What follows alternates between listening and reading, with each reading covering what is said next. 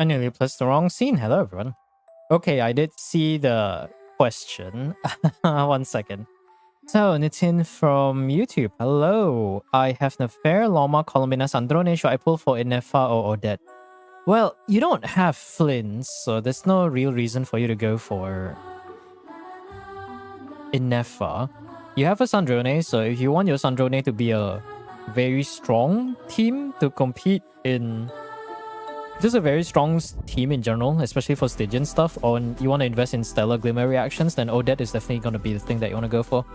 Like, if I were to just like quickly go over the topic. So next we're going to get Flint, Inefa, and Odette, and... Who was the last banner again? Is it Arlecchino? Fuck, I forgot. Okay, let me Google this. I'm so out of touch. I actually don't remember. Let me see. What do people say? Arlecchino rerun. Okay, so it's Odette, Arlecchino, Flint, Inefa in phase 2. Ooh. Yeah, you don't have any reason to go for Inefa unless you're trying to go for the supports.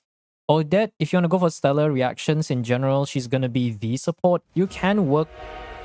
There are alternatives for like using Cryo Traveler, but if you want to have the premium option for the stellar reactions, Odette is definitely the way to go. What are the other two? Flint's Inefa. Flint C0 R0 is very dependent on Inefa. You get signature for Flint so that he can have some energy and do a bit more damage to not rely on Inefa. But the problem is, it doesn't really feel all that good. And I will say this for the Lunar Charge team. Flint is too dependent on the little number of hits that he does from his special burst. So the moment you lack energy recharge to use the special burst, and the moment a single one of your burst crits, you lose so much fucking damage, it just ends up being a joke. Example, Trial Flints, 63 crit rate, fucking garbage. I know. R1 Prospector Shovel. So, honestly, even if people say you could go for C1 R1 versus like C1 R1 for Flints, before going for like... What's the word for it? Before going for, was it Inefa? Why am I playing Genshin music? Just for the background, why not? Okay, yeah. Well, like I was saying, Inefa provides some damage sustain that... He provides a sustainable source of damage that makes you less reliant on Flint so that you can do consistent damage without having to wait. In the worst case, if your Flints doesn't have burst, at least Inefa being another Electro unit can generate some particles to funnel into your Flints and to at least keep your... She raises your DPS ceiling but also your DPS floor, while Flints is you're kind of just banking on a nuke. Basically, all these fucking characters are all just Eula 2.0 but revamped in the name of a different character and different gender, so like, yeah. Yeah, that's how I would say. That's my recommendation. So yeah, that's that. At Twitch 160p, yeah, it kind of... That's how it is, you know. I can finally hear something. It wasn't my speed. No, Twitch kind of sucks for some reason. It's like either you can watch it or you can't. So I don't really know what we're working with here. So anyways, hey everyone. Who do you think has the most disappointing kit in the game and why is it Daya? Daya isn't necessarily disappointing. At least Daya actually ends up being useful. It's just that she's not... They wanted to... Daya is one of those characters where they tried to cook and then they were too scared that she was too strong. And then as a result, she just ends up being botched. And, you know, all they had to do was just change a few mechanics to make her a proper DPS. And all they had to do is just make her burst, enhance her normal attacks or something. Or give her, like, custom normal attacks like every other fucking character, like Raiden or some shit. But they wanted to be creative. They wanted to be creative, but the numbers team was like, nah, you shall suck. And then the verdict was dropped and Daya ended up sucking, and that's why she's in the standard character. And that's why she's a standard banner character, but unfortunately Mizuki's about to get buff by a week, so Lemao XD. I guess. But to be fair, Mizuki is relying on Odette to be somewhat worth something. I haven't really seen any cogs involving, like, which doesn't involve Odette, so I don't know how that's gonna end up being.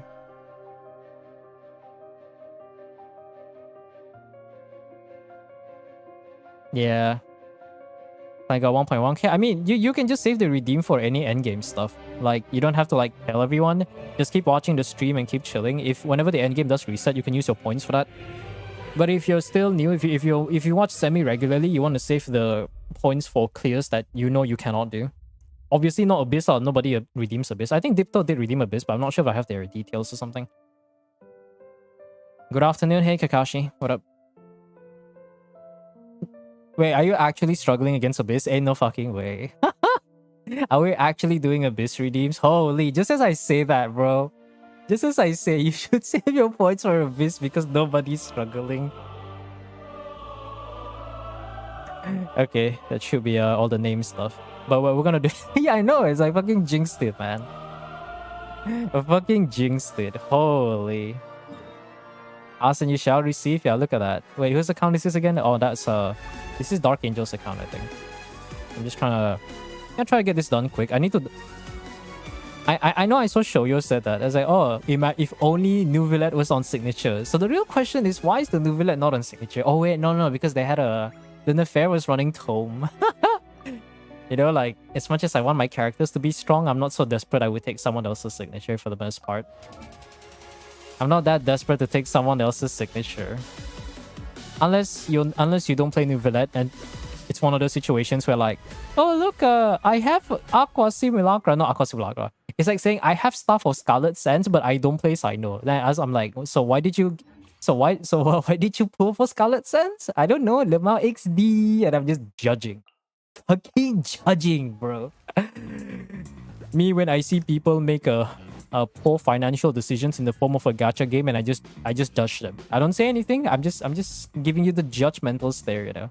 Okay, let me just get this done. So we got Arlecchino, we got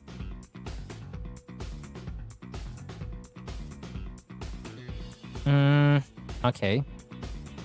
1, 2, 3.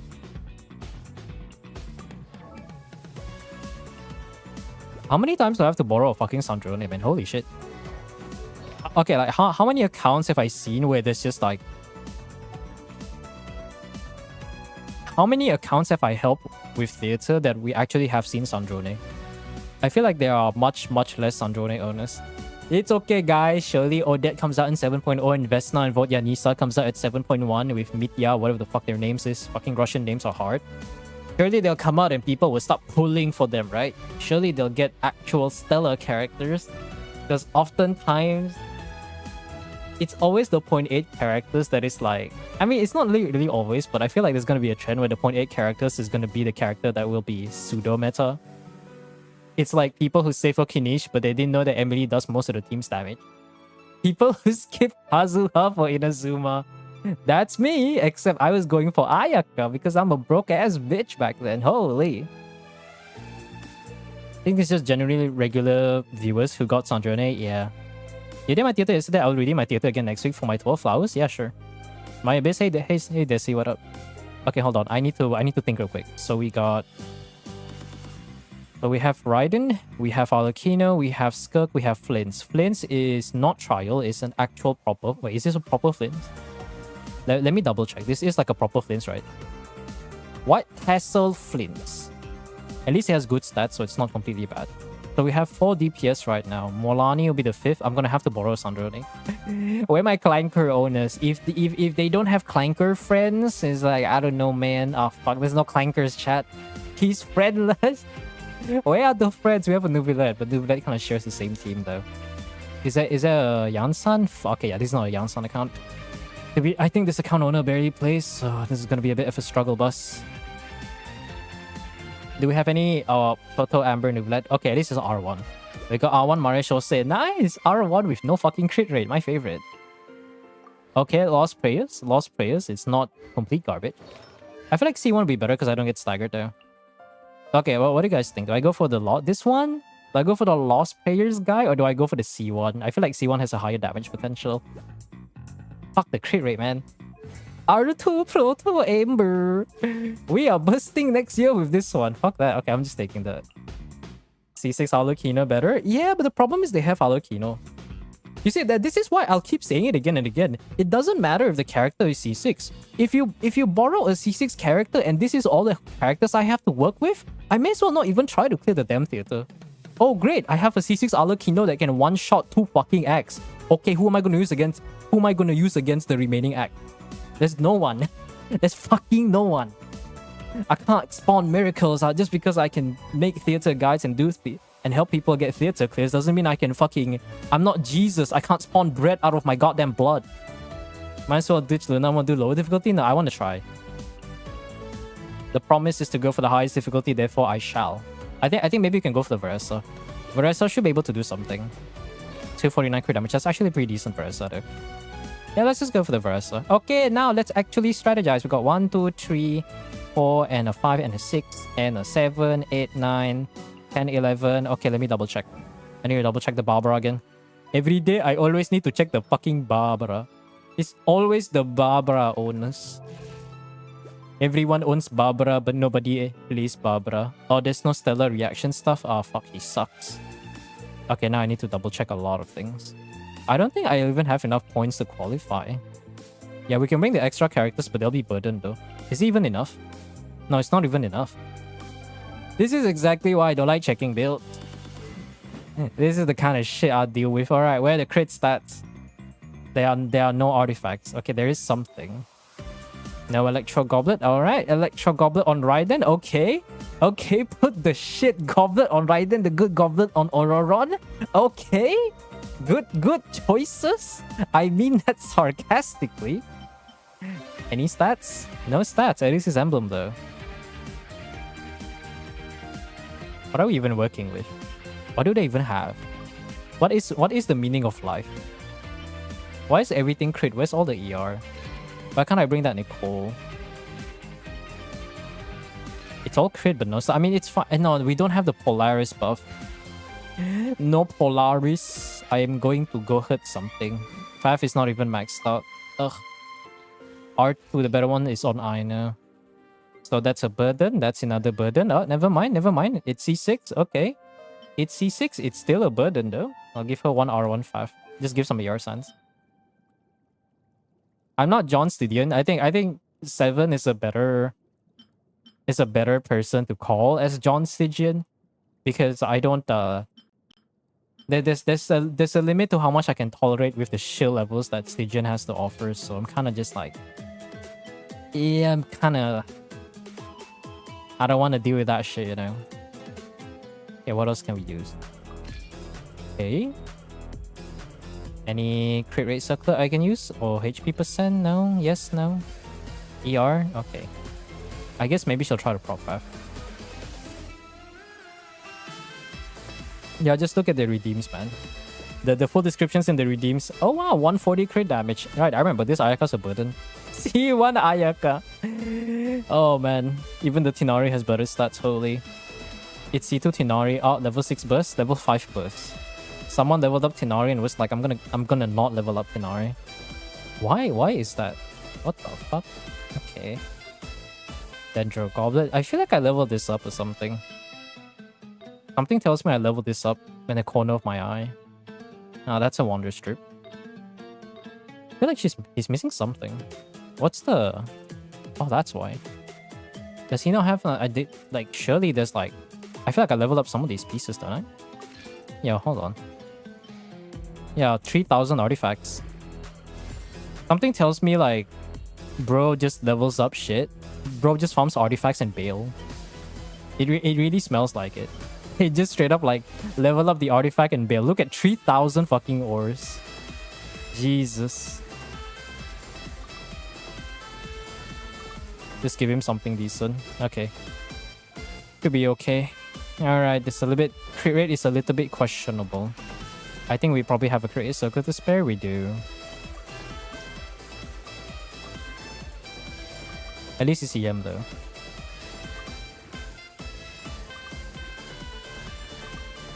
Wow.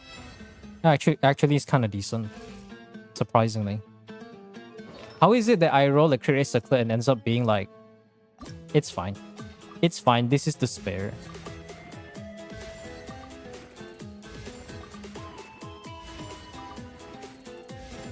Okay, it's not complete garbage. That's good. Yeah, he can do something. Okay, Barbara with energy recharge. I feel like I've done this before. I don't know if I want to look at it again. This is why I don't want to look at the builds. Okay, Charlotte's not worthless. Oh, thank God. Thank God, I can use Charlotte as a healer. I can use Charlotte as a healer. We're good.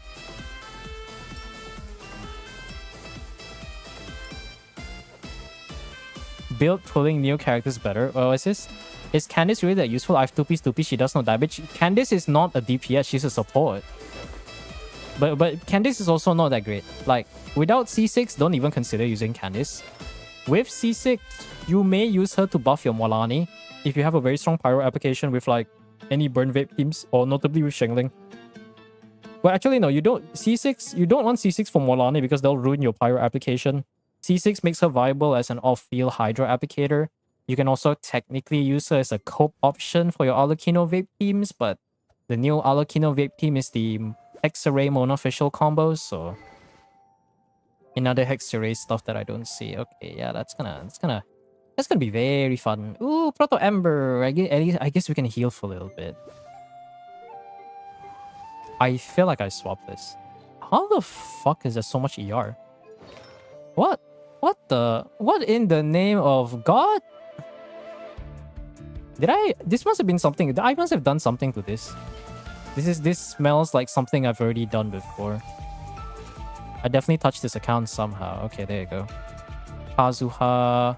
Yansan, how many constellations? C2 Yansan, the minimum. Faf.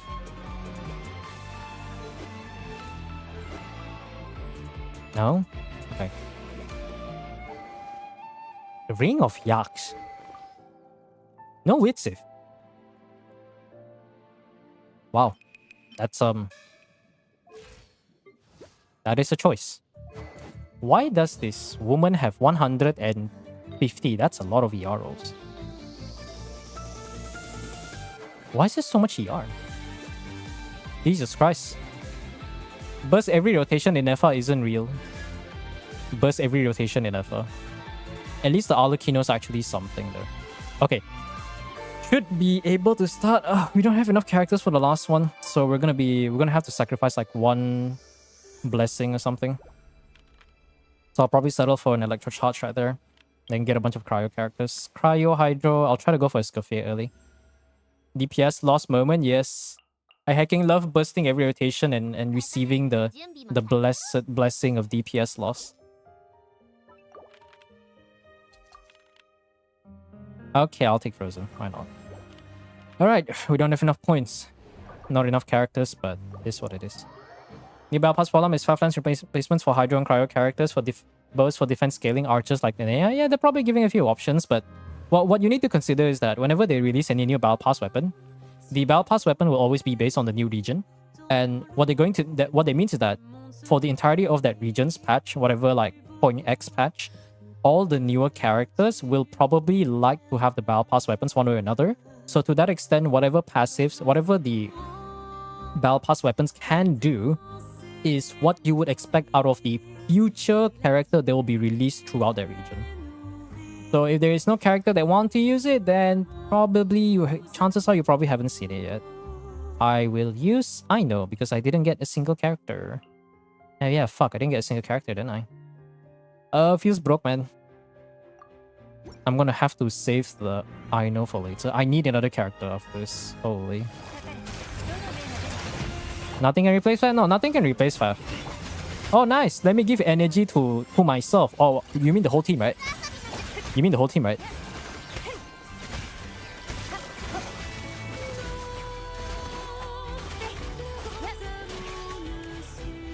Oh, okay, we didn't have enough of this. You replied to an auto beta message. It's okay. You guys gotta teach him the ropes, man. You gotta teach him the ropes of a freaking Twitch.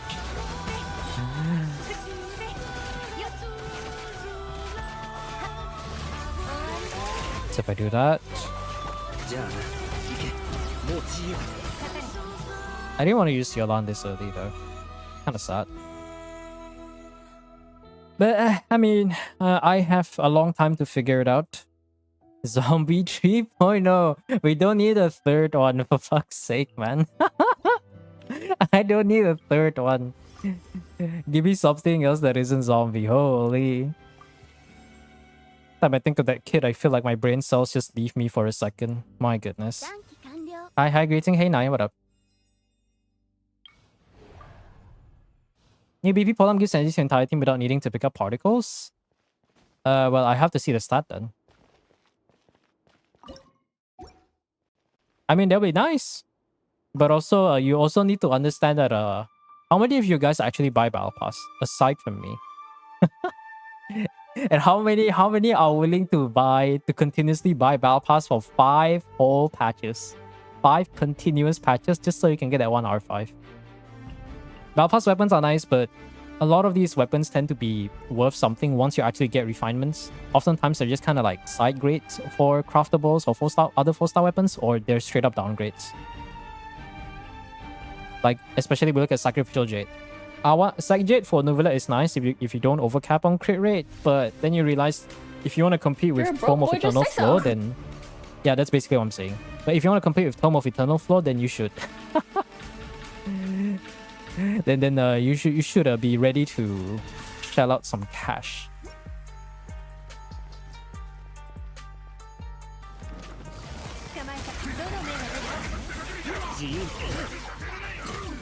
Okay, do that.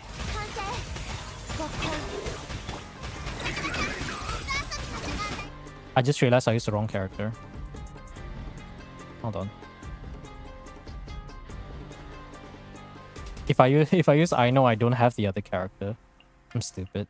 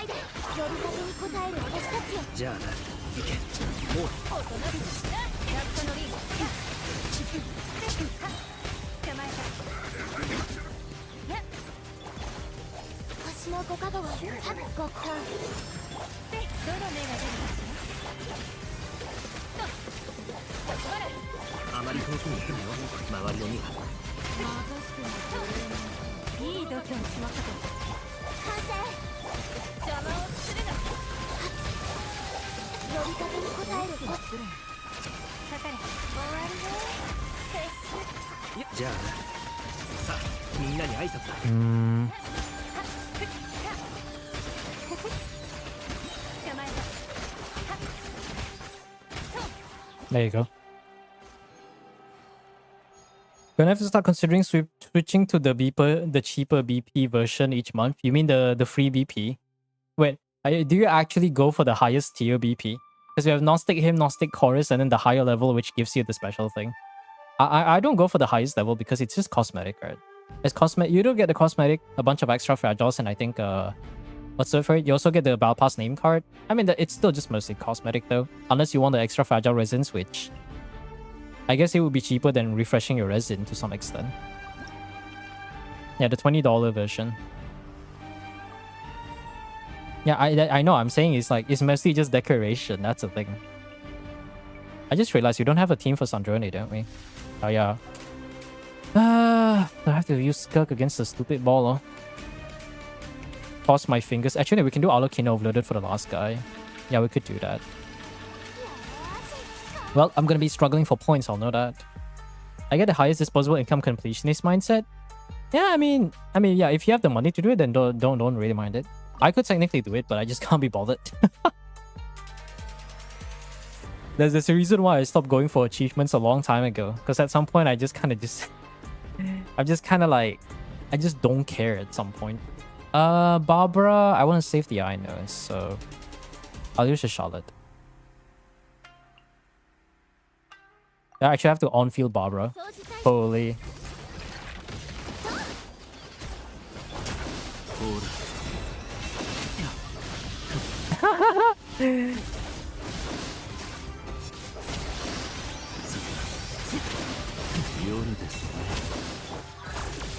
On-field Barbara, let's go.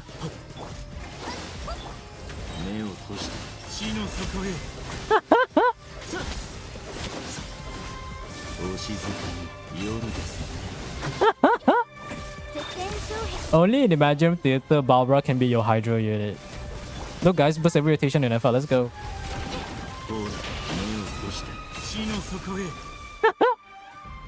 BP is a trap. BP is not a trap. If you're broke on resources and you need to build characters, Battle Pass is very worth your money. I would know it. I've been buying since... I don't remember when I started buying a lot. Was it during... It might be during either Sumeru. I think not Sumeru. Maybe Fontaine, I think. I'll have to count because I bought battle passes. I bought battle passes semi regularly when I first started at like 1.2, and I think at a certain point I realized that when I had the goal to build every character, right, to build every character, as many characters as possible, and I needed the resources. And if you don't resin refresh, then you're gonna be very much tight on resource. So I don't remember when I start doing a chain of continuously buying battle pass. I know it's been a very long time. I just don't remember when exactly. It's been a while. It's been a while. Mona, I guess we do need hydro characters. What 3 resources are most valuable considering? I haven't really calculated the extra resources. The one I calculated was before they added the artifact EXP. I would say it just depends on you have, right? Because the default one, unless you're rich as fuck, the default one is always going to be like Mora. Character EXP, you'll never have enough character EXP though. I mean, Mora is like, what's the, how do I say? It depends though. I think Mora is always nice, but if you have, let's say, I would say a safe amount, if you have 20 million Mora, you can probably just go for the other ones. And the only other resources we have is Mystic Ores, the Hero Suite, and I think what's the last one? Character EXP and Artifact Bottles. If you don't do Artifact runs, the Artifact Bottles will be rather quite valuable, especially if you're going to be grinding artifacts a lot. Mystic Ores will be damn valuable because guess what? What is your only source of getting Mystic Ores through resin? That's right, crafting that scam piece of shit blacksmith for 10, or was it 6 ores for 10 resin? I'd rather just spend 50 minutes farming every day like what I do right now, man. It's like, but, which is nice because those ores, when you have them, you won't appreciate having that many ores until you end up being broke. But yet again, you won't end up being broke if you're broke in real life because unless you're like me or like Kochi over here who pulls for signature weapons like every now and again, you would need quite a lot of ores. If you're broke in the sense that you don't really go for signature weapons, then chances are you will never have any problem with ores. If you don't bring, of course, that's assuming you even build characters, which most people don't really like. They don't min-max the characters. They don't build all the characters to level 90. They don't bring all their weapons to level 90. So, to that sense, the people who are rich are on resources don't have a lot of characters built, and they don't build a lot of characters, and they don't have enough. They're not financially well enough to be able to swipe often to get more characters. Or it's just my way of saying that broke people will tend to have more resources. And when I say broke people, I mean broke people in real life. 70 million Mora? Yeah, you have a lot of Mora because you don't build characters. Because building characters takes a whole lot more than Mora. I've been triple crowning characters for a very, very long time. And the reason why I stopped using my crowns is because I need those resources to build other people. Artifact XP, Mora, and Book, yeah. Those 3 would be the most important one. I think ores, it just depends. Like, you just pick whichever tree that you have the least of, and then you just keep going from there. That's the best way to say it.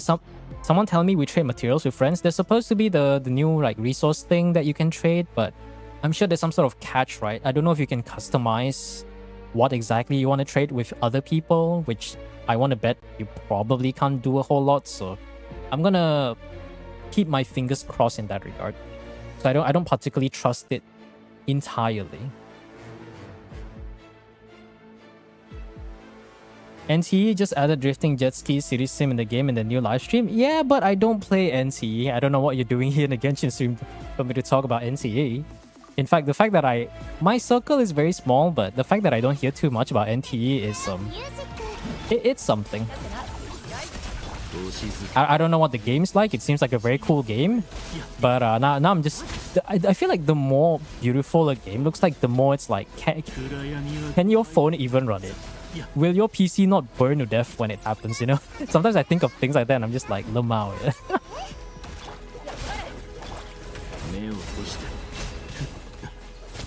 This is just, well, I mean good for you guys.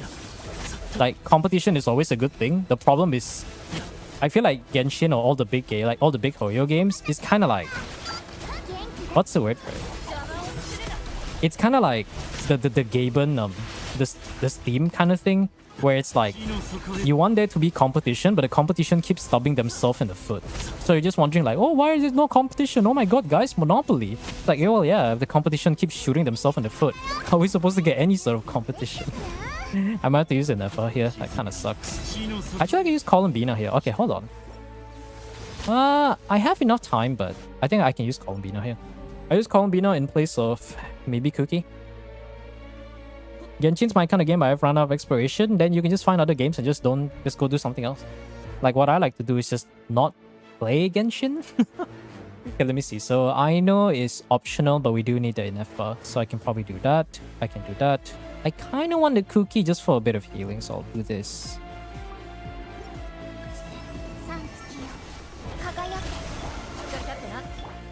There you go.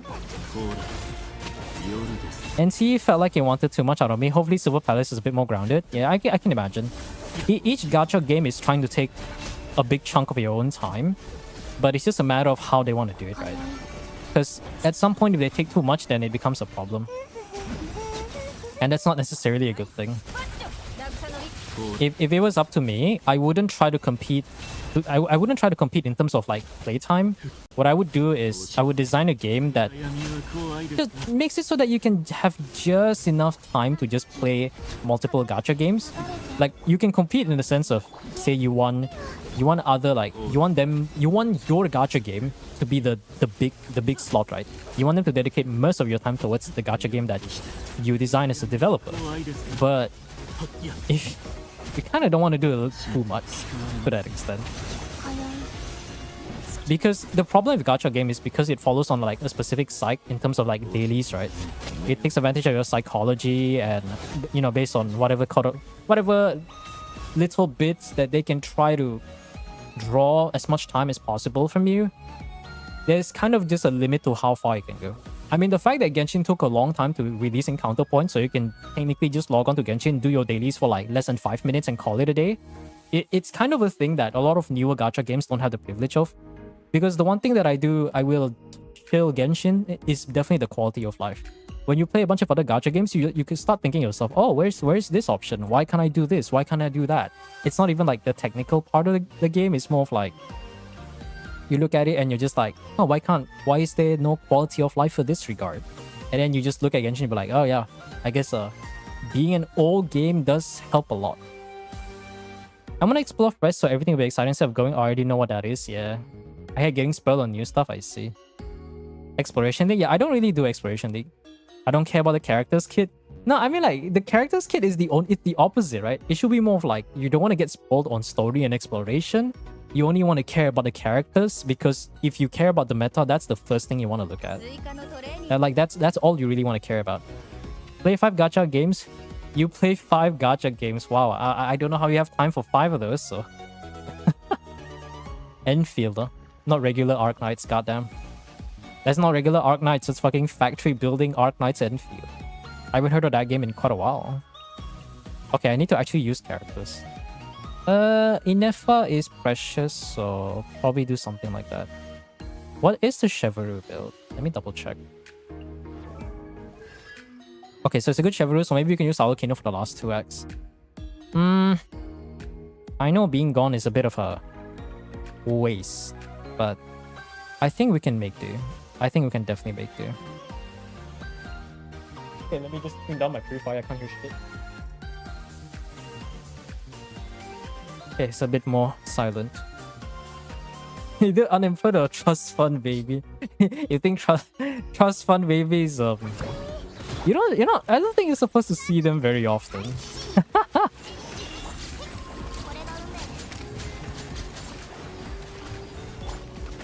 Okay, hold on.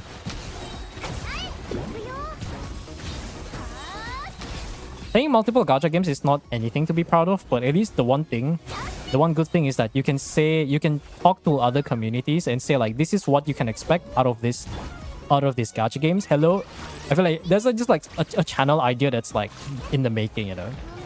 Hello everyone, my name is this. I commit my life. I play gacha games for a living to let you know what information you need to know whenever you want to try something new.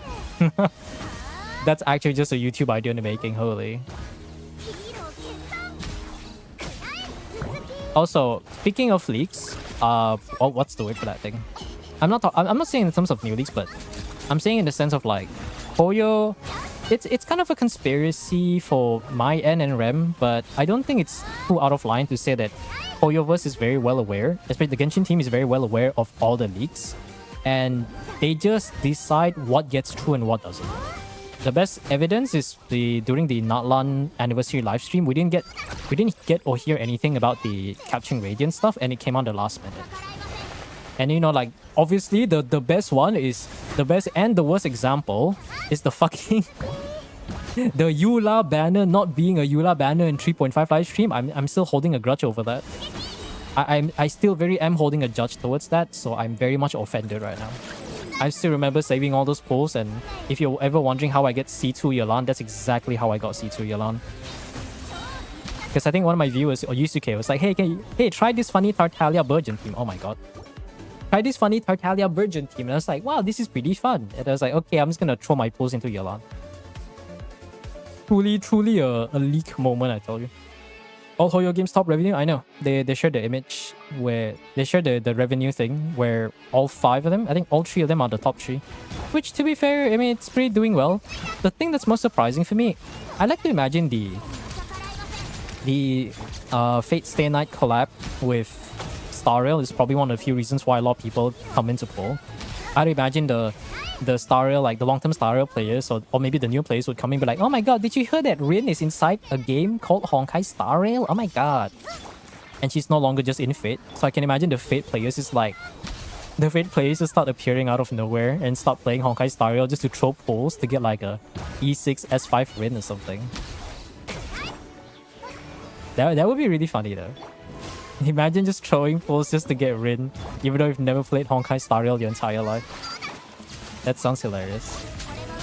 I mean, but like revenue is like, I mean, revenue is a good thing. I don't usually don't want to use it as any sort of measure because, like, I'll say this again, knowing the revenue of a gacha game doesn't mean shit to us.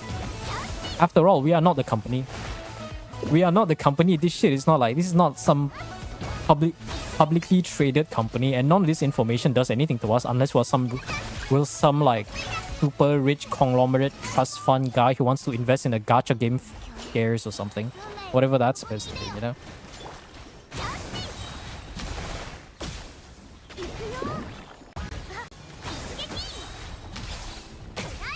Let's keep this in check. We have money. No. The thing is, why I'm saying this is that this information doesn't mean anything to the general public. Okay, well, like, what are you supposed to do with the information knowing that, wow, look, guys, Genshin is making money, so now they can use that money to continue making the game and paying the employees. I mean, like, of course they're gonna do that. Like, that means nothing to me. I don't give a fuck if Genshin is making money or losing money. I can just tell by looking at the damn like meta. If Genshin suddenly starts giving out like 50 polls in fucking anniversary, I'm just like, okay guys, what's the numbers? Guys, are you losing money?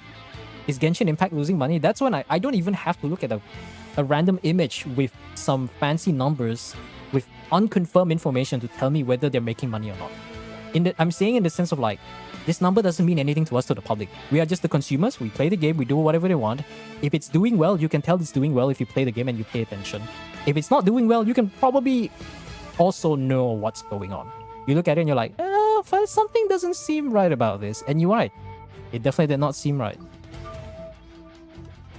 Many gacha games shout out for a lot of lack of funds. Wow, who would have thought? You know why it also shuts down due to the lack of funds? Because the game sucks. If the game sucks and nobody talks about it, the game is just as good as dead. Unless, you know, your name is Bungie or you're owned by Activision, Blizzard or EA, then just cross your fingers whether the game's gonna live or not, because you're under the mercy of the publishers. Like that's how it is. Like, if we're talking about just strictly gacha games, you hear a gacha game, it's like, oh my god, the Genshin killer. Fast forward 6 months, nobody talks about that gacha game anymore. And you guys guess which gacha game this is? I wonder how's that game doing? Probably not doing very well. Yeah.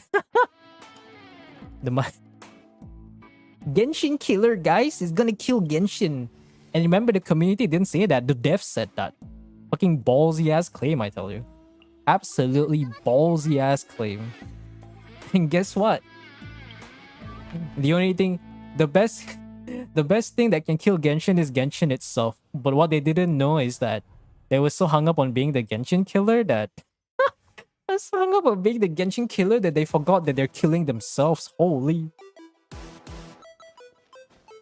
I mean, the good thing is that we've been getting a lot of gacha games that spices up the competition. But if you ask me, I feel like this the only thing, unironically, the only thing that can compete with Genshin is the other Genshin games. But Hoyo is not stupid. If they want to make a new game, it's gonna be very far detached from what Genshin can be. Because the genre is different. Star Rail is turn-based, Genshin is active life exploration, Zenless is mostly Zenless inherits whatever that's left from Honkai 3rd with the gameplay and the quick swap dodging and all the different abilities and stuff, but it just takes it to its own niche, to its own level. Zenless with all the jiggle physics and the gooding stuff is just like I just feel like they just take a specific group of like devs who are just bored from Genshin, just like, hey man, let's go make a new game. We got a new project. I don't know what it's called, but we can do whatever you like. And then they're probably like, ah shit man, sign me up, I'm in. And it's funny to think about it, but I feel like that is probably what happens. They probably looked at it and they were like, oh man, you tell me I can make a game and do whatever I want? Damn, bro. That seals the deal. That seals the deal. Let me think. I still kind of want to use Varessa. I might have to use Mona for this. It should be fine. I don't know what Mona's here for, but she's definitely here to do something.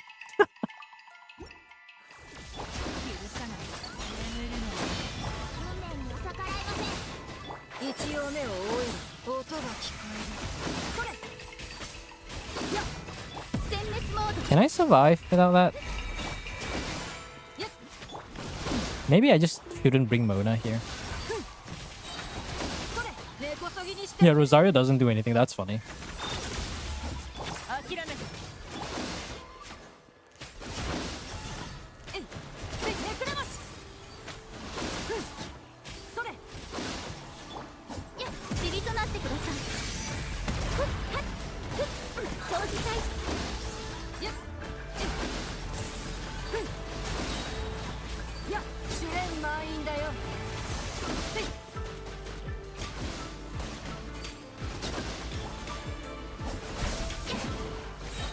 These fucking crabs, man. They keep walking around.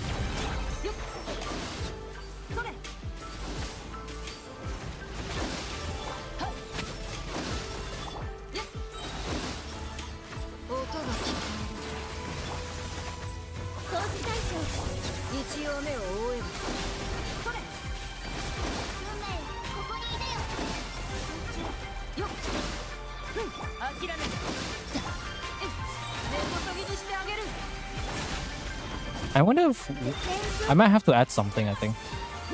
Maybe I can use the Columbina here. Yeah, I'll add Columbina here. Columbina should add a bit of Luna charge.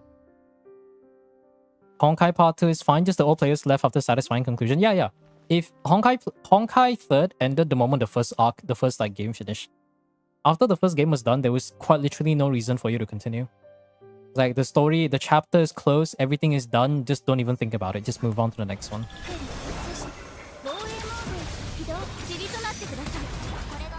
Destiny 1 into Destiny 2, yeah. I guess they just wanted to make more to expand on the universe, but you know, like when Kiana is already gone, there's no reason for you to continue. Kiana is gone, the main characters have all grown up, the story is over, you can just finish, you know? When a game finishes, the game is finished. That's it. You're done, you move on to the next one. Even if it's a live service gacha game. Oh, it's much better. Wow. Just do that.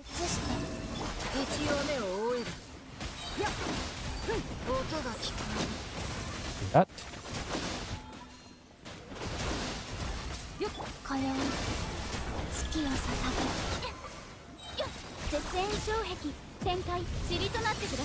That. Wow, Tinari actually useful. That's crazy.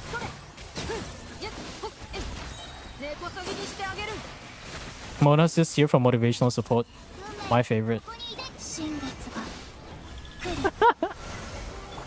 Flynn is an independent man.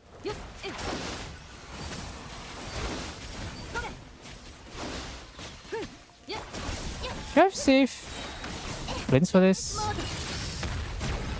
No, I think we're fine. We're fine.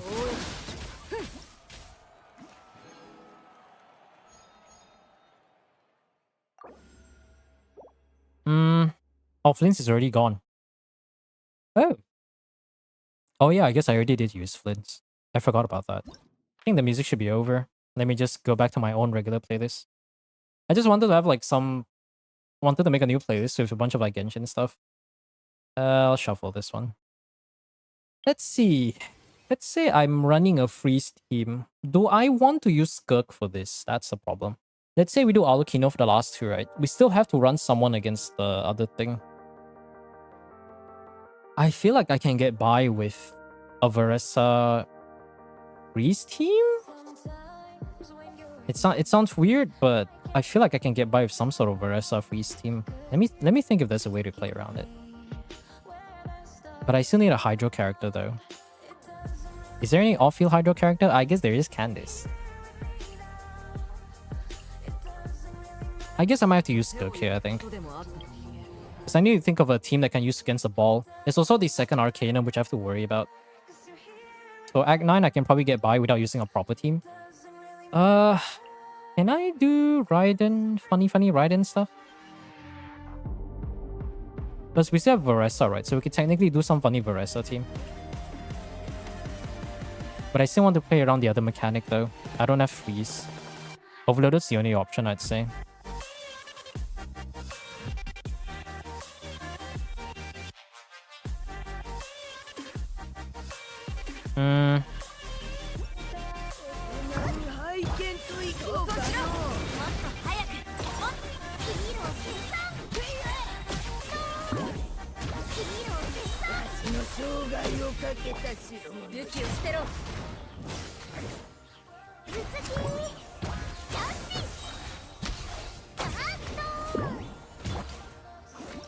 I think what I can do is... Let me try to do this.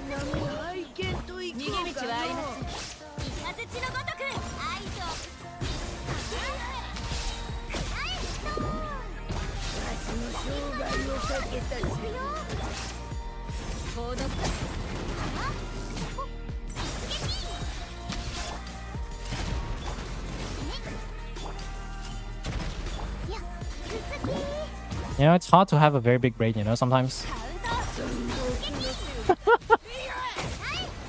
But we don't have enough damage though. Maybe I can use Alucino here. Okay. I can actually use Alucino here. We can use Alucino here for the overloaded team. So we'll remove this. I'll save... we still have one more use of Yansan. So we can probably do an Alucino team right here. This will definitely demolish that one.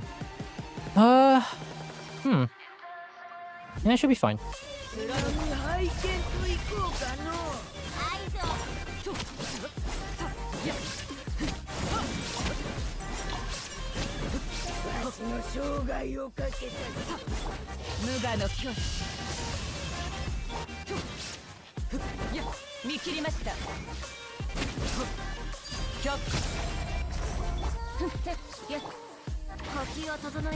Oh, it actually applies energy. I didn't know that.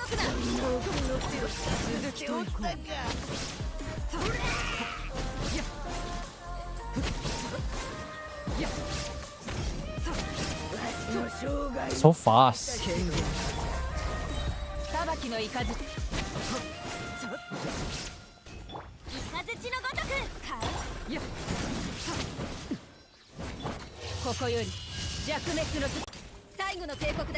I missed. I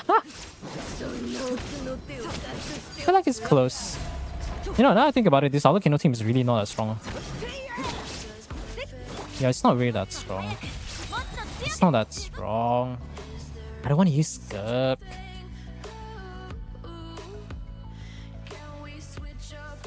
Are we talking about older version of D2? Interesting. Also, speaking of which, Do you guys know that EA was bought up by Saudi Arabia or something? Funniest shit I've ever seen, I tell you. Straight up, just the funniest thing I've ever seen.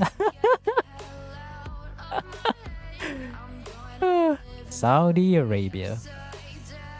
Very much unexpected. Yeah. Yeah, I know. 20 billion in debt. It's funny, man.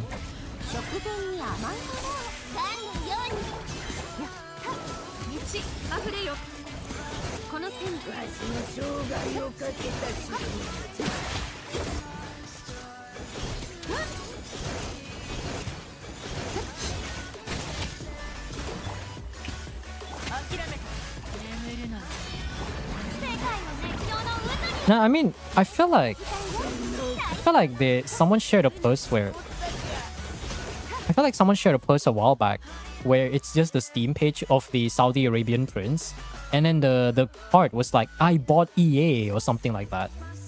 I feel like I've seen that somewhere before. It is hilarious. I will say that though.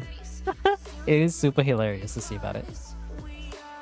They're buying for nearly every gaming things. I mean, my favorite part about the whole thing is just the meme. It was like, let's go guys, it can finally be halal. Are you guys ready for are you guys ready for halal gameplay? This game was made by Electronic Arts. Preach, brother, preach. Sport washing, hell yeah. Okay, let me think. What characters can I use? Raiden hasn't been used. Okay. A Raiden team with a cryo unit. What are the cryo units do I have? Zarya's too valuable.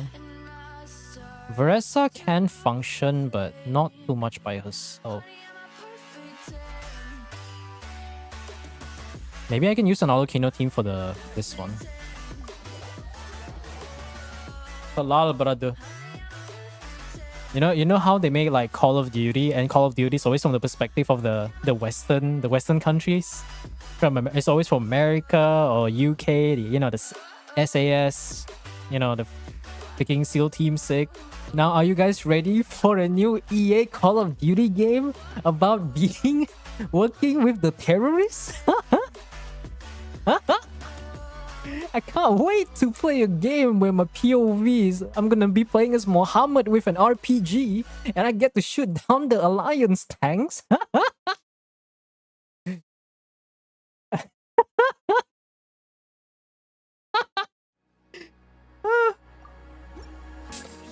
Mohammed, shoot that tank right now! Otherwise, we are screwed.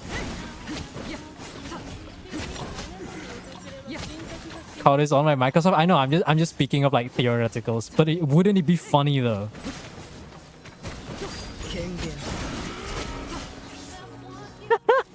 Mohammed, shoot the tank right now. Otherwise, we are screwed. By the name of, oh, I'm going to shoot this down for our. I don't know whatever the hell that's going on. So doing theater clears, yeah, the usual.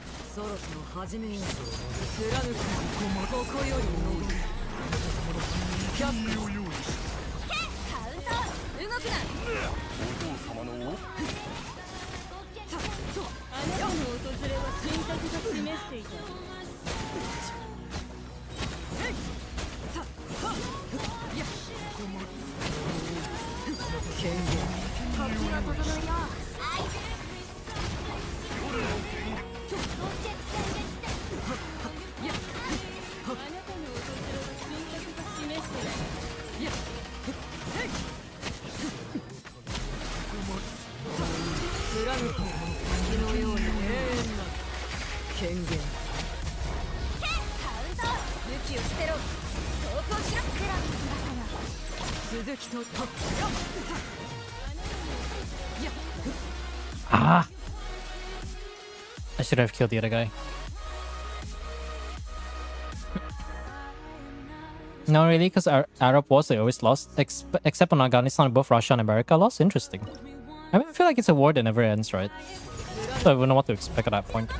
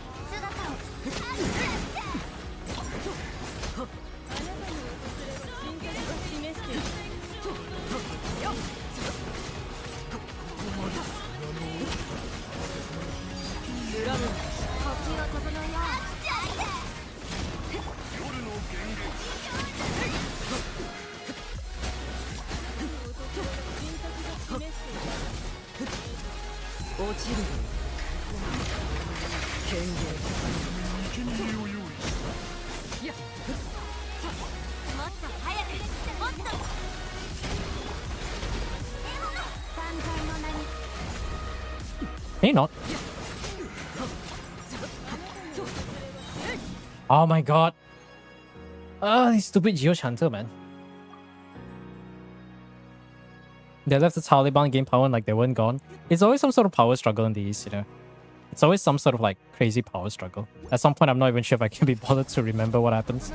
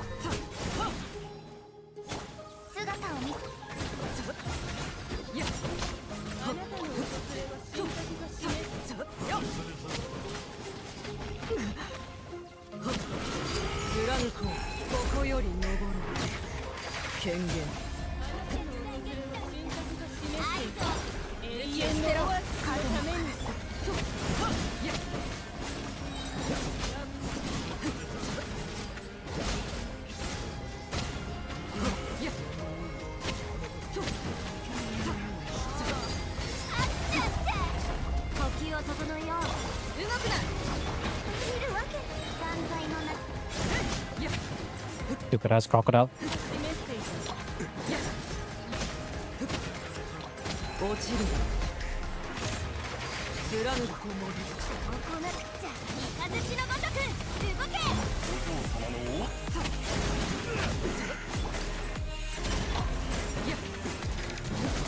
I just missed 3 crits in a row.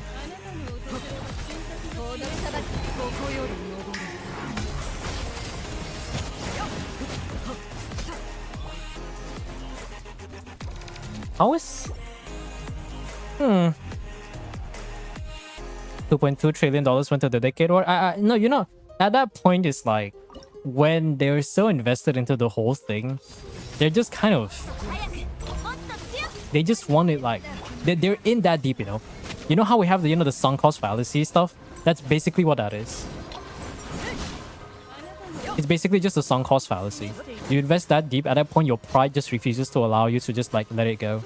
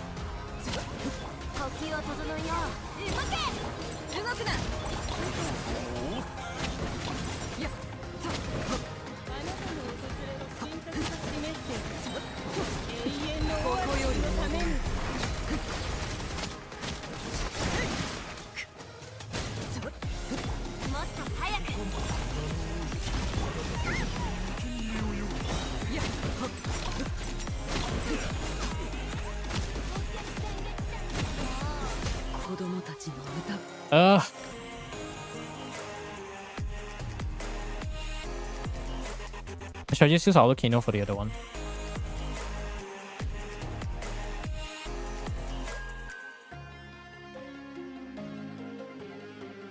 Can I survive with Varessa though?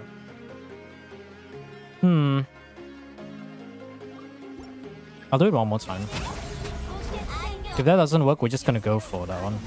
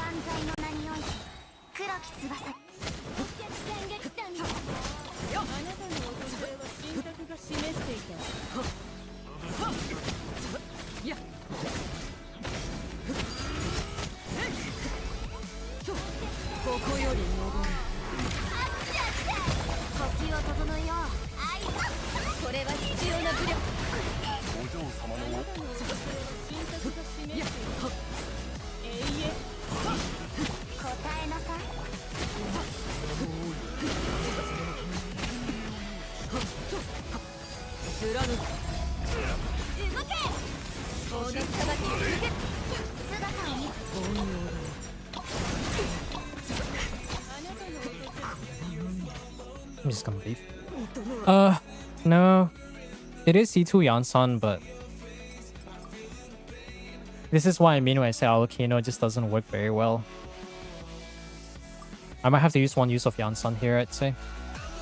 I mean, all I need is a cryo character, so I think we should be fine. The problem is this particular boss. What do I run against it? If I go against the ball, I can... There is a Moalani, so technically there is a way, but... Oh, it's C6, so... Actually, it doesn't matter. Do we even have any Hydro buffs? I guess we do have a Frozen buff, so it should be fine.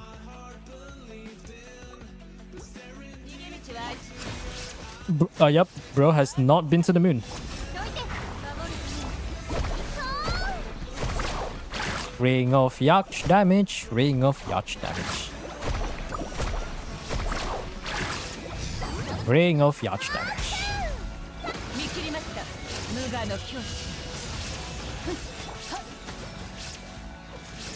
Oh yeah, nobody has burst. Ring of yacht, ring of yacht, ring of yacht.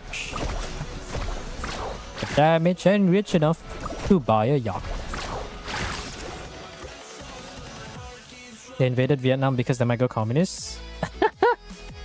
Heck the No, I mean, yeah, there is no reason for me to do it. But the problem that I think people don't point out with Yansan is if you do EQ, Yansan's not capturing the particles. To be fair, I guess that wouldn't be that much of a problem, right? But the reason why I like to do N1 is because she goes back and it helps capture the particles. So even if you have like more than Constellation 2 and above, there might be some utility for you to do Constellation, for you to actually do the N1. Assuming the Yansan has like not so optimal ER, that is. Not so optimal ER. I could probably do something like this.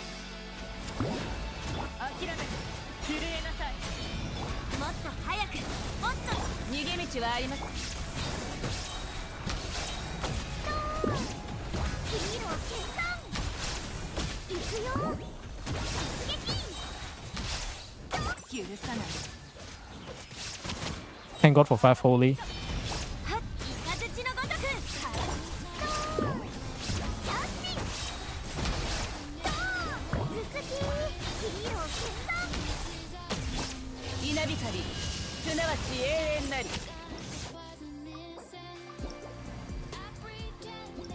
Yeah, I could probably do that.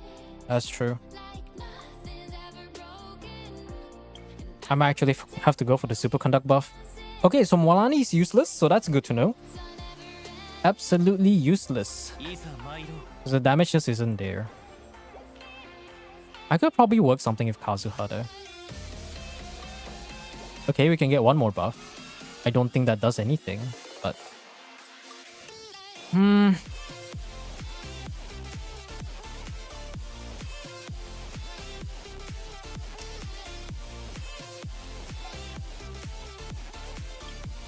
I guess we'll try the Fontaine ones. The problem is like, if we don't save Skirk for the final act, we're kind of screwed. What's Molani's stats? It's a 54-200, I think. 54-200 crit with R3 Ring of Yak, which is the most barebone F2P build ever. Even with Sif is straight up better because even without the buffs, the 55 crit damage is way too much to not use here. Maybe I could use Aulakino Overloaded here, right? I can use Aulakino Overloaded here. I kind of don't want to use Skirk though. Because I need to think of a cryo character that can hit the stupid drones, which... The only unit is Escoffier. I think Skirk can survive without Escoffier, but the problem is there's no healer. Yeah, Charlotte's already gone, so... Yeah, this is just fucked. I can probably use Skirk there. I have to pray to God that Arlecchino Overloader can clear within that one. Otherwise, we'll have to settle for 11 stars. I don't even know if I can clear the freaking Arcanum.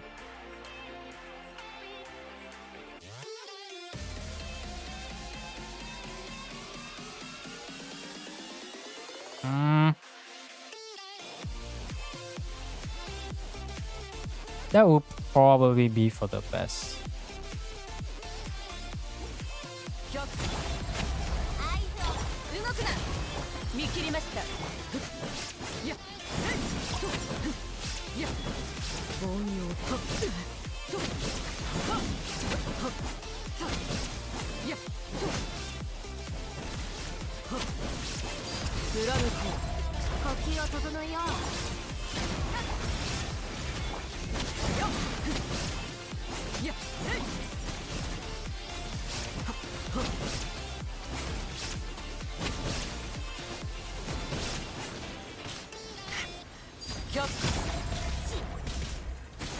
I love getting staggered endlessly.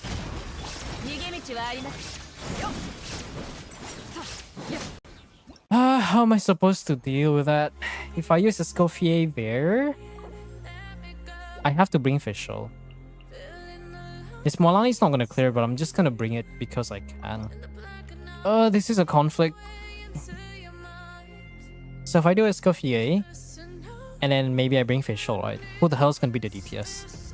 Some budget Alucino looking thing? Maybe that's possible. I can probably buff Skirk enough to survive without it. Let me think.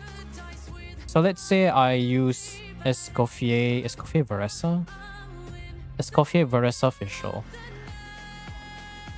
Yansan, maybe. Maybe that might work. Escoffier Yansan Fischl. Escoffier Fischl. What other units can help me? No one. No. Escoffier Yansan Fischl. I'll get the frozen buff first.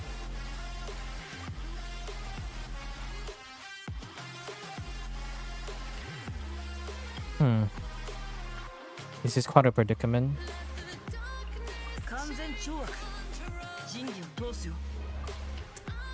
Go to sleep, alright, see you, man. Can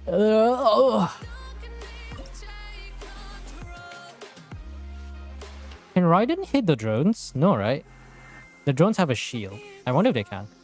Yeah, I'm curious. I'm just gonna test.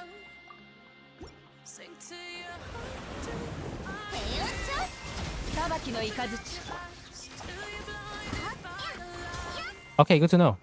She can't. Good to know she can't.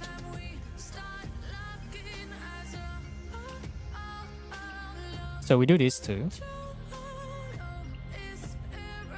Whatever this Alucino is doing. I could use a Xingqiu, but...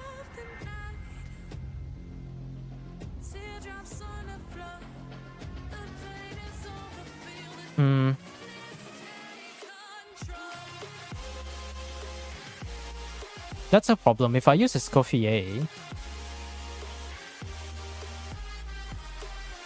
there is no healer. So I'm gonna have to like cross my fingers on a miracle.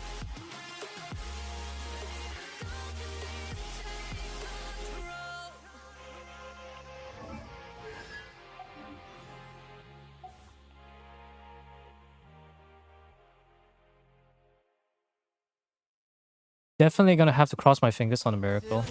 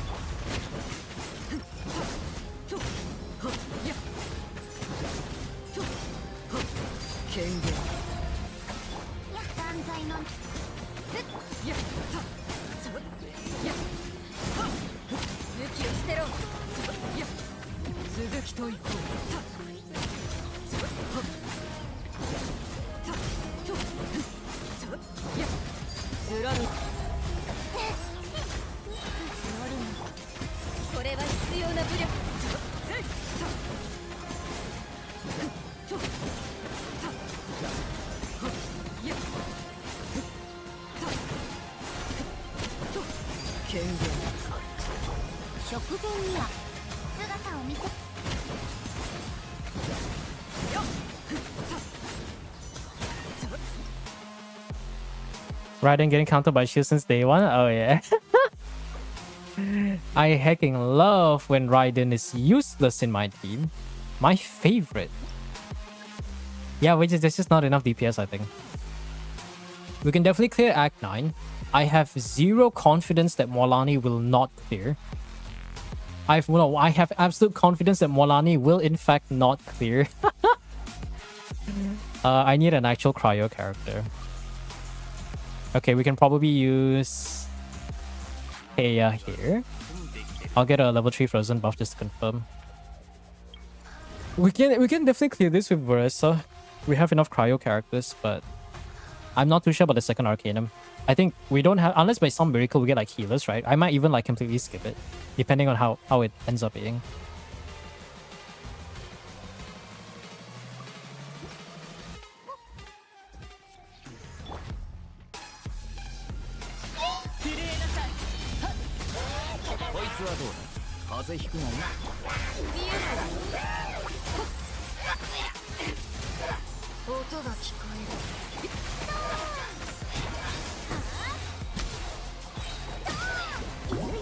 Yo, auto-targeting, can you not suck for a second?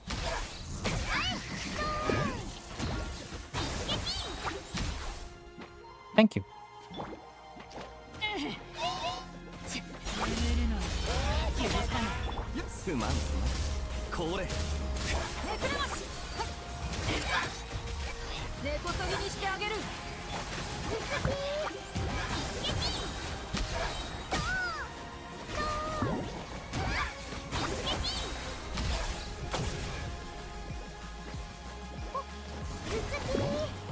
Oh my god, this auto-targeting.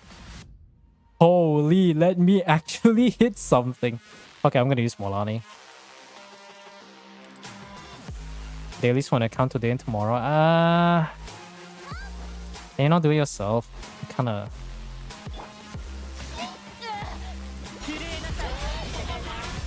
I'd rather not.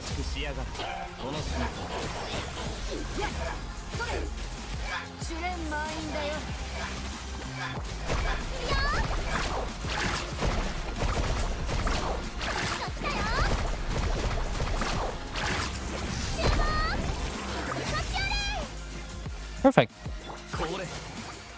I need to download resources. I'd still rather not.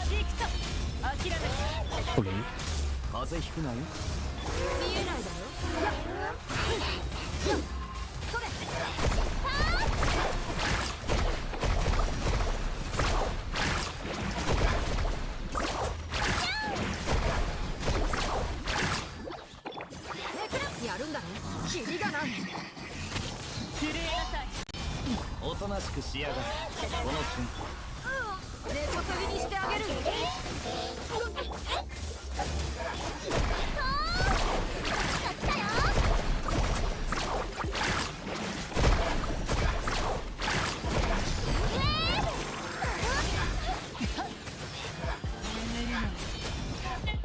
Oh my god, I hate this targeting so much, man. Versus how to play mobs around. I mean, no, the game targeting just sucks. That's it. If it had a proper support system for aiming, we wouldn't be in this struggle bus. And yet here we are. So that's such a pain in the ass.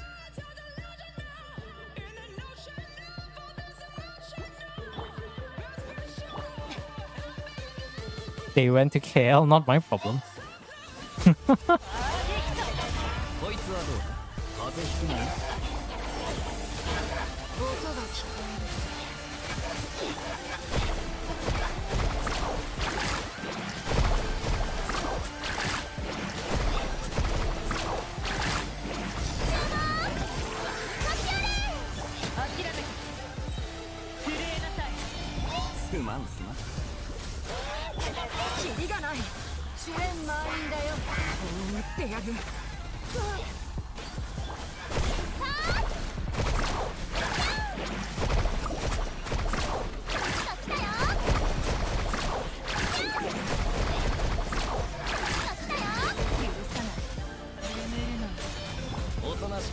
Because I received the VP. That's on you, man.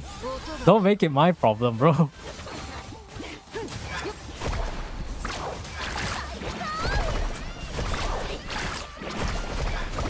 Oh my god. The timing is just not up.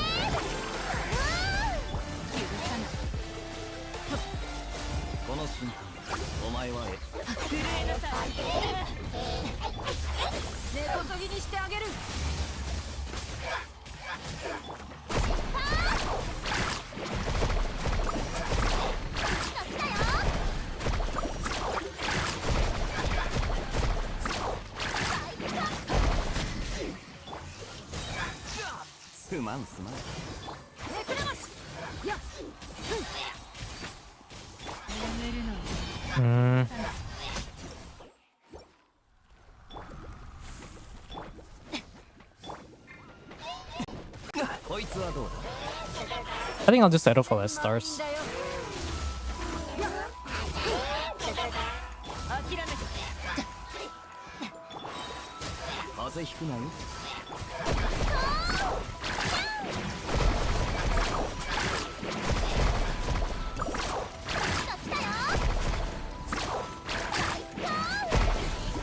Ah, we were 5 seconds off.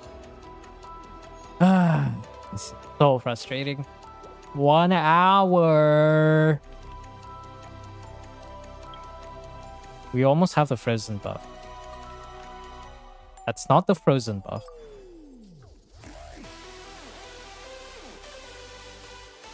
Rosaria's gone.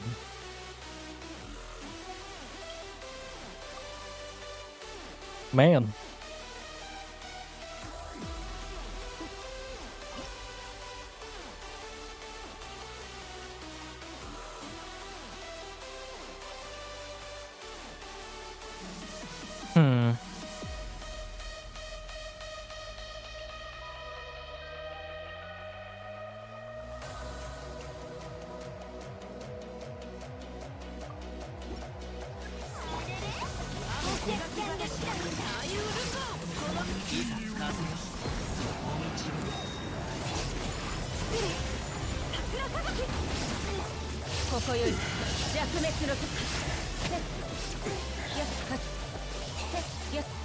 Your problem is your problem? No, it's not.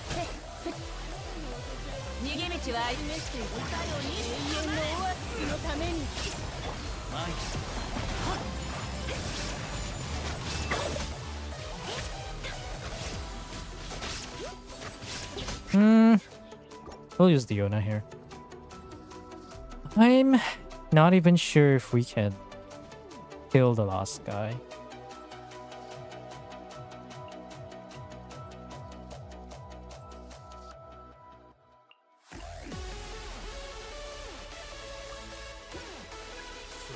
It goes to my so much.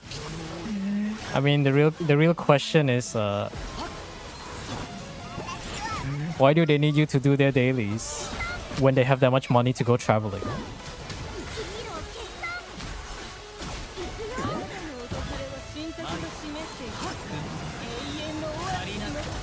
Jesus Christ. That's the real question. If they got money to swipe, then they got money to live one day without doing well kits and dailies. It's not like there's an event weapon that you're gonna get anyways.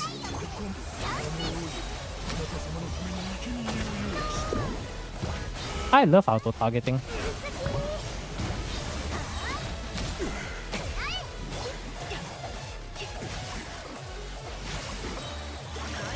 Those questions are best unanswered? Nah. It's called not being committed. That's the real answer. If you don't have a lifestyle where you can't play a gacha game, don't try to make it a part of your routine.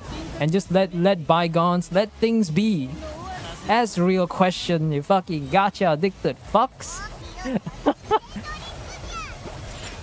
I don't know, I think people just need to get reminded that no matter how big gacha games are, it's still just a game. It's still just a game.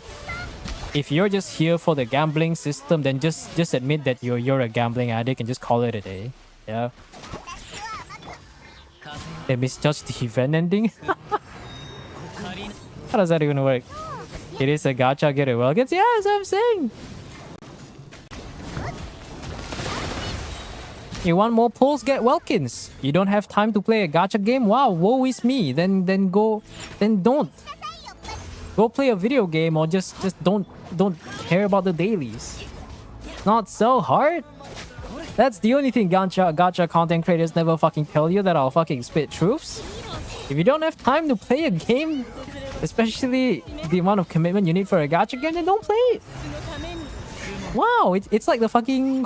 If you're homeless, go buy a house shit, but it's much less free. No, it's much more free than that advice. If you're unhappy, then just don't do the things that make you unhappy. And just that's it, you know? Holy. If you're not playing your day around the 24-hour reset artifact roads, what are you doing? I mean, if you're rich enough to not care about, like, you do day, what's the word for it? If you're rich enough to go for... What is that thing called? Yeah, what is that thing called? I forgot. If you can just do, you know, like resin refresh, why are you doing artifact routes? Just go refresh, you know? You don't have enough EXP, go buy it from the premium adventures bundle with like Genesis crystals. Artifact routes? Nah, man. That's for the broke ass bitch over there, bro. We over here swiping, refreshing our resin, progressing 3 times the rate than the average person. True and real. Okay, where the fuck are our healers? I need a real healer. Where's our healers?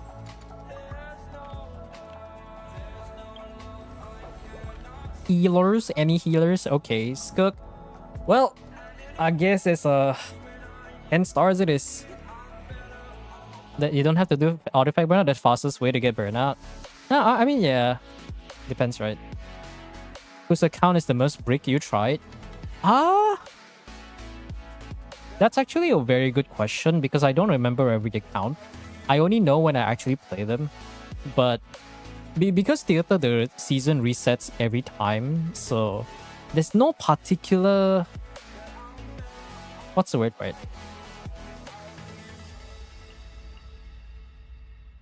There's no particular account that feels super brick because 1 month they could have one of the most cracked fucking theater sub 20-minute clear. On the other hand, we'll be sitting here right now spending over 1 hour to do one fucking theater clear just to not even get 10 stars. I'm gonna go like jump off the Empire State Building or some shit. Yeah?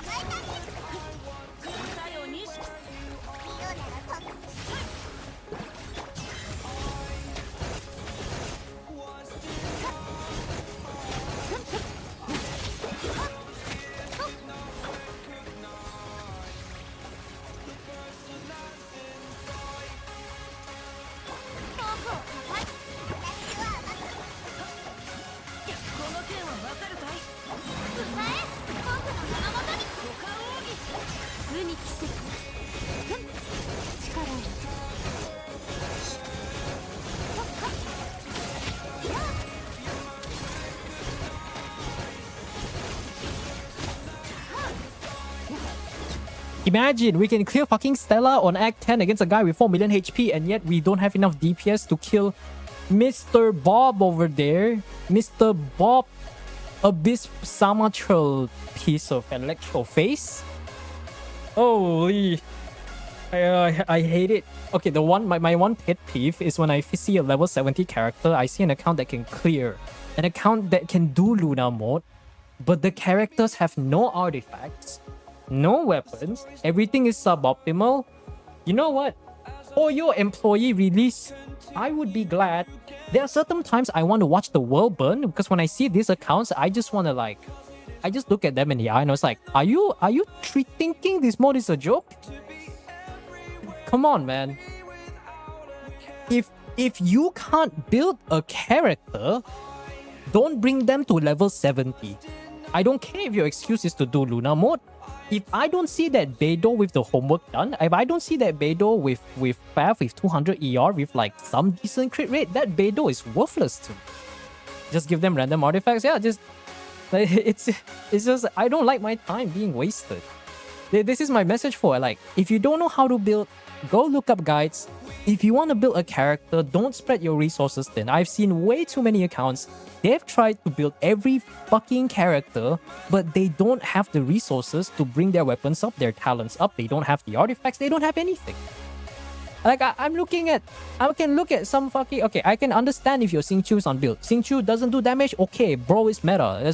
You may as well just give a Bennett with like level 6 burst, and that's going to be more useful than most of the builds that I've seen on my fucking theater record. If you can't build if you're not rich enough to have enough resources to build characters to prepare yourself for using them, do not build them. Don't waste your time. Theater's not made for you. Go stick to Stygian. Go grab a top 5% Mount Wika or whatever. Come back to theater later in 6 months or a year if you actually do have enough characters properly built. Sorry, I'm just kind of ranting, but it's just I've seen so many accounts just do this. It's like, oh my god, look, it's a level 70 character. And then I look at the build, it has 0 ER, 0 talent levels, level 1 weapon. It's even worse. It's not on Beginner's Protector. No, it's some random Dragon's Bane they picked up out of the side of the trash. A trash that's even dirtier than the trash garbage can man from fucking Honkai Star Rail. Pick lover? Yeah, just pick one and I will move on. Oh my god, man. Is it worth it doing more than 3 weekly bosses in Genshin Impact? Oftentimes, no. Yeah, just pick one and we'll move on. Like, if I see... Next time if I see a theater account and I see, like, they don't have enough characters, not enough DPS, and the characters are unbuilt, there are no spare artifacts, I'm not even gonna, like, do the thing. Holy shit, man. This is like that one time I spent 1.5 hours to get 12 stars for this one account. But this makes it even more frustrating because this is not a 12-star clear. Because there's not enough DPS. I had hope for the Moalani, and then I saw Moalani's damage, and then I decided that Moalani doesn't exist in my eye, and she should go back to Hawaii and go help some guy, some random fucking traveler, and scam them out of Mora. Dire guy account? Oh no, we don't talk about that guy. He who shall not be named. Okay, let's actually, you know what? I'm just gonna take a break from theater. We're gonna do the Abyss. The Abyss isn't as bad because it's not Abyss. Oh my god. Yeah, but to answer your question, Rohith, it's not generally worth doing more than 3 weekly bosses for Genshin, because the cost, it still costs you quite a lot of resin, like 60 base resin after the triple discount. And yeah, unless you need the materials. And oftentimes, I'm not the average player. I consider myself to be the top 1% of players that actually... Not maybe even higher than 1%, in the sense that I build every character. I try to pull for every character. I try to min-max and optimize everything. And even then, I still find myself with some spare weekly boss materials. Granted, I've been playing the game for a while. So generally, the thing that I like to do, because the problem with maxing out the 3 weekly boss discount is you're going to be spending 90 resin. If you're spending, because it's not a multiple of 20, that means... For your next day, when you spend 90 resin now, if you don't like offset that, you know, extra 10 resin used, for the next day, you have to readjust your 24-hour schedule to push it 1 hour and 20 minutes ahead or 1 hour and 20 minutes behind. So now it's going to make it so that once a week, your schedule will have to be adjusted 1 hour 20 minutes ahead with that difference of that 10 resin. Unless you go do something to remove that difference, which one of the most notable things to do is to go to the blacksmith and craft mystic ores using resin. But personally, I think like most people do, we would only fight 2 weekly bosses because chances are you only care about the latest 2 weekly bosses. Any bosses before then doesn't really matter because the newer character will use the newer bosses, which means their mats are going to be relevant for a very, very long time. And they only release like 2 weekly boss per region. On top of that, the only reason why you would want to go back to older regions to farm those weekly bosses is because you're building characters that are either straight up out of the meta or characters that are so fucking old that is older than your grandma or something like that. That's the only time you would do that. But the buffs, they're taking a very long time to buff a lot of the older characters, so chances are you're not going to go back there for a while. Ayaka would have gotten stellar. Bro, you did not see that Ayaka. 67 crit rate, 143 crit damage, R2 Ame Noma. If it was R5, I'll believe. R2 Ame Noma? Nah, get that shit out of here, bro. Let's go. I love getting freaking 15 energy when Skirk is gonna be stealing Escoffier from her, like how she stole the Traveler, her own husband, and now she's gone, left single, left with his brother drinking boba 24/7 while he's dying from a fucking type 1 diabetes, trying to manage the clan because all she's doing is just look pretty. Shirasagi Hime Gimi, that's a pretty looking white heron. It's better in the wild. Okay, what's the second account? Right, Dipto's Abyss. I don't remember if we have that. Let's see. Dipto, what is Dipto's name again? Oh, this one. I think I might be able to find it. Do I have the details? I think I do have the details. Oh my god, Abyss! I'm so thankful to see Abyss after all these theater clips. I don't mind doing theaters, but there are just certain times where it's not an account review. I'm not here to fix your account. I don't make money out of doing that, nor do I have any reason to like do it, you know. So Layla? Wait, what did someone redeem Layla? I didn't even see that flex. Ayaka stares at the moon. She sees Bina sitting on a traveler on a spaceship. Yes. Ayaka. The character that even the community like memes on because she's always the yandere waifu. Except it never really ends up well. Okay, so I think I saw there was a flex, so let me see if I can open this website. Enka.network. What is the UID? I can't scroll that. The buff leaks for Ayaka, true. Forget about buffing Ayaka. They should like Layla. Oh, Jade Cutter Layla. Interesting. Okay, 1 second. Does that show? It does show. Okay, Jade Cutter Layla. I haven't not seen this weapon in so long. The fact that you have R2 means you've played a long time. I'm not even looking at the stats. I'm just looking at the fact that you have R2 Jade Cutter, and to have Refinement 2 Jade Cutter implies that you've played the game long enough and your pace happened to align to the point where you're like, okay, I'm gonna pull for Jade Cutter, and then I'm gonna pull for another banner that just happens to have Jade Cutter as the second 5-star weapon, which, for the record, that very rarely happens. In fact, I don't remember the last time I saw Jade Cutter. It's just as rare as... What's that weapon? Fucking Summit Shaper. The Albedo scam Lego brick weapon. Oh, this song. Nice. Okay, what were we talking about? Generic crit damage stuff. I mean, this is... Well, what are you running as a goblet though? Is it Cryo Goblet? Would attack be better? I feel like HP would be better, right? Because I know to some degree you can definitely do DPS Layla, but I feel like it would be better if you run... Like, I think if you run Cryo Goblets, and most of the damage comes from the skill and the burst. If you're running Attack Goblet, despite... Even if Jade Cutter gives a good bit of HP percent, I feel like it's also not a lot. I think running a HP stance would be better though. This is DPS Layla with C6 Chonyon and Escoffier. Ah, okay. Okay, so you're not... Oh, okay, that makes sense. That makes a lot of sense, actually. But I wonder, have you tried HP Sense? Because Jade Cutter provides like a flat attack based on your the wielder's HP, right? So I wonder if you use HP percent, would you actually get a better result? Because let's say like you sacrifice your physical damage, your normal attack damage, but in return, you buff your star damage. Because like, if I recall correctly, her Constellation 6 decreases the interval. It decreases the interval for the stars, and it also increases the damage. And I believe the damage scales off her HP, I think. So I would imagine that. Can I see the stats? Can. Yeah, I think is the damage not? Oh, the star damage is based on attack? Oh, that's kind of dumb.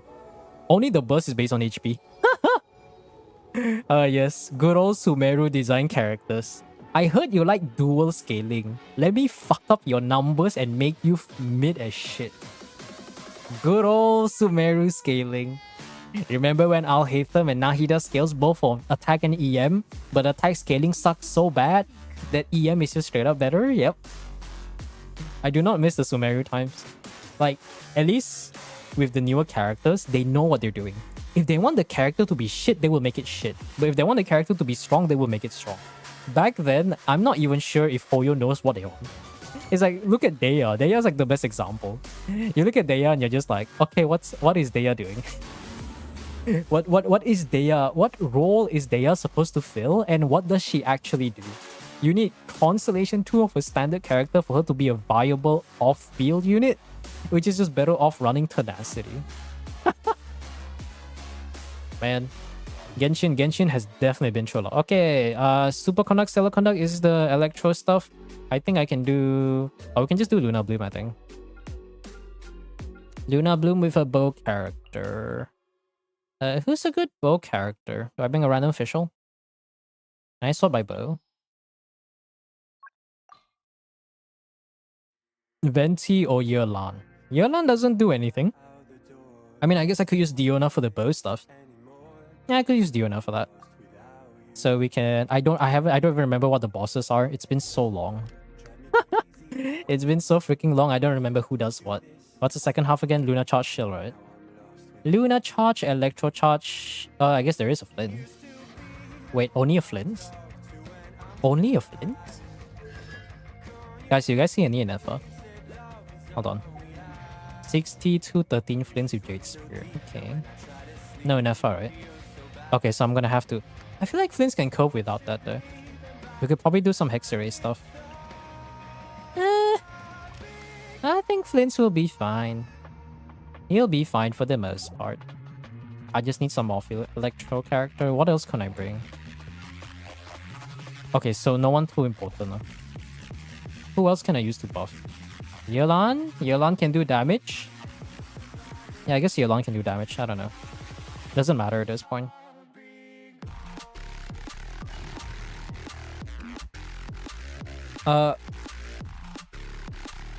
They're a whale, so I think they got it while pulling for other weapons. Yeah, I mean, yeah, that's what I'm saying. No, but even then, like, you have to remember that Jade Cutter doesn't rerun very often.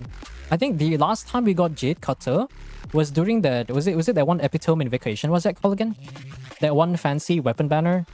One of the Chronicle banners. I remember one of the... Was it the Leeway Chronicle banners? And then before then, I don't know. Because Jade Cutter, when it was first released, it felt like an experimental weapon because it came out very, very early. I think it was a 2. It was during Hu Tao's initial release. Was it 2.2 or 2.3? They released it and there was no particular character that really wants Jade Cutter. They just decided that, hey, we wanted to continue the Jade weapon series because it's cool. And that's what it ended up being, you know? In my account, checked off there.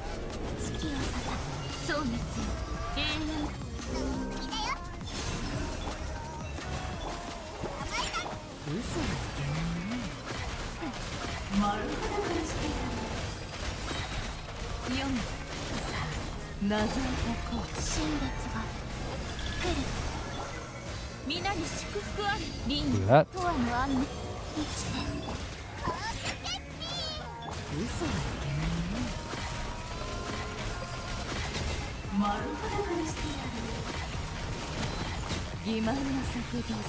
Actually, I might want to save him for energy. Can you wait a bit? Can you wait a bit? Hold on. Thank you. This is some big brain strat, you know. Delay killing the guy so I can gain my burst back. Truly the most optimal thing to do. Oh yeah, this guy wants Electro, I remember that. Ah, we'll be fine. It's freaking Loma Columbina anyways. Fuck. Hello? Can I like play the game?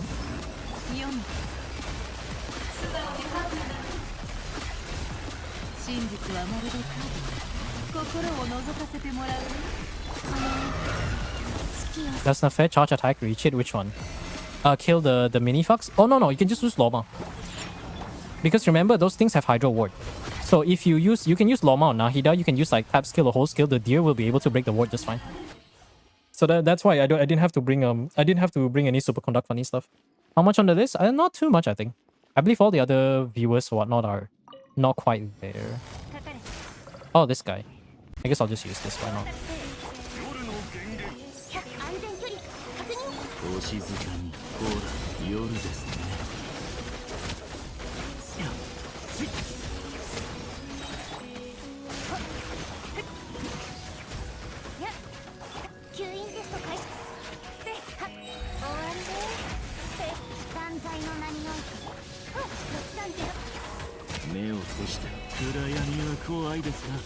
Oh wait, I just realized I don't have I know.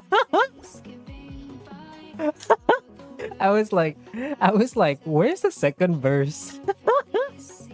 I had too much confidence in the buffs. Peak retard player right here, chat. Peak Papega player. Oh, my brain has been destroyed by the freaking runs that I've done. Holy.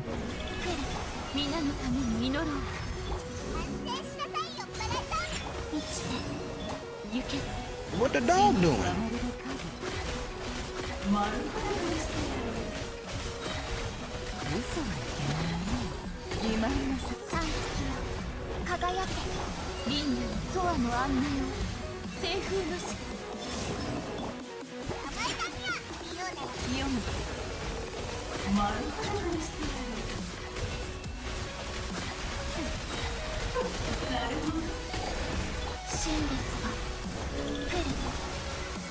Oh, nice. He alive. He alive? He alive.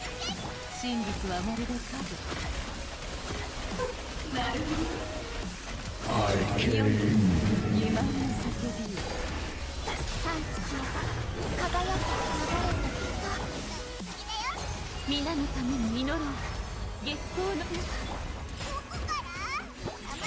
Oh, thank God I can do that.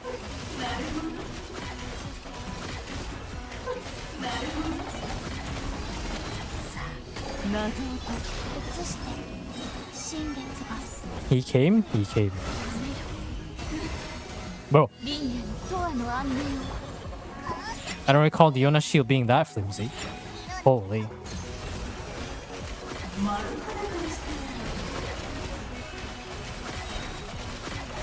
Did he turn off the mode? Wait.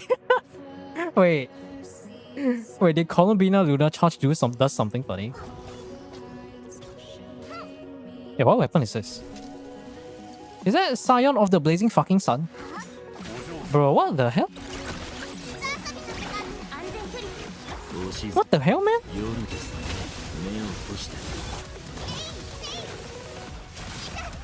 Ah. wait, chat. Is that Scion of the Blazing Sun?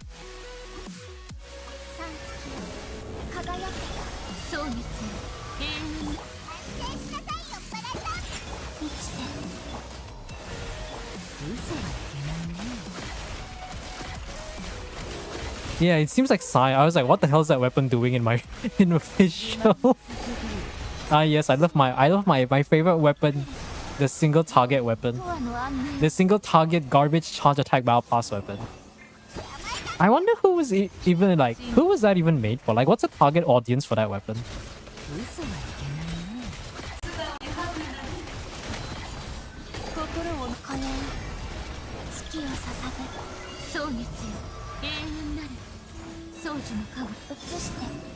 There you go.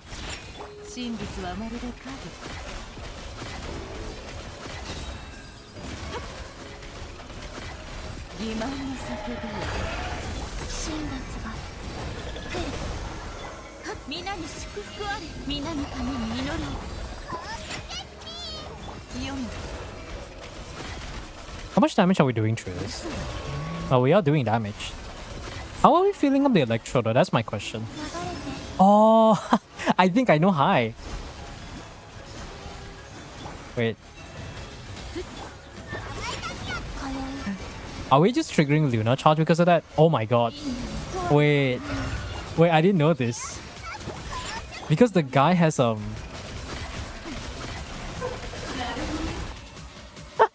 Wait, how did we trigger electro charge? What the hell was that? Sethos Yoimiya? No, the reason why I say why is because that weapon is good, but it's single target. The moment you go against multi-target, the passive just go hurt yourself or something. You know?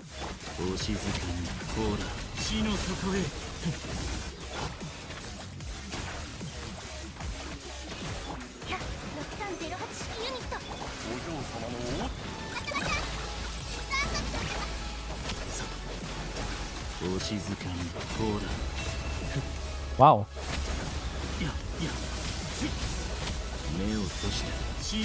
I was still got it, I guess.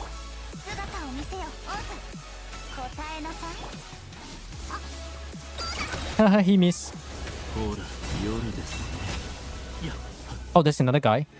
Oh.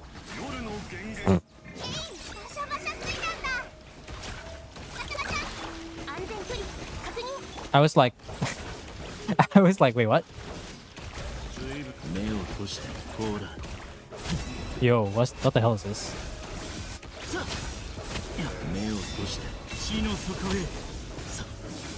Oh my god.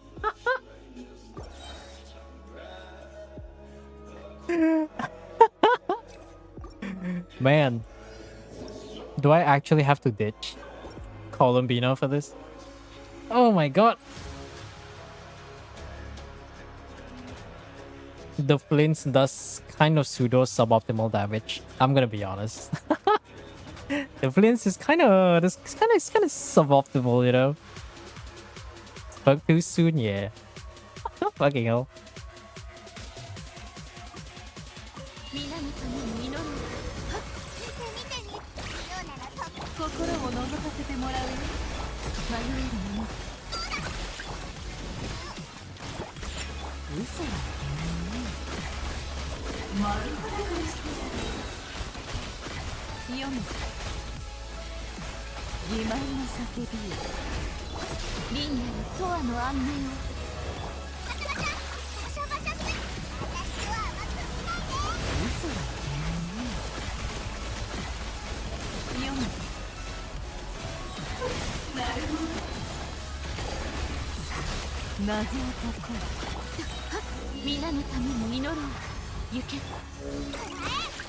Oh, nice. Now we have no off-field Hydro. Great. Oh my god. Yeah, but now there's no Hydro. Do I have to run double Hydro for this? I feel like I shouldn't even just run Nefer at this point. Can I run some funny, like... Or just run an overloaded team with Fischl or something?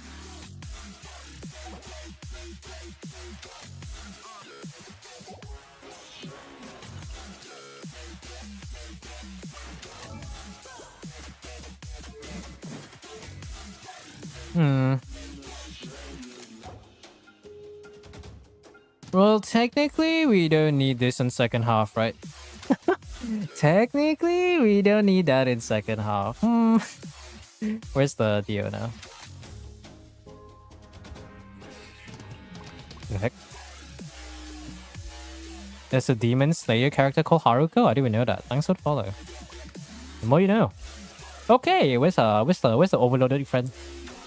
It's me and my overloaded friends. Wait, no, Veresa's better here because of the cactus, right? Oh yeah, the cactus is high resistant. I just run Electro Charge Nivelette. No, Electro Charge Nivelette's kind of questionable. But it does work. I don't know, it's just, I look at these flints, I want to hurt myself, you know? I look at these flints, I feel inexplicable not very satisfied things.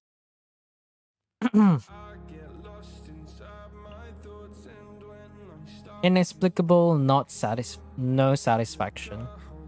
Oh, could I run Skuk? No, Skuk's not quite the right unit. Kazuha. Mona.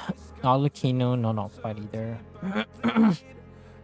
You know, before I say anything, let me look at the damn Nivelet. Okay. Okay, where's the Nivelet?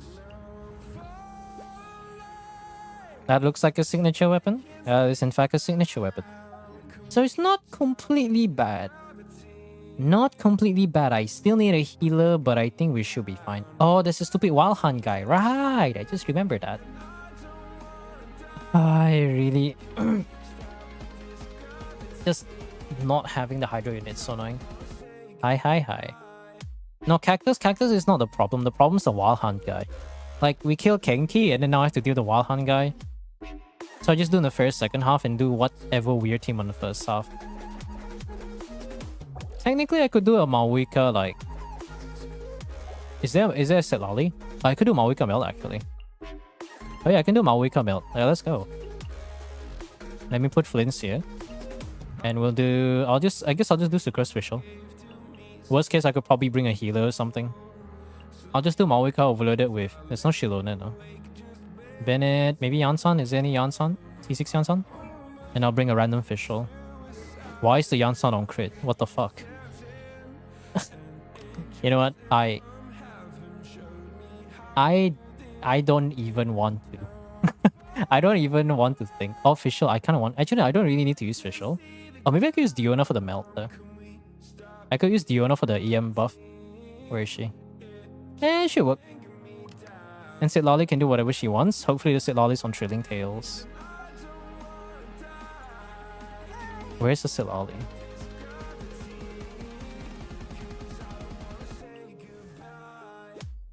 Uh-huh. Sack Frack. Ew. You know what? I'll just trust the Malwika to be able to handle it. I think we should be fine. I'm working on my 4th account right now. Interesting.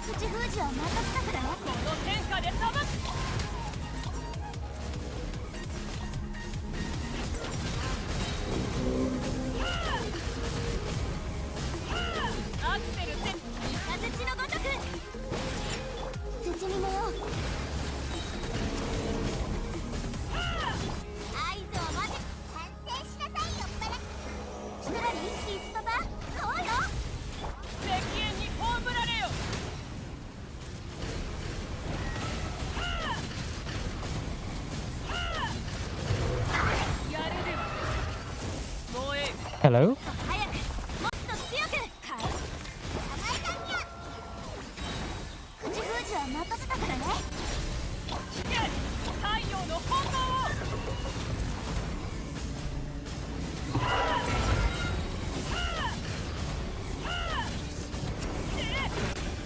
I see why I could have brought Aurora on, but it should be fine though.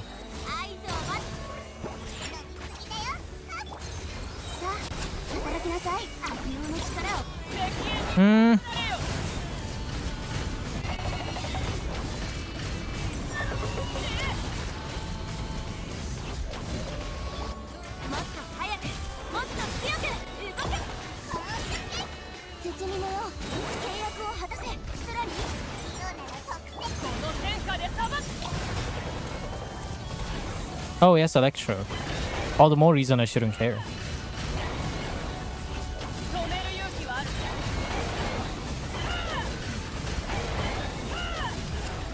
I'm just gonna bring Electro character. Oh my god. So I don't like Inefalus Flint's accounts.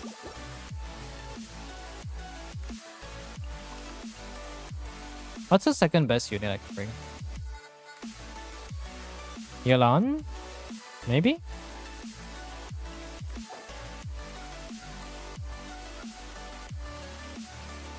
Yeah, I guess that.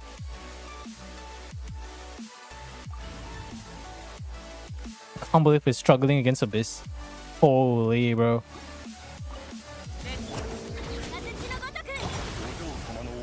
さあ働きなさい。悪用の力を石煙に葬られよ。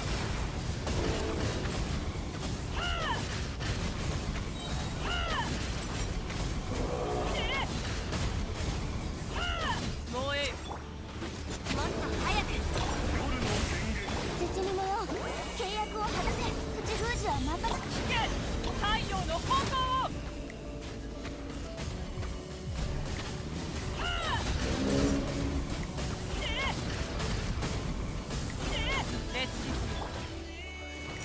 手加減なしよ。止める勇気はある。呼吸を整えよう。悪用の力を思い知りなさい。この天下で裁く。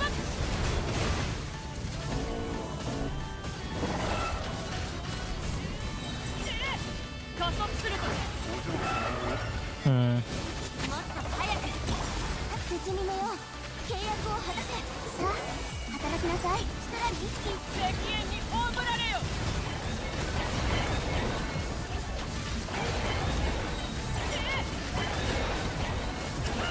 止める勇気はある。カウント。この天下で裁く。夜の煙。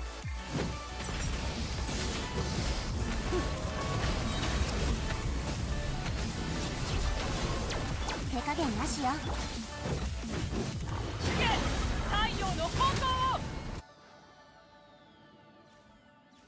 No, it can't work. It's just the builds are so.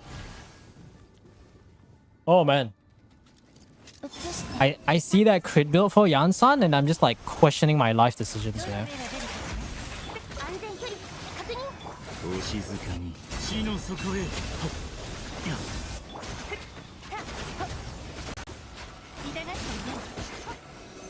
新月が来る。満ちて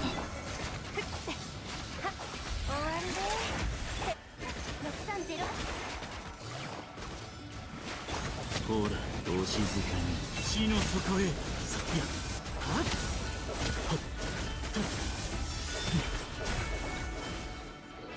I can probably do this. 夜ですね。 Not in time. 輝け。どの目が出る。目を閉して暗闇は怖いですか。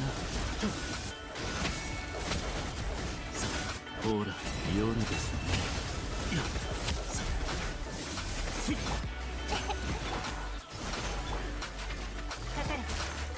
I'll just go back later. 夜ですね。 Oh my god, we were 2 seconds off. Ah. Man, what is with all these accounts, dude? What is this with all these accounts? 絶にもよ契約を果たせ。悪用の力を思い知りなさい。石煙に葬られよ。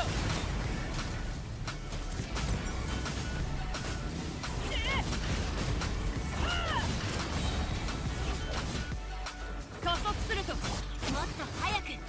手加減なしよ。ストラリーイーツパパ。そうよ。太陽の方向を。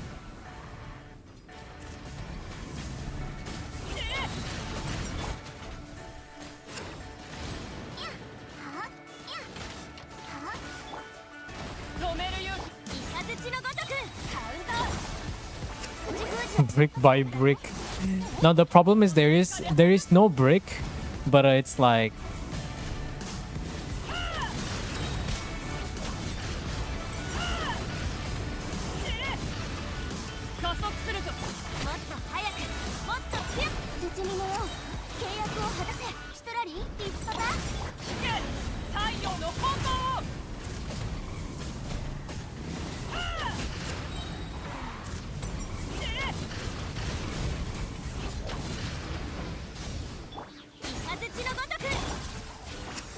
任せたからね。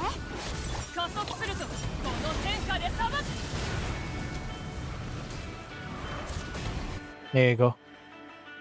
Oh my god. I've never seen Maoika hit like freaking wet noodle. My goodness. This is exactly why I... This literally proves my point of just like... What's the word for it again? Is this a 0 ER flint? I swear to god, man. 0 ER flints. My favorite. I love 0 ER flints. 安全距離目を閉してお静かに死の底へ。いやほら At this point, I'm pretty sure the normal attack from the Luna charge actually does more damage. I'm not even kidding. 新月が来る移して終わりでペース6308目を閉して。いやほら夜ですね。目を閉して。いや無意味ですよ。捕まえた Oh, okay. It's just the last one. I have to do the sit lolly thing. さあ働きなさい包み目よ契約を果たせ悪用の力を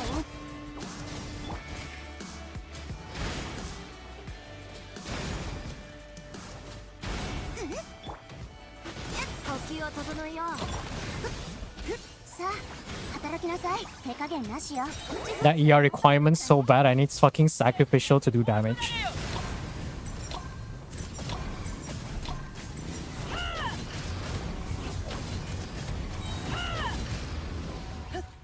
アクセルセンよく見とけ包み目よ契約を果たせさらにいつとかこの天下で裁く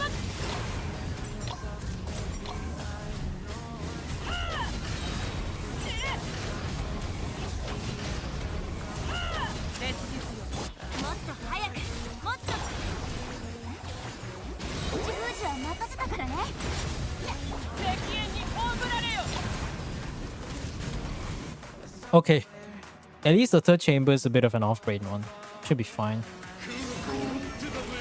月をささ痛がってるねリトル工作安全距離確認お静かに死の底へ。目を閉して。はっほら暗闇は怖いですか。いや新月が来る満ちてはっせいはっどの目が出る目を閉して。死の底へ。はっいやお静かに。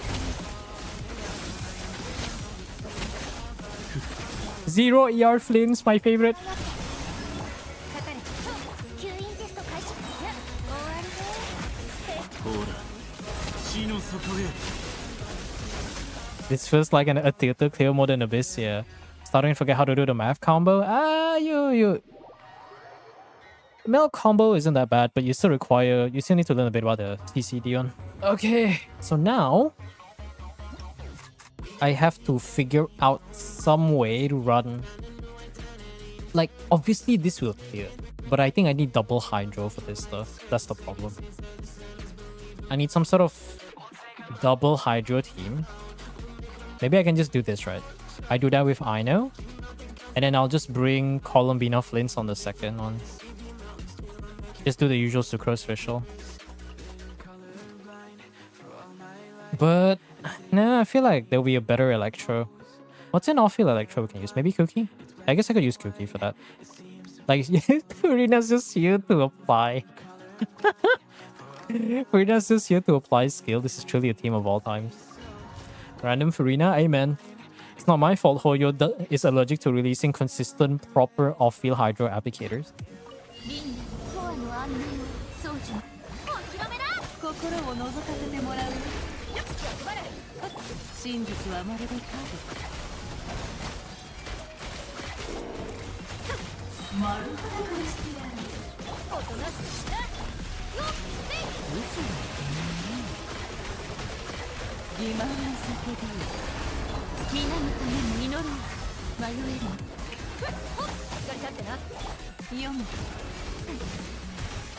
They released the Massive 2 and not Cry? Yeah, no, yeah, wait, no. You mean Columbina? Yeah, you see, the problem is there's not enough. The problem is we don't have enough. Okay, let me rephrase. Mobile off-field hydro applicators that doesn't require some funny shenanigans like pressing your normal attack button.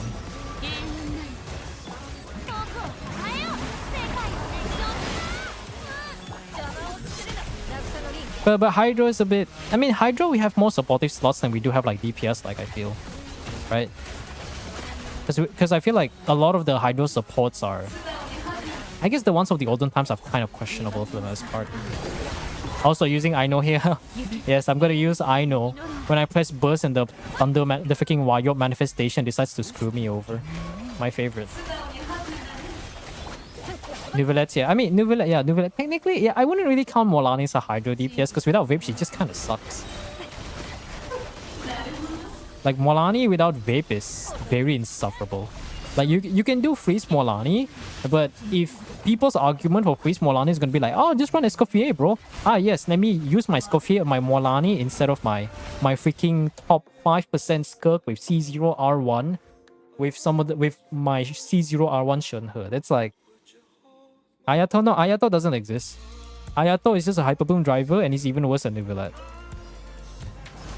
That's his only position that we can work with. That is the only position that I will agree. Oh, no wonder. Curtain's Call. 目を閉じて夜ですね。ほら I can do that. 吸引撤去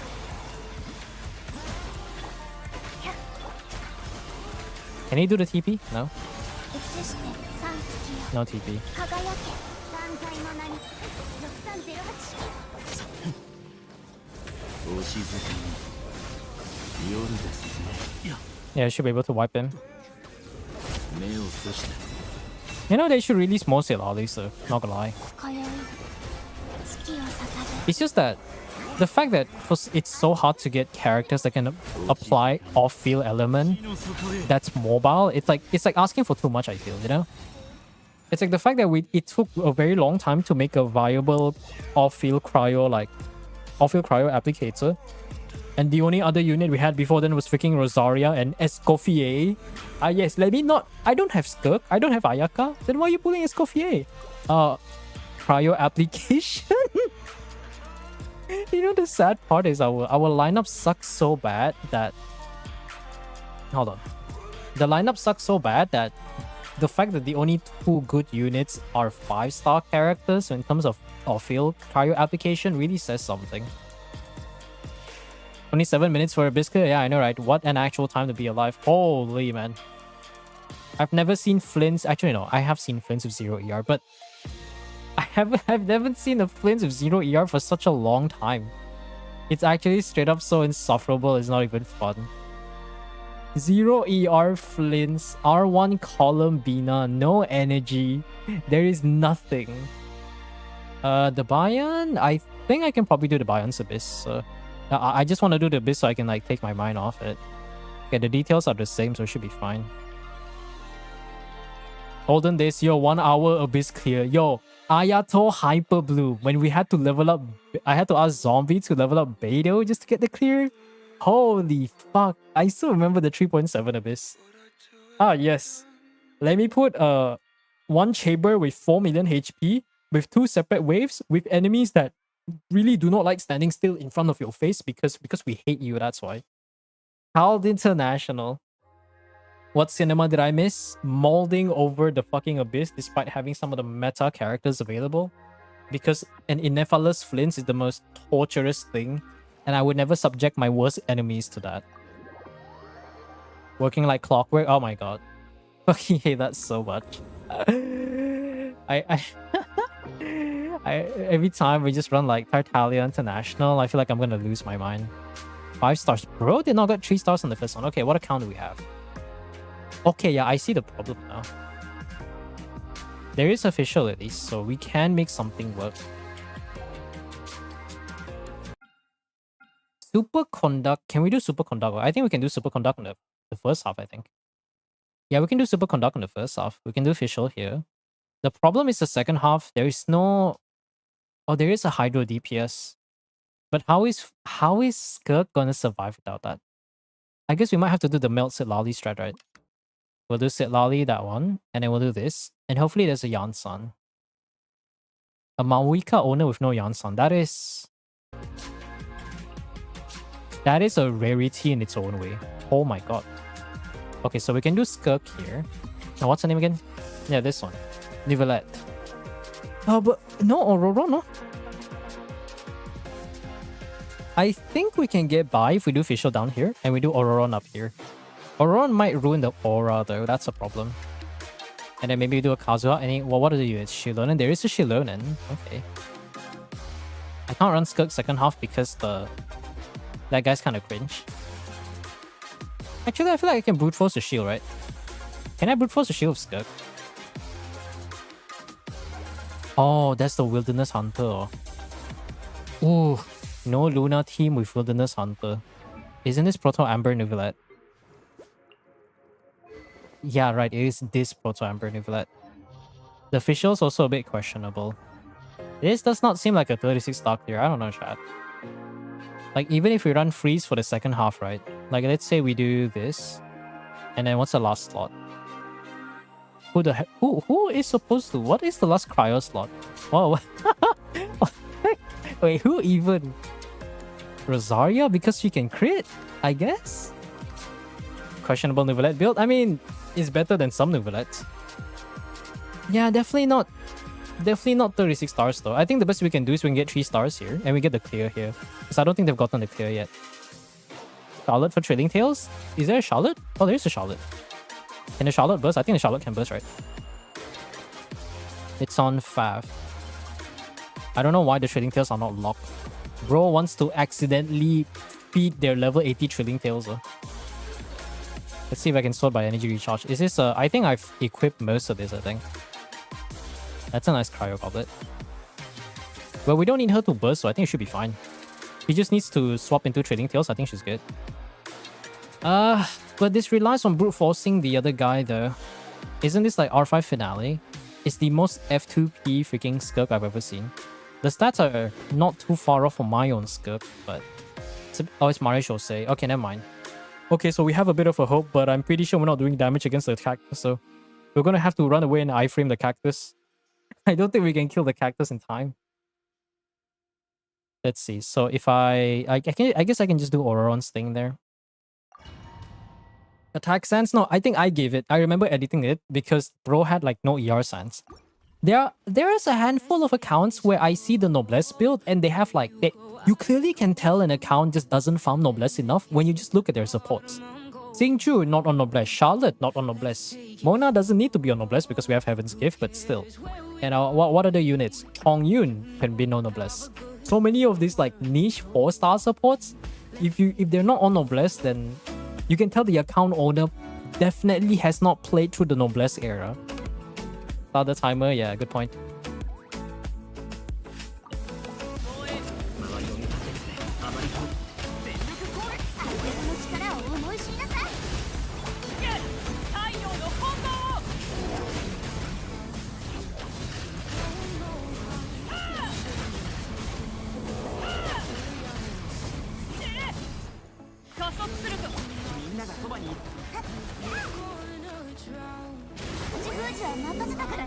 Yeah, it's fine. I'll do it in a bit.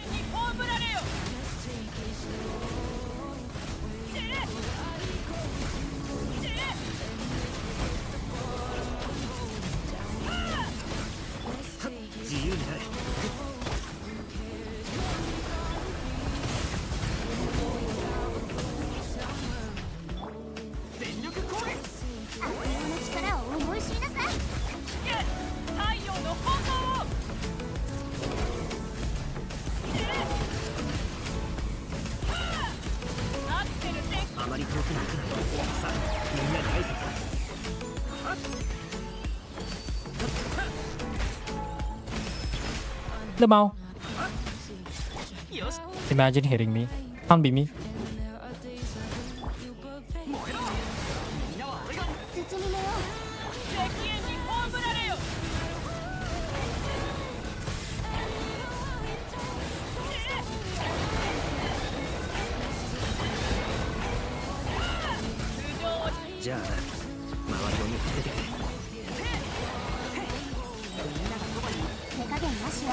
封じは任せたからね。 2-minute clear. I only have one noblesse for Bennett, and I use emblem not on set for the other ones. There are some supports that would prefer having noblesse over Cinder City though. How goes the Abyss so far? It's alright. The previous account was questionable. This one, we can maybe get the clear, but not the 36 stars.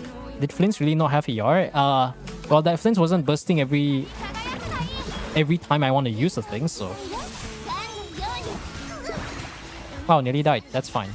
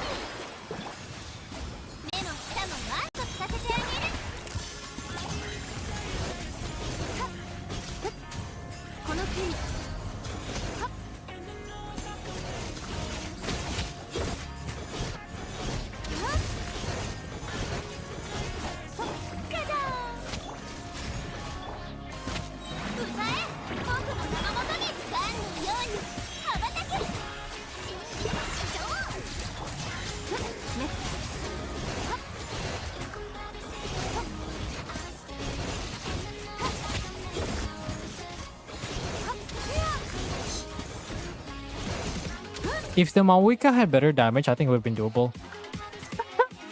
If the Mawika had better damage, it would have been doable. This time eating Mofo, I know, right? They're doing the star rail thing. I don't understand why they're learning from the bad sibling. Well, what does making the Abyss like? Making the endgame harder for an endgame that people don't pay attention to, especially when we have Stygian Onslaught, is like...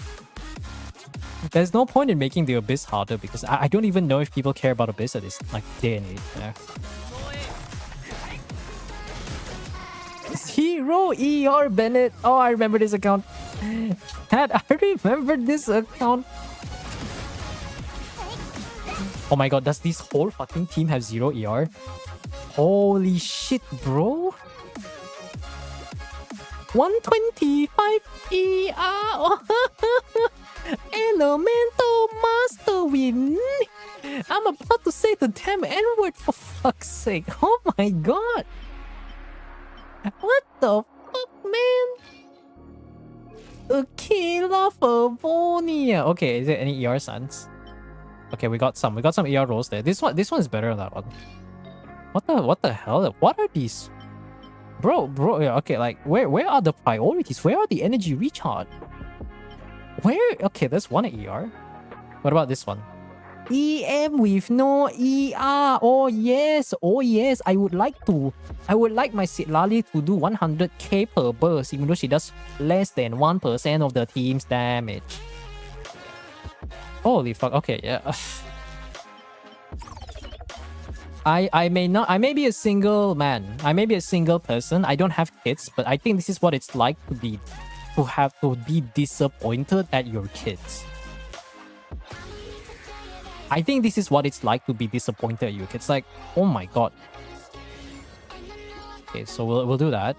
This one already has ER. I'm already getting this though.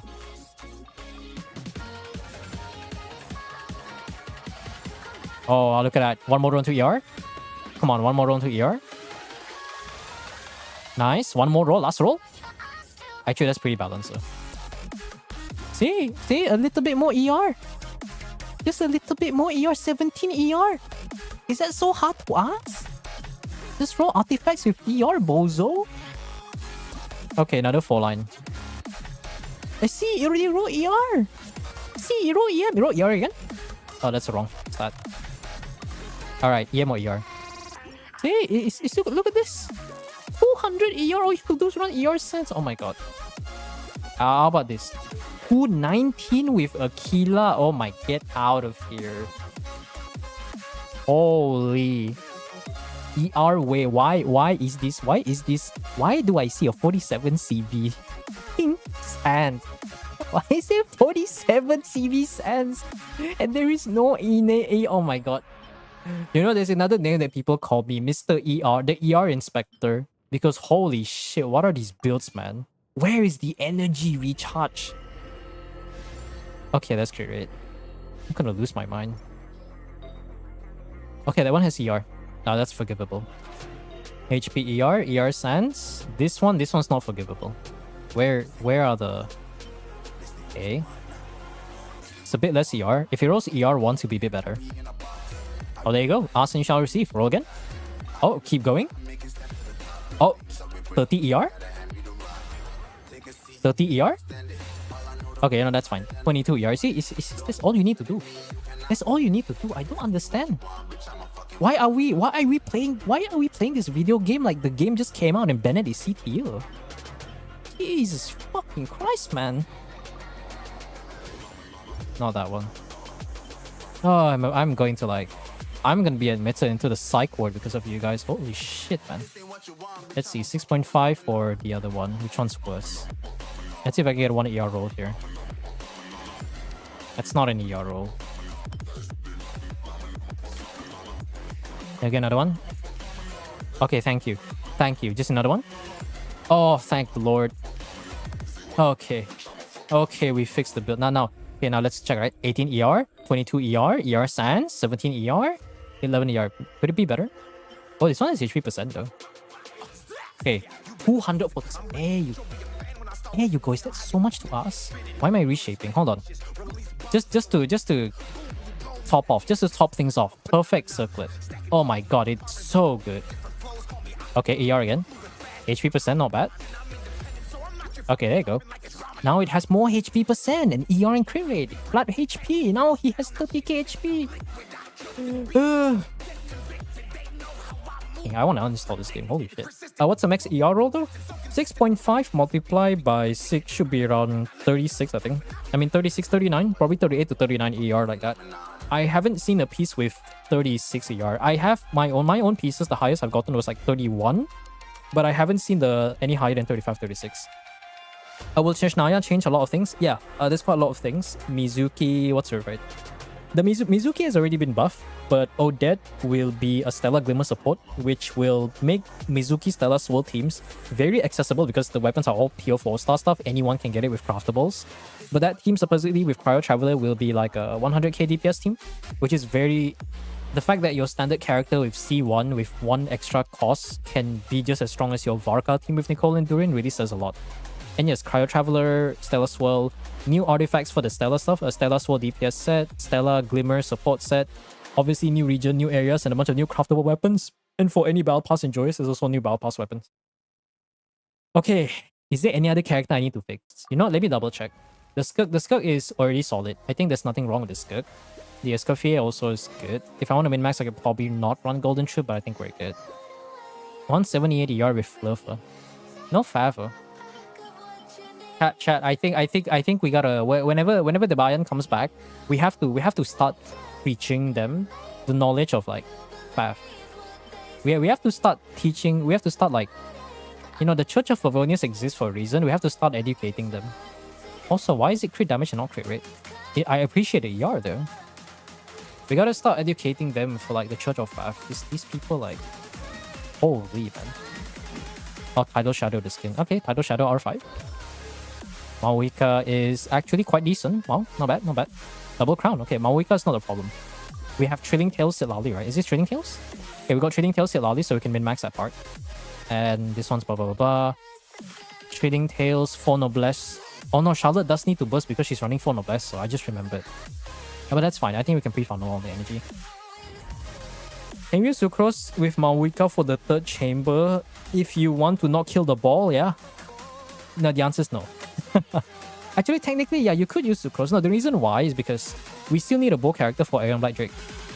Because if we don't shoot him down, he's gonna endlessly, like, if we stay within melee range to his tail, he's gonna endlessly reverse back. And he moves really fast. Nuvilette and Sandrone are Sandrone can shoot it down, but Nuvilette cannot shoot it down. But Nuvilette has the range to kill the Aeon Blight Drake without having to actually bring him down. The problem is Maoika cannot do that because she's melee. So every time you want to hit the Aeon Blight Drake's tail, he's gonna just go even further back, and you're just gonna miss your Sitlali burst. You're gonna miss yours. You're not gonna have the cryo application. You're not gonna have whatever you wanted to have. So Yeah. What's my weakest stats? Yeah, you saw it just now, right? 51 crit, 225 crit damage with R5 Tidal Shadow, Double Crown Codex. 何キスパパそうよ石煙に葬られよ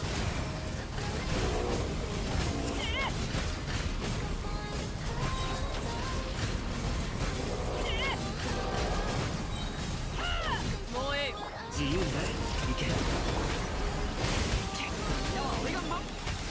封じは任せたからね太陽の炎を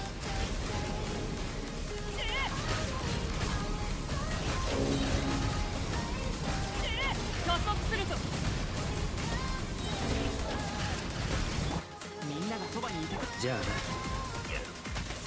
絶にもよ石煙に葬られよ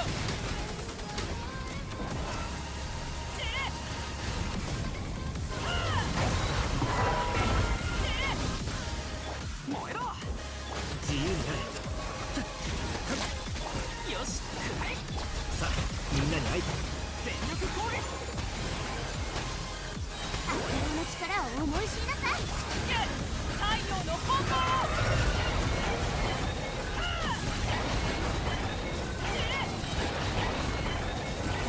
止める勇気燃えろあまり遠くに行くなよみんながそばにいてくれるわ絆いや行けもう自由だ石煙に葬られよ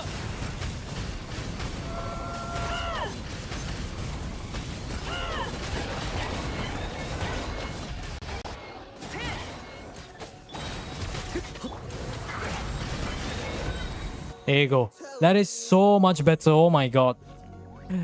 So much better. Actually, no, not that much better. It just sucks, but it feels much better. How did we save? Did we? I don't think we saved 30 seconds. So. 最高の一品よ特ダネよ Nah, this is not. There's a stupid wild hunt guy. I'm gonna save the stacks for later. Oh, this is not Faf too. Oh, Farina. I should have fixed the Farina. We need like at least 30 plus seconds if you want to deal with the other guy.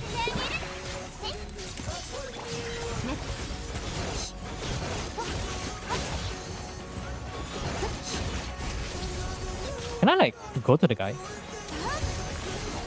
There you go. Holy. Fathless Farina in 2026. You shouldn't even play Farina, man. I'm not even joking, that's the worst part.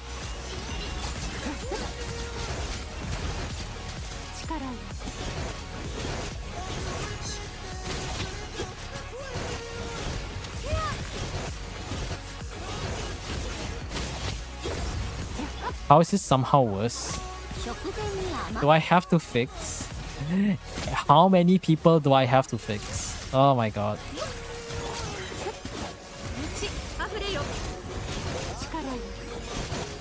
This is only a 2-star clear. Oh, we could have gotten the 3 stars. If we got the 3 stars, I could just go to the final chamber. It was 14 seconds. It was almost dead at 8:30. Yeah, that was quite close.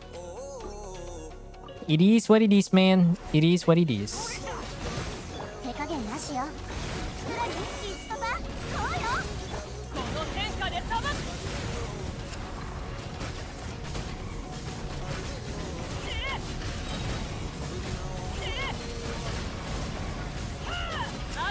じゃあなさあみんなにみんながそばにいて悪霊の力を思い Perfect timing. 太陽の炎を Yo, this 90 Curry Mawika is really triggering me, man. Holy shit. 加速燃えろ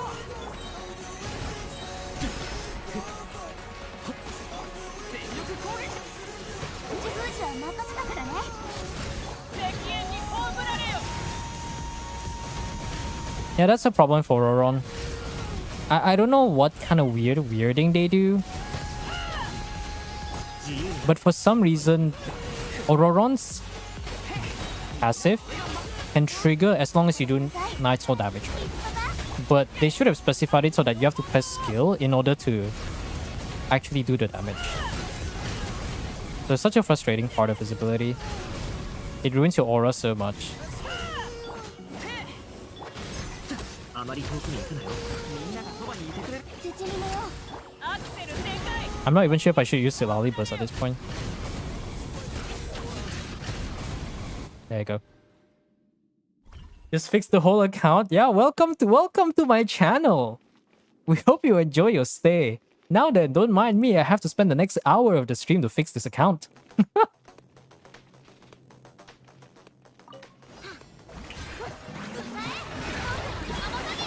瞑想の時間よ。目も舌も待って。特ダネよ。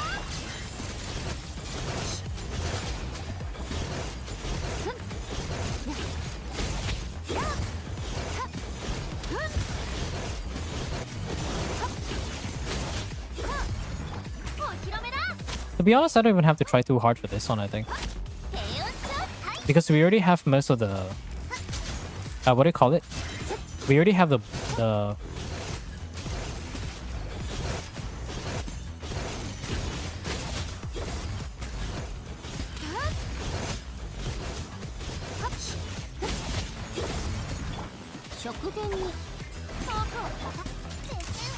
No, I can probably just build up the burst here. We already got the 3-star anyways.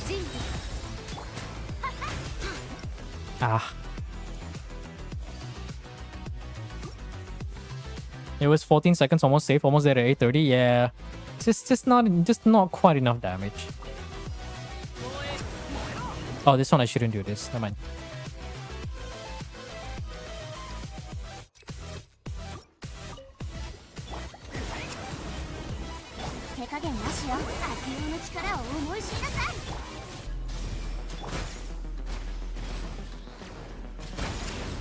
Oh, perfect. I don't know how that happened, but sure.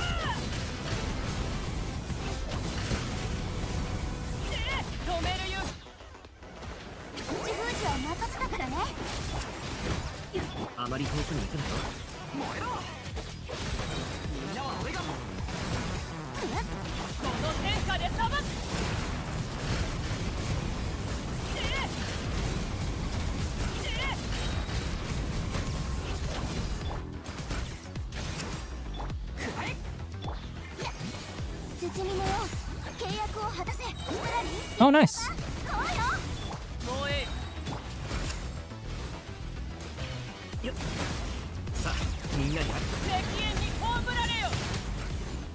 Yeah. I just overcame them by having great builds. Yeah, that's the thing. The good thing about Genshin is if your account is just well invested enough and you know what you're doing, you can clear. A casual can clear. Yeah. Some you don't need the most technical skill because knowledge can beat that. If you know how the enemies move, you know how your characters work, you know how to optimize your builds, you don't need the most skill to clear. Like, even without optimizing your builds, if your characters are strong enough, it doesn't matter. The problem is a lot of players, the players that I've seen are just a bit of both, you know? It's like, they don't have the skill, and they don't have the knowledge. And so it's like, and especially when it comes to like, dedicating the resources based on a priority, most players that I've seen, that they don't really do that. Theater is usually the biggest thing that I've seen is where they try to build a lot of level 70 characters, which is fine. You want to bring them to level 70 to qualify for theater, that's okay. The problem is when they bring them to level 70, but they don't actually give them like artifacts to pair together with it so that they can actually be useful. So yeah, that's just all I want to say there. Yeah, I mean, it's not that skill is useless. It's just not a lot of things in Genshin requires a lot of skill.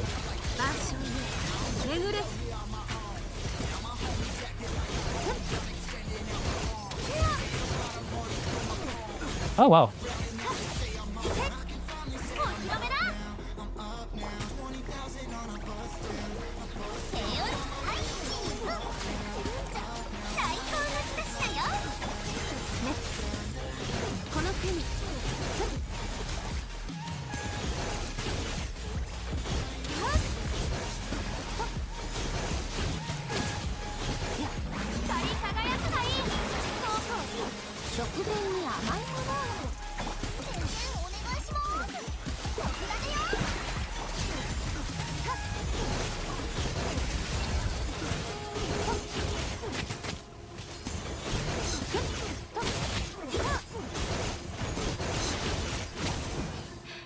I was quite close, I think. If we can keep him perma frozen, that would be great. This skip I signed up yesterday. If you signed up on YouTube, you're not gonna get the priority. But we're just kind of doing a bit right now, so.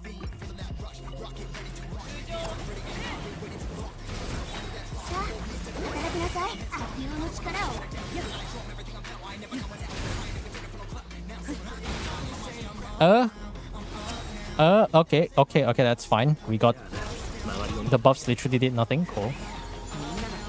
We were so close. Do I have to go back to the board? Maybe do I have to run Xingqiu to Omega freeze the guy?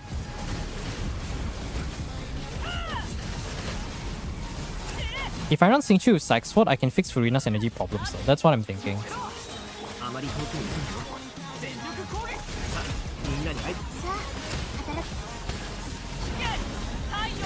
Because the Maoika team has no problem.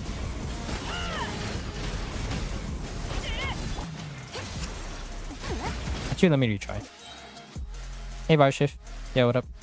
Does Twitch better than YouTube? Nope. Because, okay, so there's only three ways that you can actually get paid on Twitch. The first one, the basic one, is the subs, right?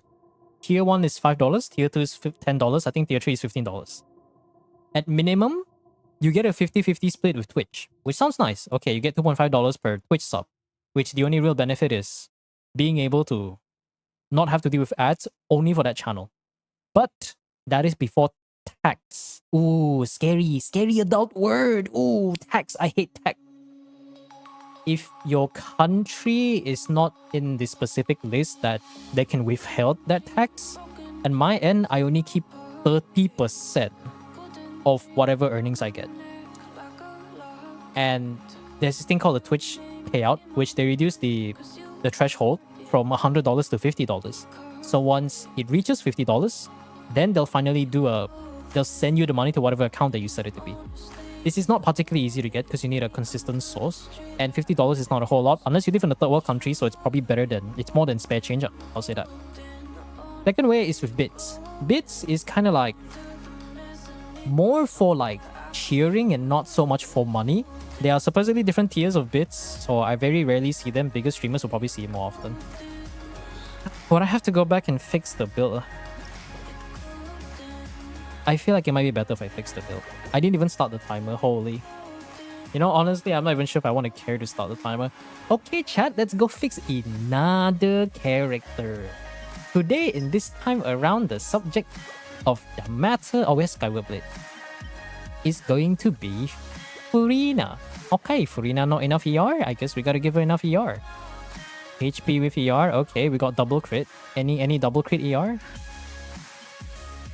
There's some crit with ER though. Not a whole lot though. Any HP ER? Oh, it's on Mika. I might have to borrow that for a bit. Although if we have Faf, I don't think that's a problem. Oh, that's almost a perfect piece. Let's see if we can get this. Oh, if it rolls into crit, I'm not sure if I'm going to be happy if it rolls into crit.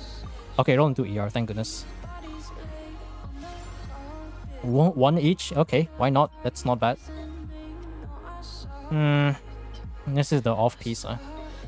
Can I get a good off piece with ER? I guess technically we could do that one. There's a bit of ER. Wow, the stats are fucking garbage. Holy shit.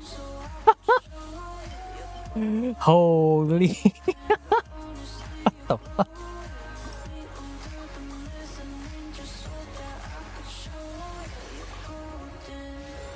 Okay, ER. Crit damage. One last roll. At least it's ER. Okay, now the stats shouldn't be complete garbage. Okay, 79, 109. Better than nothing. Oh, 200 ER. Okay, what's the next character? Do we have any Faf? Ah, no Faf. Why is everyone in this team allergic to Faf? Is there tenacity though? Could we do 4 tenacity Escoffier? Level 1 Faf. And if there are any, if you see any new accounts here, and if you know them personally, please preach them to start running Faf. Because I cannot. Saya tidak dapat. Ini account semua cibai-cibai, I tell you. There are no Malaysians that won't understand that, but for those who understand, hello. Just know that I'm not sending compliments. That's all you need to know. I'm not sending compliments. Okay. Escoffier, how much ER does she have? 168, not enough. Garbage. Not enough. Where's the ER rolls? There's one ER rolls, but it's not crit rate attack percent. Ooh, that's a decent office. You know, it'd be funny. You know what? We have some artifacts, right? Let's see. Let's try to do this. So, also, I don't know why are they running Cryo Goblet. Why are they running Cryo Goblet? Can't they just run like? Please don't. Okay, ER. Okay, that's okay. 11 crit rate. Wait, can I make the Malwika better? I swear to God, if I make the Malwika better. Oh my God, what is this garbage build? Let's go, guys. Malwika gains a buff. She can now crit. Oh my God, that's like top 5%. I'm not even joking. That's the worst part. Okay, I guess we'll level up another circlet. Surely we won't get another circlet with 30 CV, right? Surely not. Surely this will just roll into ER. Okay, roll to ER. Oh, one more roll to ER. Okay, that's balanced. That's ER is better than nothing. Okay, 183. She will burst. We don't have tenacity, so that means the only problem that we have right now is probably giving Charlotte some sort of ER sign. See, this is every other content creator optimizes, every other CCs optimize by just changing the build. I optimize by fixing their entire fucking account. Holy bro, why is there only 2 ER sands? Oh my God. You know, there's no shame in using elixirs to craft. There's no shame in using elixirs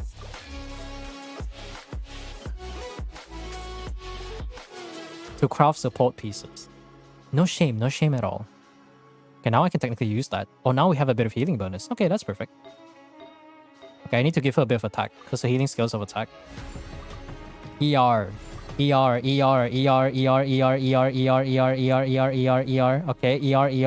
ER. Thank you. Oh my God. I'm like fixing everyone's account. Fuck me, man. ER? Oh Lord, you are real. Jesus is real. ER? Okay, 18 ER. Oh my God. I'm about to be a believer. Holy 200 ER, Charlotte. It brings a tear to my eye. Do you give out Welkins for 18k points? Oh no, I changed that there. Back then, yes. Back then, before August, anyone who can redeem 18k points will get the free Welkins. But because I realized that it's not a very sustainable model, and I realized I've been a bit too nice, right? I decided that the Welkins now will be based on a giveaway basis, so the cost is reduced by quite a lot.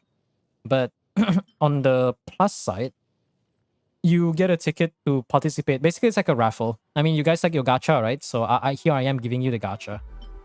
That's the gacha. You guys are looking for gacha? There you go. There's your gacha.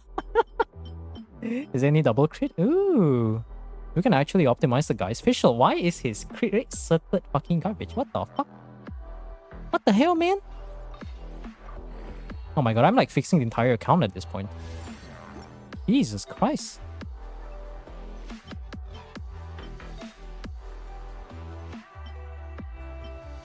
Oh my God, that's a 4 line and he doesn't level it up. You've got to be kidding me. Okay, yeah, you know, that's a good reason. That's a good reason to stop. Can I at least give a decent piece, you know? This piece, yeah, this piece is garbage. Let's just like take this. I'll leave it there because bro has like 3 billion artifacts. Crit. Okay, crit damage.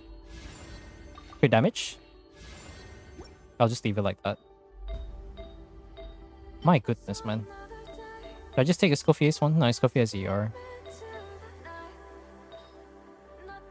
Okay, what about his own one? Heroine piece. Crit damage or attack percent? Crit damage now? Okay, I'll just leave it there. Ugh. Unbuilt Fischl. Level 20 stringless. Why am I trying to level this character? Wait. Refinement 1 stringless. Refinement 1 stringless. Okay. Bro is very new. Okay, Fischl's not built. Okay, but it's fine. It's fine.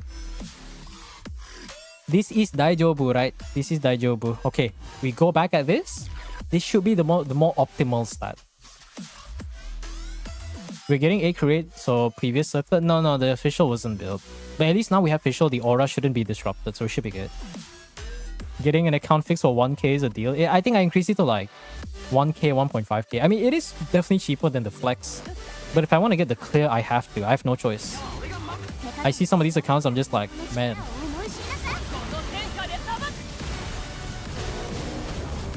Now that's damage. So to be fair, I know the Mawika can clear, so.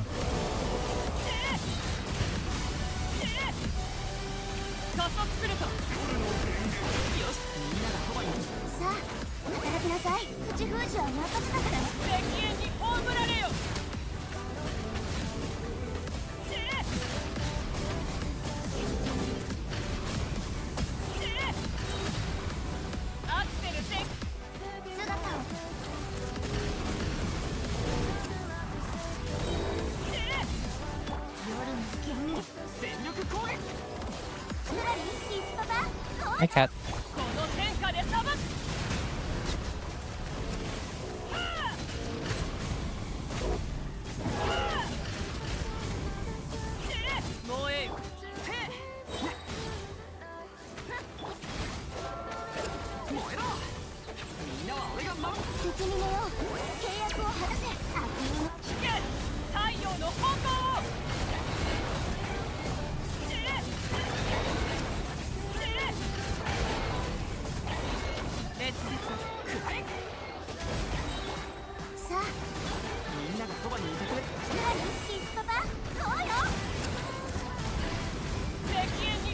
Fuck. What the hell is Mawika doing? What's the song? Mendum and Abandon Voyage. Just look for Voyage NCS. I'm sure you'll find it there.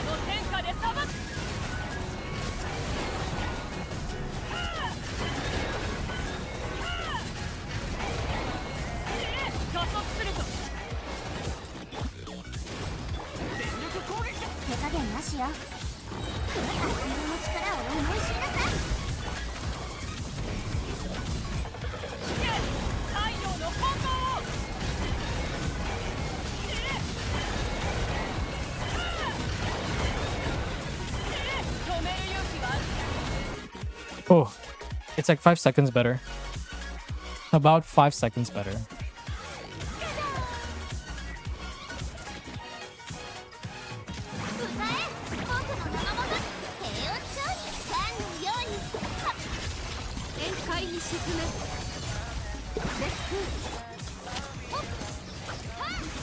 Oh my god, Faf. Faf doing loads work right there. Holy.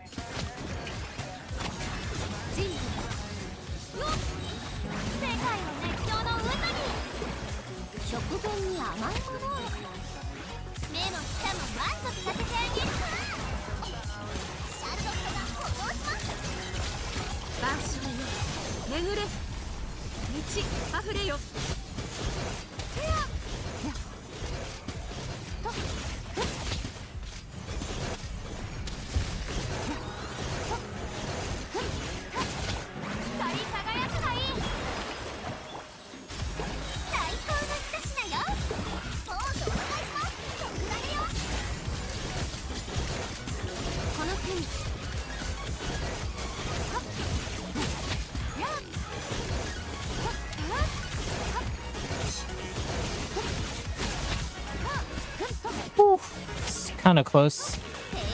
Very much cutting it close. My goodness. 5 seconds. You know, let's just go for the last chamber. Let's just go for the last chamber and see what we can do.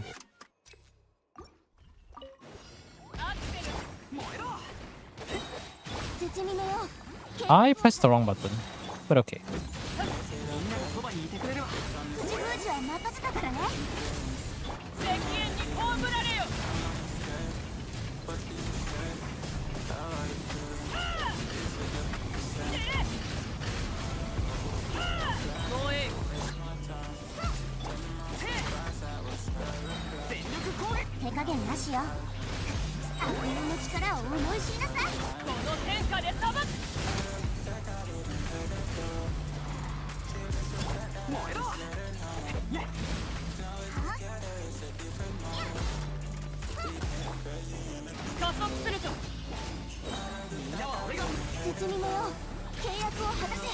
Stuck is slower. No, because we missed the burst. That's the thing.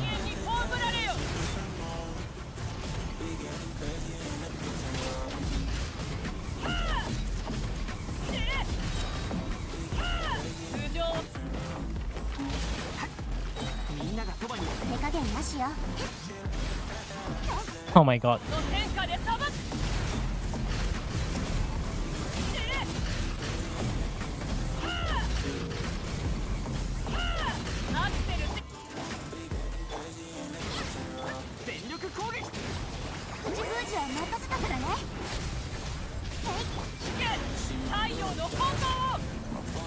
To be honest, I don't have to try this one. I think it's possible for the first chamber, but it's just... yeah. Dude, having Faf makes this run feel so much better. I don't know, man.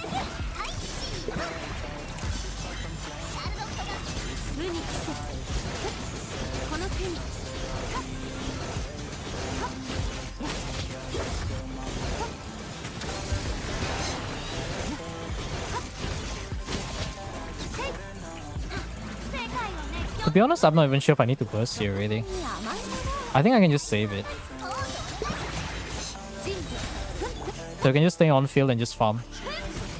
Need to make sure we get burst by the next rotation.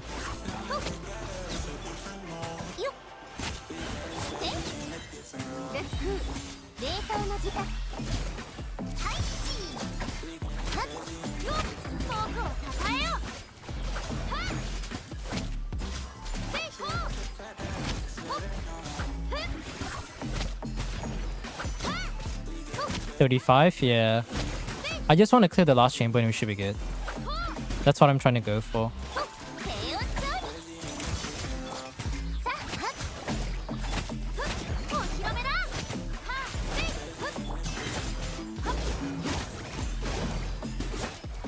What if I just do normal attack?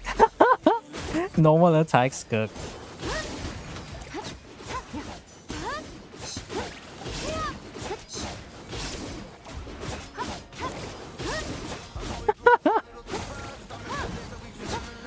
Okay. So now it's just the last one, right? So the last one, hopefully we get a crit card. Yeah, we got a crit card.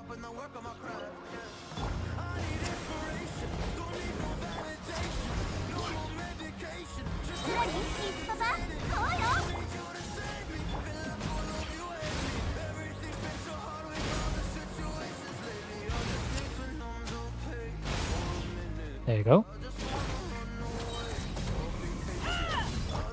Unfortunately, the timing doesn't line up, so it's a bit weird.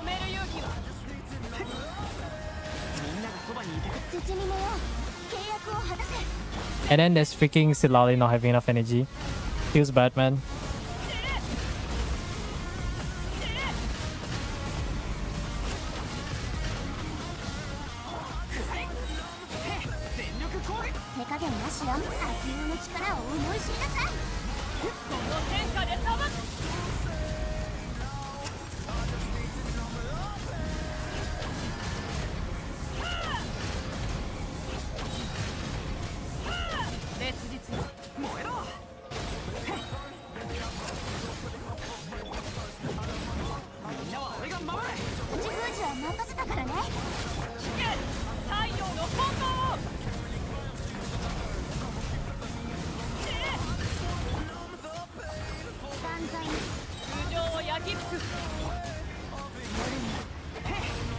Oh yeah, right. It doesn't get the energy back. I forgot about that. I'm just gonna do the burst. I think we should do enough damage for this. Just a normal skirk. Yeah, it is a normal skirk. A filthy Marechaussee skirk. A skirk that cannot be independent from the likes of Furina. Inferior. I'd rather see a mid finale to deep skirk than a fucking top 2% Marechaussee. Unless your Marechaussee has like 70 crit rate without 70 plus crit rate without Marechaussee, then that's a build I'm willing to accept.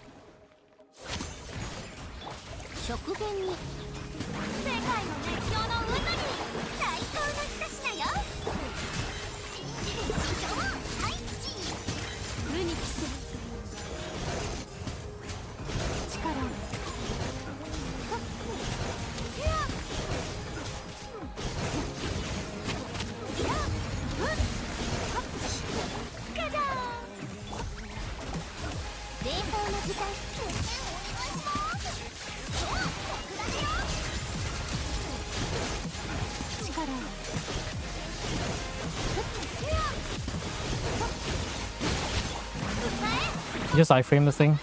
There you go.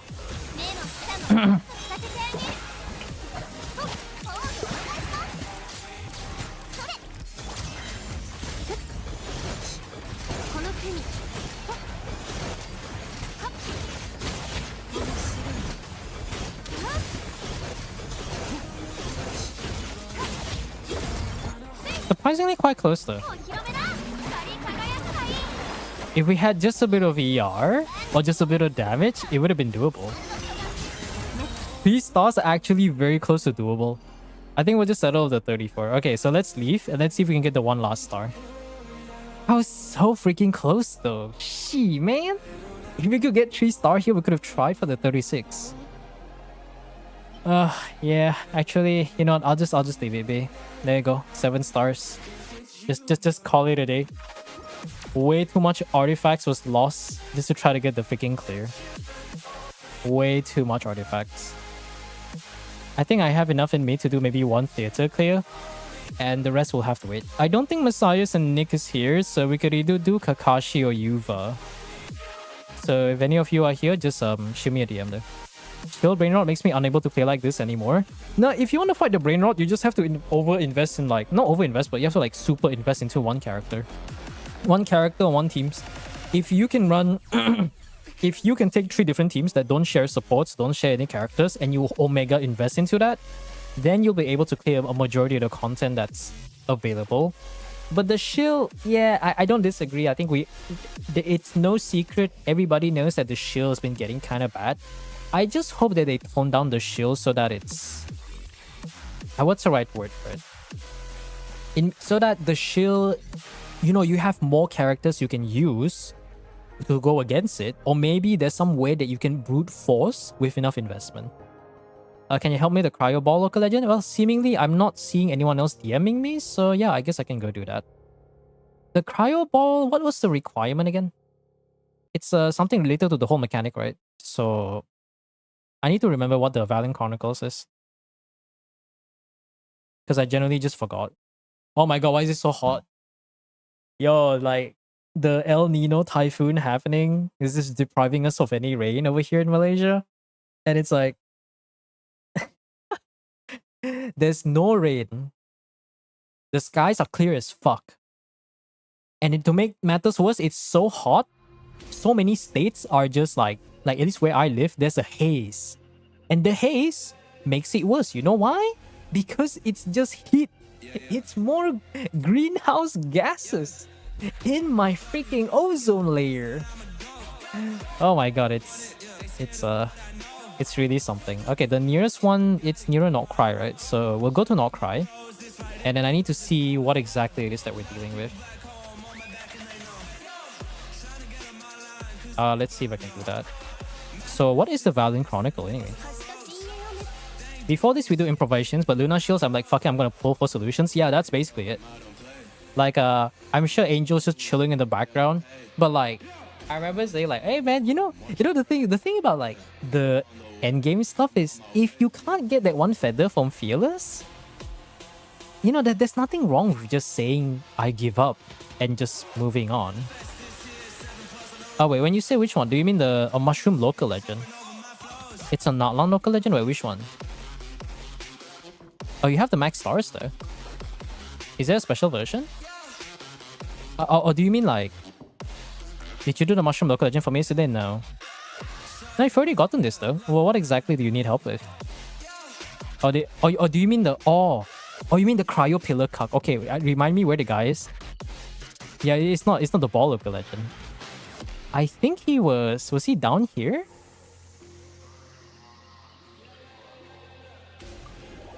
I barely give a shit about the Sijun because the maximum Primogen reward stops at heart. Yeah.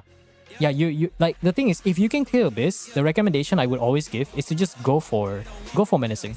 Fearless is not worth it because Fearless is where it starts to get bullshit. Fearless is where these enemies, they go from Abyss scaling with like, let's say 1 to 2 million HP, and then they're like, alright, let's multiply their health by 5. Because fuck you, that's why. And then they go to like, from 1.9, like Radiant Moon Gecko. I remember this exact number. The menacing variant is the same level as like 12-3 Abyss. So they're not very... If you can clear Abyss, then you can probably clear menacing. Radiant Moon Gecko in menacing has 1.9 million HP. Radiant Moon Gecko in Fearless has 10 million HP. Oh yeah, I guess it's okay to just make a Geo Shield boss with 5 times the fucking HP. Yeah, that's definitely you know what, that's definitely okay, right guy?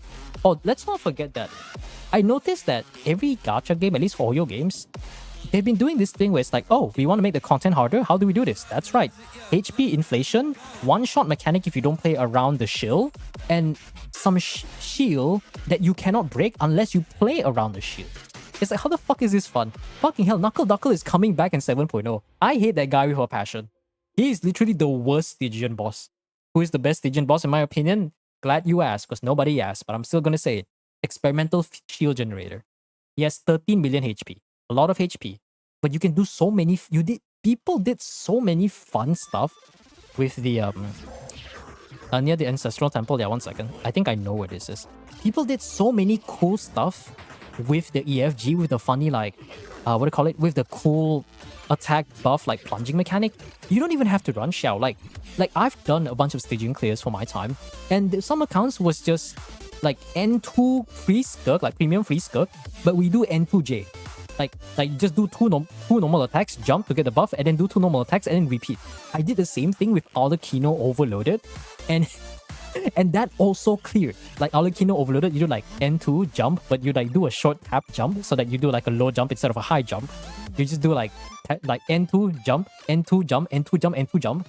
A bunch of freaking retries. C0, R0, well maybe not R0. I think it's R0 like Jade Spear. With like C6 Chef and all that stuff. Oh my god. The fact that we cleared that out of all Stygian bosses, that guy puts a smile on my face. I love him so much, man. He's such a funny gimmick, but he just works. Also, let me just Google the exact location. I'm too lazy to look at this. And then, what's the other one? And then the funny thing, right? I remember before Albedo even got buffed by the Hexarray stuff, like, someone found a trick where you can use Albedo's construct against the gravity guy, the gravity boss, and you could stand on top of his flower because the flower elevates you, right? So people would do Mavuika melt, but with like the flex slot instead of Shilona, it's Albedo. And then this guy had like a C1 or C2 Mavuika, but he did like 2 million melt or something. So you just chill out there and on top of the freaking flower with the Bennett Circle, because Bennett Circle is vertical, has no vertical limit. So you can stay as high or as low as possible. Bennett Burst will always apply to you. So he would put Bennett Burst down there, like just stay on the flower and then EQ, do Bennett, do Sitlali, then do the Mavuika Donut Spin Win Melt combo. It's so funny. Top right corner. Yeah, 1 second. Top right is... I'm just gonna look at the location. Give me a second. Wayop, local... Actually, no, I can just look at Google. Google can do that. It's a cryo Wayop, right? Yeah, there it is. I'll just rather find the specific element. Location. Where is this? Is it Chimali Shade? Chimali Shade is top left. It's around here. I don't see anything on top right. He Never Dies is the one on the right side. Okay. So it's around here? Cough, cough, Honkai. Ah, yes. I don't know, Honkai was like the OG shill. Remember before we got Genshin, Honkai was the OG shill. I don't know this, but like my friend, I think one of my gacha friend who used to play Honkai, basically, what was it? The story with Hershey of Void. I'm sure any Honkai players would know this. I'm just... Hold on.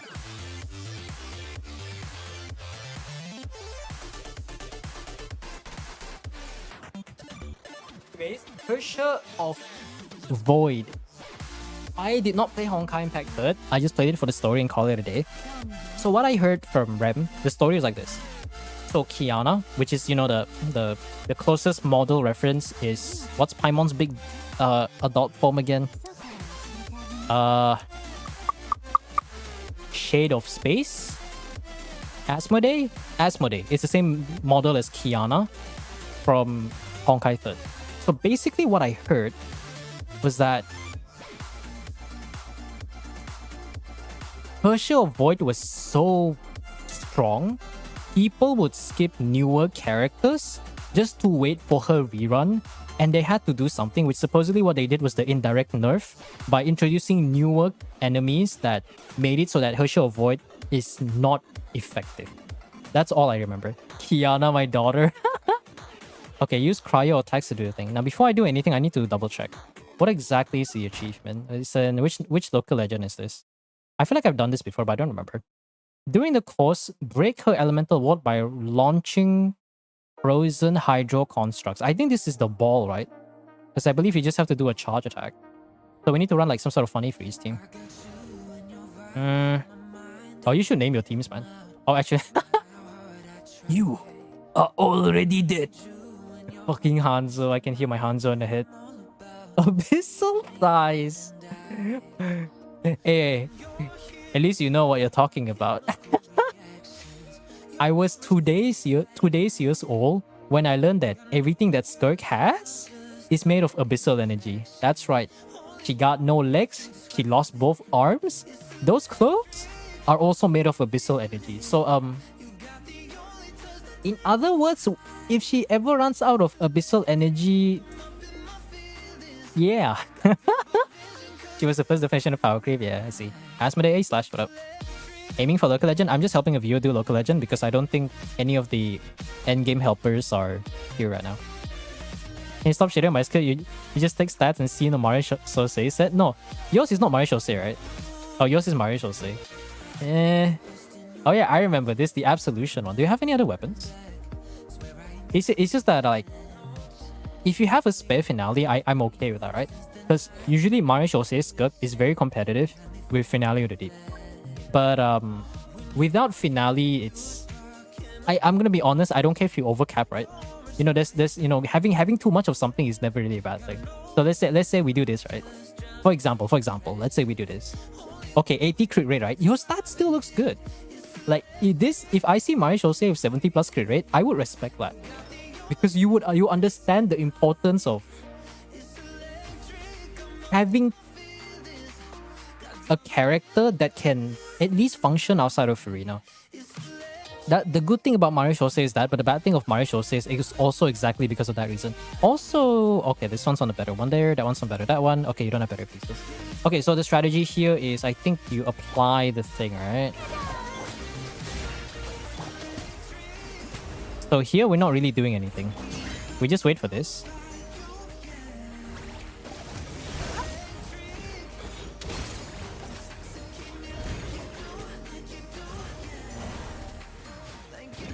So Sitlali doesn't actually... Not Sitlali, what's the name again? Escoffier doesn't actually do the thing. There you go.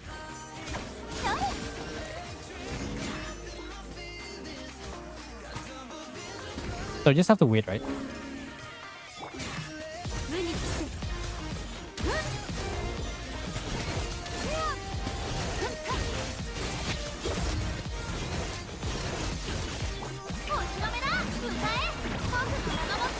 You know, it is a bit unfortunate that Mona's Hexarray Omen duration doesn't last beyond that.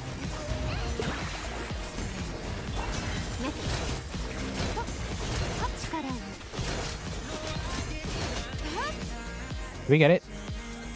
No? Wait. What do they mean by Hydro Construct? We didn't get it. Hold on. This is not right. Also, I hate the fact that they don't give energy back. During the course of completing a single challenge, when she absorbs the Hydro Flow constructs. Is this the pillar thing?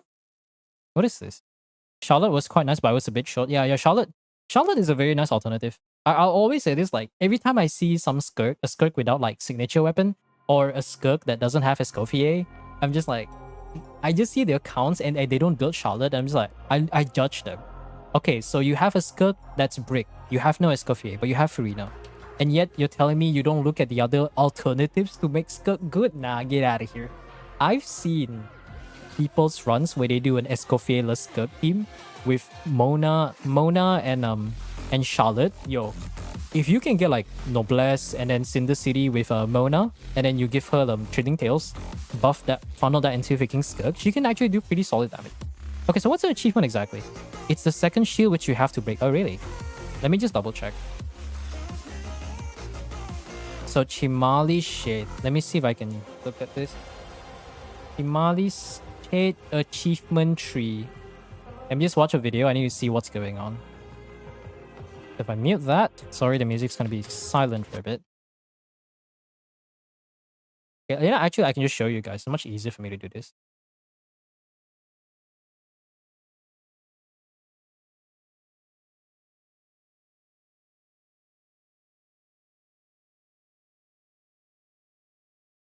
Is it the second one? Oh, this one. Okay, I remember now. Okay, I remember now. Yeah, I remember now. Okay, we just gotta fight him again. Cool. That's actually easy though. Let's do it again. Charlotte carry Maya for so long it's impossible to use Mario Jose without her, yeah. I mean, if you run Finale of the Deep, Charlotte is also great because if you have C6 Charlotte, her healing can persist after the short duration of time. Which is what makes her the closest competitor to... What's that thing called again? Okay, BRB.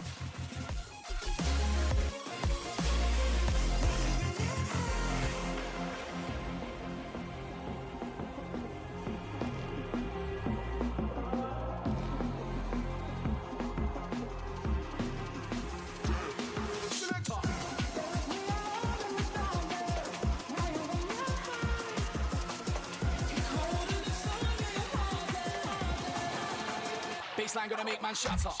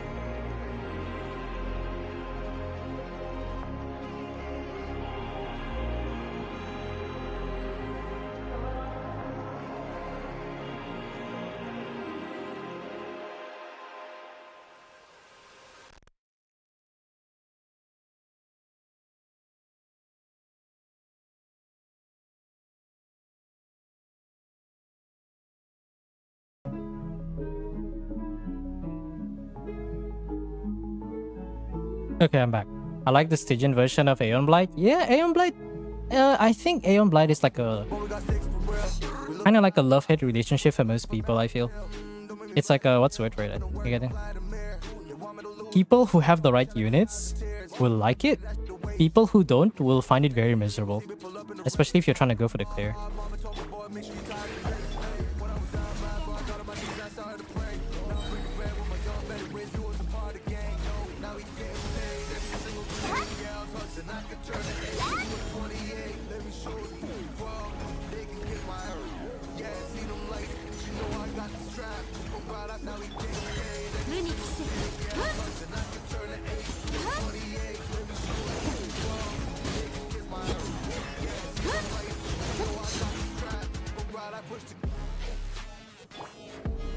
Does the motto apply to most bosses? Yeah, in that sense, yeah. But I would say in terms of like restrictiveness, because I think Aeon Blight is very niche, kind of niche to a certain degree, I feel. でも満足させてあげる。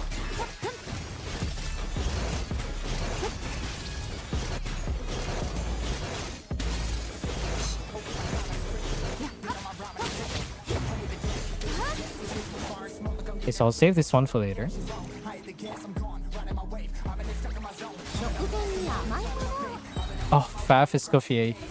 You know, ever since I removed Deathmatch from her and gave her Faf, you have no idea how happy I was. The fact that she could finally burst. So where is this thing?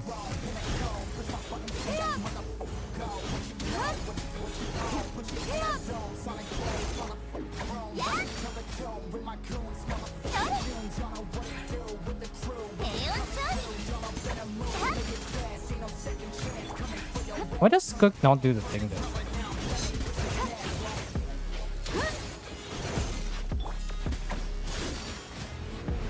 Yeah, Skirk doesn't do the thing. I think we have to bring a... Maybe we can bring a Cryo Bow character. Let me leave first, right? I'm gonna bring Escoffier back. Maybe if you bring a Cryo Bow character. Or something like that. Or maybe just some sort of bow character. I think Cryo Bow will be the best though. Don't forget to keep your life for the ball drain phase. Yeah, don't worry. I just gotta do a bit of adjustment. What's a decent... Actually, can I just bring Chongyun? Oh yeah! Ah yes. My boy. My boy Chongus. I don't know what happened, but... the fact that the shield is so bad that we as the tryhard community has been resolving towards running the most unconventional thing ever is really a very funny... It's a very funny experience. Like when people were trying to find a team to work against the Radiant Moon Gecko, right, in Fearless, I saw the runs and I was like, oh yeah, you can use it with Chongyun. And then like I know Seven did an account where I think he did a clear where it was R0, like just pure Irina, Escoffier, Chongyun with Skirk with Finale of the Deep, but his build is very good. And then Chongyun was running Makaira Aquamarine because it converts your EM into attack, and then he ran Noblesse. So now Chongyun is like this funny... He's like you build him for ER, right? So that you can use his Claymore to break the cocoon, the Radiant Cocoon, because his Claymore actually is considered like it does poise damage. And then you would use his normals like N2 into like a dash cancel, and then you use his burst because his burst also does lots of poise damage. And you just see like, but like who needs Geo when you have a very good Skirk super optimized with freaking Chongyun? Like Chongyun, there's so many different units that found their way into relevance. It's such a nice thing. It generally is just such a nice thing. Chongyun is one of those few units that... Oh wait. Chongyun is one of those few units that somehow found relevance into the meta, which is just damn funny.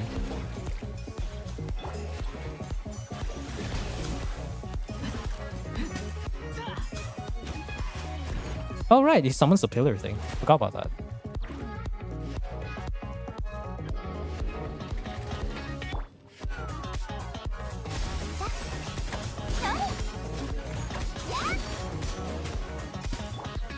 And let's not forget Chongyun actually does give cooldown reduction.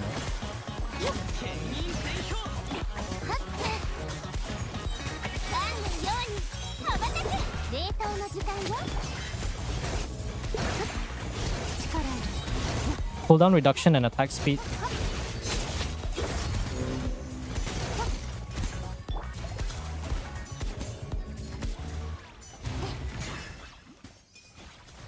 Okay, we should be able to get this. Building unconventional teams for a specific solution, even to break a single rule, yeah. That's a nice thing. に甘いものを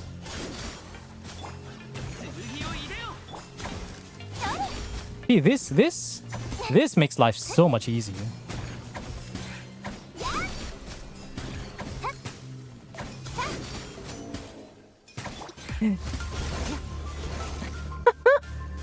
Chongyut, my good. Cryo infusion, man. Cryo infusion, cooldown reduction, res shred, and attack speed buff. My boy is so underrated, man. Holy. I'm not even a Chongyun main, but I just love the guy. Like, where is it? Attack speed. 8% attack speed. And then if you run, like, his best weapon is actually Sacrificial Sword. Because if you trigger the skill twice with Sacrificial, you can force this passive to activate, which decreases the enemy resistance by 10%. And then you can also get a second one for the cooldown reduction or whatever. And because his burst actually costs 40, so if you run Sacrificial Greatsword, which has high base attack and like lower ER, that means you can consistently burst every rotation, and Sac Sword will also help you. The passive will help you give you more particles. And then you combine with his Consolation too with a 50% cooldown reduction. Holy. Dude, like if we ever get an Inazuma buff, I hope Chongus gets the buff that he. Because my goodness. He's one of the few underrated like options for the recent like shill endgame stuff, but when he does his work, he's so freaking good. Yeah, you see, that's the thing. Chongyun is one of the few I would consider to be super underrated units because he provides a lot of utility. The problem is the utility he provides is not good enough. If he gave like, I don't know, 15 to 20% attack speed, 20% res shred or something, and then maybe you use his burst and it I don't know, buffs the attack of your next character. There's so many ways that the devs can make these characters good. It's just a matter of how good do they want to make it. I mean, I'm all in for it, you know. Chongyun buff, like, forget about Hu Tao, forget about Ganyu. Nah, my boy Chongus? Chongus getting buff would be such a monumental thing. これが And you know, now that I think about it, it's kind of like the Venti buff or the Razor buff. Nobody expected Razor to be buffed with the Hexarray stuff. What other characters are they? Nobody expected Razor to be buffed. Nobody expected Venti to be a viable DPS. But the fact that those changes went through is... I'm sure some random guy has a bingo card of he's been saving for like the past 5 years so Venti can finally be a viable DPS. And the fact that 2026 is a year, now that we're looking back, I know it's like September, it's not even September yet, but now that I'm looking back at 2026, Genshin has had a very wild ride. From the buffs, to the meta changes, to the fucking crazy mechanics, to the QOL updates. Man. Chongyun hail from Inazuma? Oh, no, I mean from Liyue. Yeah, sorry, not Inazuma. Did I say Inazuma? My brain's not working. The thing is like, if any character comes from Inazuma, they just mostly suck by default because it's gonna take forever for them to get buffs. I mean, look at the Stellar Conduct buff. They buff Yae. They buff the prankster Fox mommy, but not the clanker mommy herself, you know? Like Raiden's just left in the dust, but my speculation, I know how Hoyo works. My uncle doesn't work at Hoyo, it doesn't work at Nintendo, but you can just look based on the past pattern. They're saving all the Inazuma characters for one big buff. Like, I'm waiting for the point where this is new, like, I don't know, what's a good Inazuma group name? I don't know, the Shogun buff or whatever, where it's gonna be like, oh, you do Raiden together with Yae, and Yae is gonna get like, I don't know, burst cost reduction, so she can burst every rotation if you have C1. Or like, I don't know, the more electro characters you have, the bigger Raiden's crit damage is. Or whatever crazy stuff. Like, I'm sure they can cook something, but it's just a matter of time. If you're here, one Nefer DPS test. Okay, let me see your Nefer team. Girls frontline to me. Let's see. Do you have a Nefer team ready? You do. So this is on the fair team, right? Is I think it's mostly C1, right? If I remember correctly. It's like C0 stuff. And this is where Tome is, right? It's okay. Tome is better. Oh, you do have C2 Nahida. I mean, if you already have C2 Nahida, I think no, there was another guy who was asking me the Sucrose question. I don't know why he posted on general when Genshin has his own chat, but I'm willing to entertain that. So you do have C2. Loma is C0, right? So if Nahida's on Deepwood, that means your Loma's probably min-max with 2-piece. 1400 EM. Okay, let's assume no ER, right? Sack Fragger. You don't have the event weapon? Oof. Oof, that sucks. Okay, now this is truly like a feels bad moment. You missed the event, right? Oh, this is another reason why Genshin should bring back event weapons. Another massive reason why Genshin should bring back event weapons. Or maybe give us some super expensive way. I don't know. Make it cost like 700,000 Mora and then the refinements cost like 100, 200,000 each. Just give us like an NPC shop that allows newer players to buy any event weapons that they miss. Because they're not going to be rerunning the event, so let's not lie to ourselves. Right? 5 Codex crit stat with ER. Yeah, that is the most optimal thing to do for Nahida. It's a Dendro Goblet, right? EM Goblet, okay, you don't have that much Deepwood. That's understandable. Damn, you really don't have Deepwood, though. Damn. Wait, how did you get Nahida post Sumeru? This feels like Nahida post Sumeru vibes. I don't know. This really smells like Nahida post Sumeru right now. Do you have it pinned? How do I? No? Okay, so not this. I guess I have to look at the DPS dummy, right? I don't remember the U page though. Is there a search function? There it is. Also, it is in the favorite, but it didn't show me for some reason. Filters to the other side, that's why you see no Deepwood, really? No, I mean like... Wait, no. No Deepwood? Never mind, it's fine. I feel like no matter how high the Mora price, it will still be considered cheap. Well, it is cheap, because the one thing you can't buy is time. The one thing you can't buy is time. Too deep. Too deep, too real. Okay, if we optimize it to be... Actually, no, it's fine. I think we can just do this. Nahida, we have 1 Hydro, so her burst will last quite long. I think Nahida EQ will be better first, right? Like, because Columbina, we can do Columbina later. Alioki didn't play that time, do not solve my... No, it's fine, it's fine. I just feel bad for you because I understand what it's like to... I understand how people would feel to just miss playing a time where they could have had like the most optimal thing. They'll probably make past event counts a lot more. The thing is, that's still better than nothing, right? As long as the past event weapons are farmable, players can choose which weapons they want to farm, and at least they can get it. Like, I remember when Furina first came out, and at the time, we didn't know any better. We assumed that Furina does decent damage, which she did. One of the more optimal weapons to use is actually Festering Desire. And Festering Desire was the Cryo Albedo event weapon. No. Yeah, it was the Dragon Spine weapon that came out in version 1.2. Like, very, very long time ago. Keep in mind that Fontaine was released at... Furina was released in 4.2. So that's like over 3 years ago. So there were some people that were like, oh wow, you didn't play during 1.2, feels bad, man. That I was one of those. And then I was enlightened to the ways of Favonius. So now Festering Desire is now left to fester in the middle of my shelf. I mean, Festering Desire is still okay, but if you run ER Sans with Festering, I think it's okay. But if you don't run, Fav just makes your life so much better when you realize that we are at an era where the person who's going to be doing the most damage is not your Furina. Like, especially Skirk, right? That's why the most optimal thing that you want to do if you have a very strong Skirk is you run Tenacity on Furina with Favonius, and then Escoffier on Cinder City, and then you run Mona on Noblesse with Trilling Tails. Then once you optimize all those different stuff, you get like 2 Favs in your team. Your Mona can burst every rotation. You can get a very strong Skirk without having a single 5-star weapon. Oh, sorry, gotta drink water.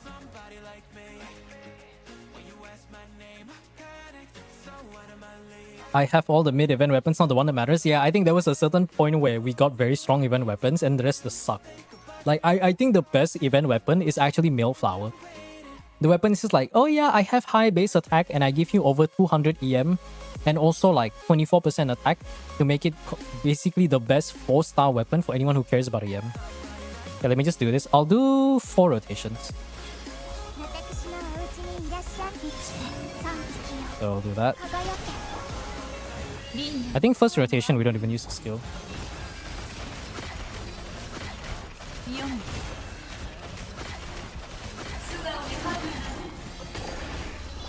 覚えたわよ。これこそが知恵の源。流れて今宵月を月光のように壮月よ永遠嘘はいけないね。痛くしちゃうかも。私のお家に Okay, third rotation. Or should I go for the 2-minute mark? Maybe to be fair, we can go for the 2-minute mark, right? 皆のために祈ろう。真実はまるで影。丸裸にしてやる。読む。素直に吐く。欺瞞なさい。覚えたわよ。知識よ。あなたに流れて三月よ。輝く。月光のように壮熱よ。永遠。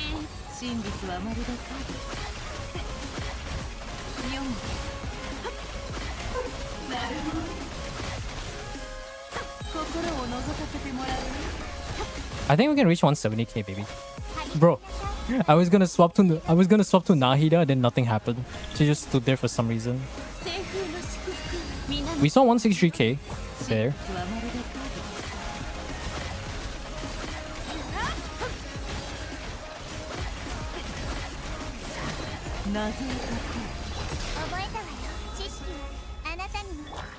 I feel like we could have done better, but I'm not sure. I think this is the last rotation.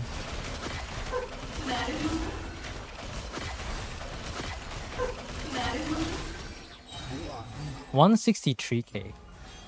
I feel like this can be better though. I don't know. Okay, you know what? Let me turn on the EM UI thing. Let's look at the results. So I'll turn this on. We'll turn on the EM. I'll turn on rotation detection. Let's look at the test result. So yeah, Nefair does most of the damage. She does 77%. Columbina doing 16%. That's expected. Any other distribution? I think we have to do it again with the rotation modifier. What if we add 8 crit rate and 32 crit damage to match a signature? Obviously, we can't add 120 EM. Yeah, I don't think you can add 120 EM. I'll do... Maybe we'll just do it like with the rotation detection. Do you still think with the introduction of Stygian and the recent Luna design shield that we're reaching a new level of power creep where characters not reliant on burst do big damage right away like Flynn's, Nefair, Zibai? You know, the sad thing about that is even in the era of power creep, not all Luna DPS were designed equal. Flynn's, even if you have C1 or R1, right? In Stygian, you start with 0 energy, so if you don't have units that can, like Favonius units that can provide energy to him, he basically just does 0 damage, unless you have like C2 or something to enable the Luna charge from normal attack picking ability. So Flynn's without an FR feels really bad to play, and until you get C1, where you get the cooldown reduction and... I think it's cooldown reduction and energy refund, where you can do 3 special casts. Each special burst only does 2 hits. So C0 Flynn's can only afford 4 hits. So if you don't have at least like 95 to 100 crit, the moment you miss 1 crit on your special burst, your DPS, you can feel your DPS just not being there. Like, you miss 1 crit or 2 crit, your Flynn's we may as well just reset the whole run. Flynn's without an FR feels really shit. Zibai can survive with Linnea, and Zibai with Linnea is really good. And Zibai, I think, is the most F2P friendly character, because all you really need is a Zibai, another Not Cry character, whether it's Columbina, Linnea, Iruga, or I don't know, random Yahoda or something, just to get the Night Sky buff. And then the rest is just a matter of like finding the best units to buff her, like your Hydro unit or your Geo unit. Like you have C6 Goro if you don't have C6 Irua. Until you get C2 Irua, C6 Goro is generally better. Or you want to be like my friend, Mr. Rem. He, instead of running Iruga, no, actually, does he run Iruga? No, he doesn't run Iruga because he doesn't have C6, he only has C0. But he has a C0 R1 Chiori, and Chiori is one of the few characters that can benefit from Luna Crystallize, because whenever you trigger the Moon Drifts, the Luna Crystallize like totems, those are considered Geo Construct. So you trigger Luna Crystallize, you use Chiori, she can get the 2 doll. She can get 2 dolls with a skill, and you don't have to like bring another construct unit. And because he has a R1 Uraku Misugiri on Chiori, it brings the team's damage to like 150, 160k without even having C6 Iruga. It's not the most optimal thing, but the fact that Chiori is usable is pretty nice. And Zibai can survive without Linnea because she was released before the support. So Linnea just is like the premium option to reach the high 160, low 200k DPS option. And then there's Nerfair. I made it's one of the few rare videos that I made about min-maxing stuff. I'm just waiting for all that to come out so I can put out on the Sandrone video. Nerfair without Lorma just sucks. Even with Signature, I didn't put it in the video because I didn't have Signature then. Even with Signature, the damage can barely compare to Black Marrow Nerfair with like just a Lorma on your team. That's how bad it is. But when you have Lorma, she does a lot of hits, right? Like her skill, each charge attack does 3 hits. And you can do 3 charge attacks per skill. So that's like 6 hits? No, 1, 2, 3, 3 plus. It's 6, right? Is it 6? I forgot. Let me remember. My brain forgot. Yeah, 1, 2, 3. So it's 3 hits. So in one skill, she does 3, 2, 6. I feel like there's more damn numbers than I thought. She does 3 times. 3 times 3 is 9. 2 skills is 80. The fact that Lorma can do this much damage without relying on the burst means that you can get away with running lower crit because you just have a lot more hits to work with compared to the likes of Flynn's and Zibai. Flynn's C0 only has 4 hits. Zibai has, I think, either 4 or 5, but correct me if I'm wrong, I'm pretty sure it's like 4. If you want to add the burst, which does like direct Luna Crystallize, that's 5. The fair has 80. How is this fair? Like, how is it fair? Like, Zibai and Fins, you have to like build ER, you have to like make sure you can crit and not lose your Harbinger passive.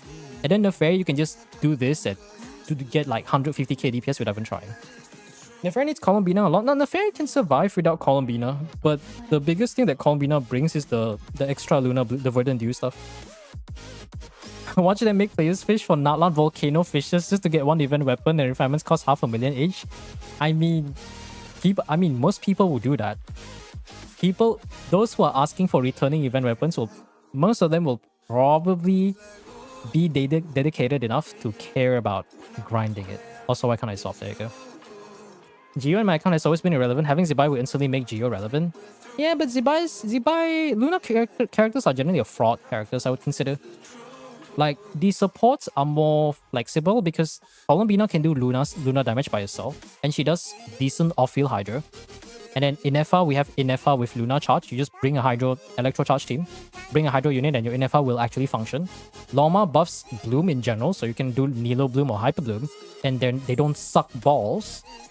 But the DPS is so reliant on the supports and the Luna freaking archetype that without it, they just don't exist.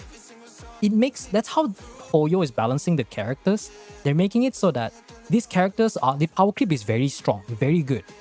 But the catch is that they're locked to that team and you don't have that many variety, which I find to be shit. So I'm hoping that the new Stellar stuff, which so far seems to be looking good, hopefully with the Stellar stuff, it's going to give us so much more variety with how the meta is going to end up being.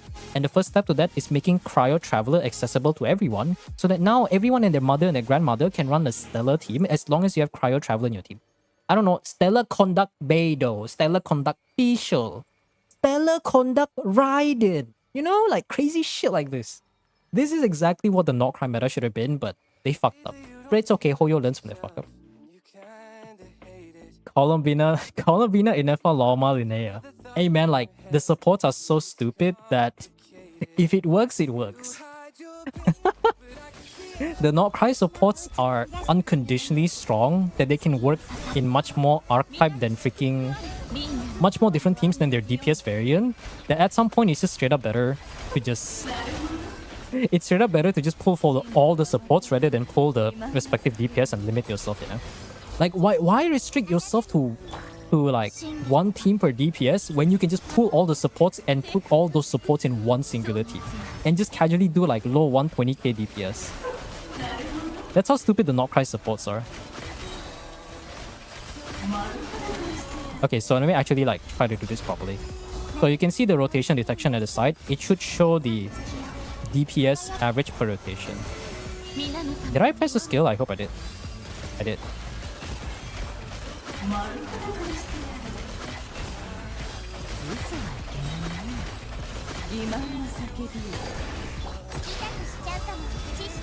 Oh, signature. I think signature can buff this to 180, 190k. But yeah, I think crit rate, not having enough crit rate is a bit of a killer here. The crit rate provided by freaking signature is so good. Even I nearly overcap on mine. That's a funny thing. Yeah, wait, I saw 170k. 160k. I think 165 would be a safe number. I'll keep going for, I think we can do one more rotation. Actually, no. The first rotations are so fast, I think we can go for 2 rotations.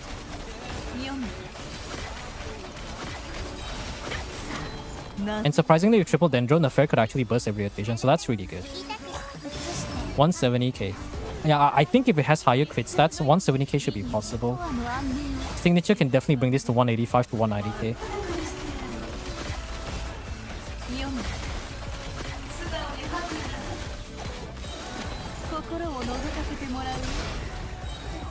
Eh, 164k. I'm hoping I can make the same premium team with the same fashion as Shishnaya. To be honest, all you probably need is a C6 Alyosha and an Odette. I'm gonna be frank.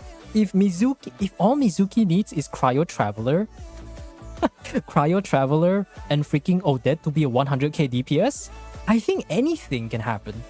Like, I don't think you even need to pull for the 5 stars. I bet there's gonna be some really stupid thing you can do with Stella Swirl Varka without Nicole and Durit. Stella Swirl Kazuha. Stella Swirl Hexaray Stella Swirl Venti. Can you imagine that? Like Venti, what do you combine with? Like full EM Venti to pull all the enemies together and build up the Stella Swirl stack so that it does more damage. Then pair it together with Odette or whoever. Then just put with Sucrose. Because of course, even in 2026 and as we're approaching to 2027, Sucrose is very damn relevant. It's like there's just no one else that just gives so much EM outside of Sucrose. And the fact that Instructors is an artifact set that exists just makes her value to be so... She did not need the Hexaray buff, but she did get it. And that just makes her to be such a staple support. It's kind of like Fischl is different. Like Fischl is like, she was always A tier. She still is kind of A tier, but in Hexaray stuff, she's actually very strong. But she needs like Durin to be worth considering. And then you look at Sucrose, it's like, ah yes, I can... It's the OG Anemo Catalyst character. What can Sucrose do? She can use VV to Resh Red. She can provide you EM buff for 8 seconds. She can provide even more EM buff by holding Instructors. She can also hold a Catalyst, which means she can run Trading Tails to provide an attack buff for your active character. Oh, let's not forget, we have the Hexaray buff to allow all your Hexaray characters to be Hexaray and enable their abilities to provide all damage percent bonus by just pressing skill and burst. Because why the fuck not? Like, what can't she do? What is the Nefer stats? The Nefer stats are like this. Level 95, about 800 EM, 41, 332. It's triple EM with Tome, but the owner is hoping to get signature maybe when she comes back. Although I would say Nefer rerun shouldn't be too far, but that would probably be around, I want to give or take maybe Chinese New Year. If they're going to do Zibai Linnea on 7.1, then the fair rerun shouldn't be too far off though. Does it require 2 characters that mention Stellar Reaction to trigger in real time? No, you only need 1 character. So, is there a Sandrone here? There's no Sandrone, right? Okay, so I'm going to use the character archive here. So, generally, I looked at the leaks last. I looked at the leaks with Odette and Alyosha. 4-star Notcry characters cannot allow you to trigger Stellar Reactions. But this is all they need. Where is it? This one. This particular passive. When party member triggers Super Conduct, it'll be converted to Stellar Conduct, and then the Stellar Conduct does Stellar Conduct stuff, right? Whatever this freaking thing does. And anyone who has the buff can enter the special Radiant state with the Pole Star field available. They enter the Radiant state or whatever. They're gonna update this passive so that Stellar Swirl can be a thing. So Cryo Traveler will allow you to trigger the Stellar reactions by just simply having Cryo Traveler in your team. It's kind of like it's basically the better version of what Notcry has. Like, Notcry requires you to have those characters. Like, you need Ineffa to get Lunar Charge, Lorma for Lunar Bloom, Linnea for Lunar Crystallize. But this one is you just need to have the character itself, so it doesn't have to be a support. But hey, Cryo Traveler is free, so we probably just have to do the quest. We unlock the passive, and we're also getting a new 5-star weapon for Traveler. Remember, guys, the new 5-star weapon. So now your Traveler is actually going to be decent. The way the damage distribution is done is so janky. That damage distribution is not this. It's not the different formula. So to summarize the calculation for what's a good example? Where's the stellar reaction stuff? Lunar charge, right? So the way the distribution works is simple. Aside from those that deal direct lunar charge damage, which I think is this one. Is it this one? Which one is the one that Inefa? This is the direct one that she does, is it? Yeah, this is the direct lunar charge that Inefa does. Contrary to popular belief, maybe it's not popular, but she doesn't do damage from her ability, she actually does damage from her passive. So the way they calculate it in terms of like the natural modified reactions, it just takes like the main stat of the, let's say like lunar charge is attack scaling, right?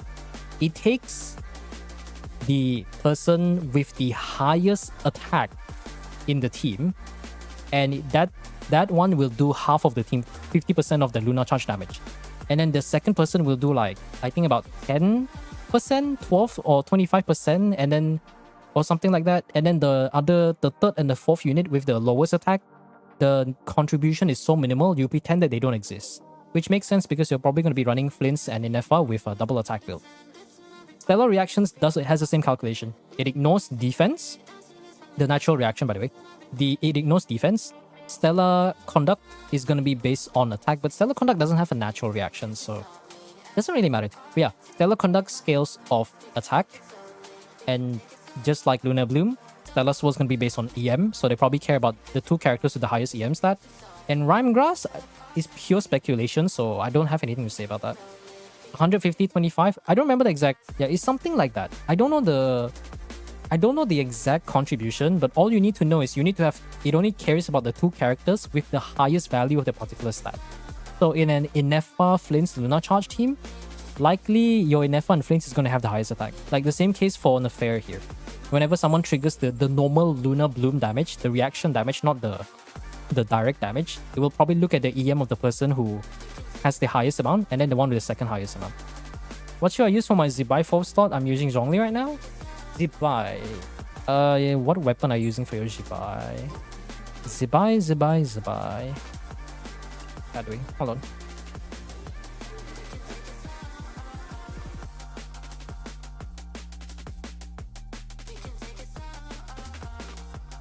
Is it so hot? Okay, you have Harbinger. If you don't want to dodge, then you can use Zhongli. You know, actually you have a Zibai team, right? So Zibai generally has a few options. I'm so excited to get Zibai. I don't care if I skip Vodya, Nisa, or freaking Vesna. I'm 100% getting Zibai in linear to complete my collection. So Zibai, this is the main 3 core. Usually what people do is to run their C6 Irua, which... actually, speaking of Irua, do you have... Let me just deploy first, so it's easier for me to do this. I mean, Zhongli is an option. He's a very solid option if you have Harbinger, if you don't want to deal with the HP loss. But if you want to go for min-max your damage, then you want to go for C6 Irua. But since, as I can see here, you don't have C6 Irua, which... It is interesting that you have both Zibai and Linnea, not a single constellation of Irua, so... That's a bit of an unfortunate situation. Your other alternative is a C6 Goro. But... Is your Goro... Where's the filter system? I feel like... Wasn't there a filter system up here? There it is. Your other alternative is a Goro. Oh, your Goro's not C6, so your Goro sucks. And that's really it, honestly. The unfortunate truth is there's not really too much options for the 4th slot. I think it's between Zhongli, C6 Goro, C2 Irua and above is... Irua C2 and above is better than C6 Goro. And then there's C6 Goro. And then I think there's Chiori somewhere down the line. But there's no Chiori here, right? And then there's Zhongli. And Zhongli can do whatever he wants. I guess technically there's also Aino, but the 4th slot is anyone who can buff your defense.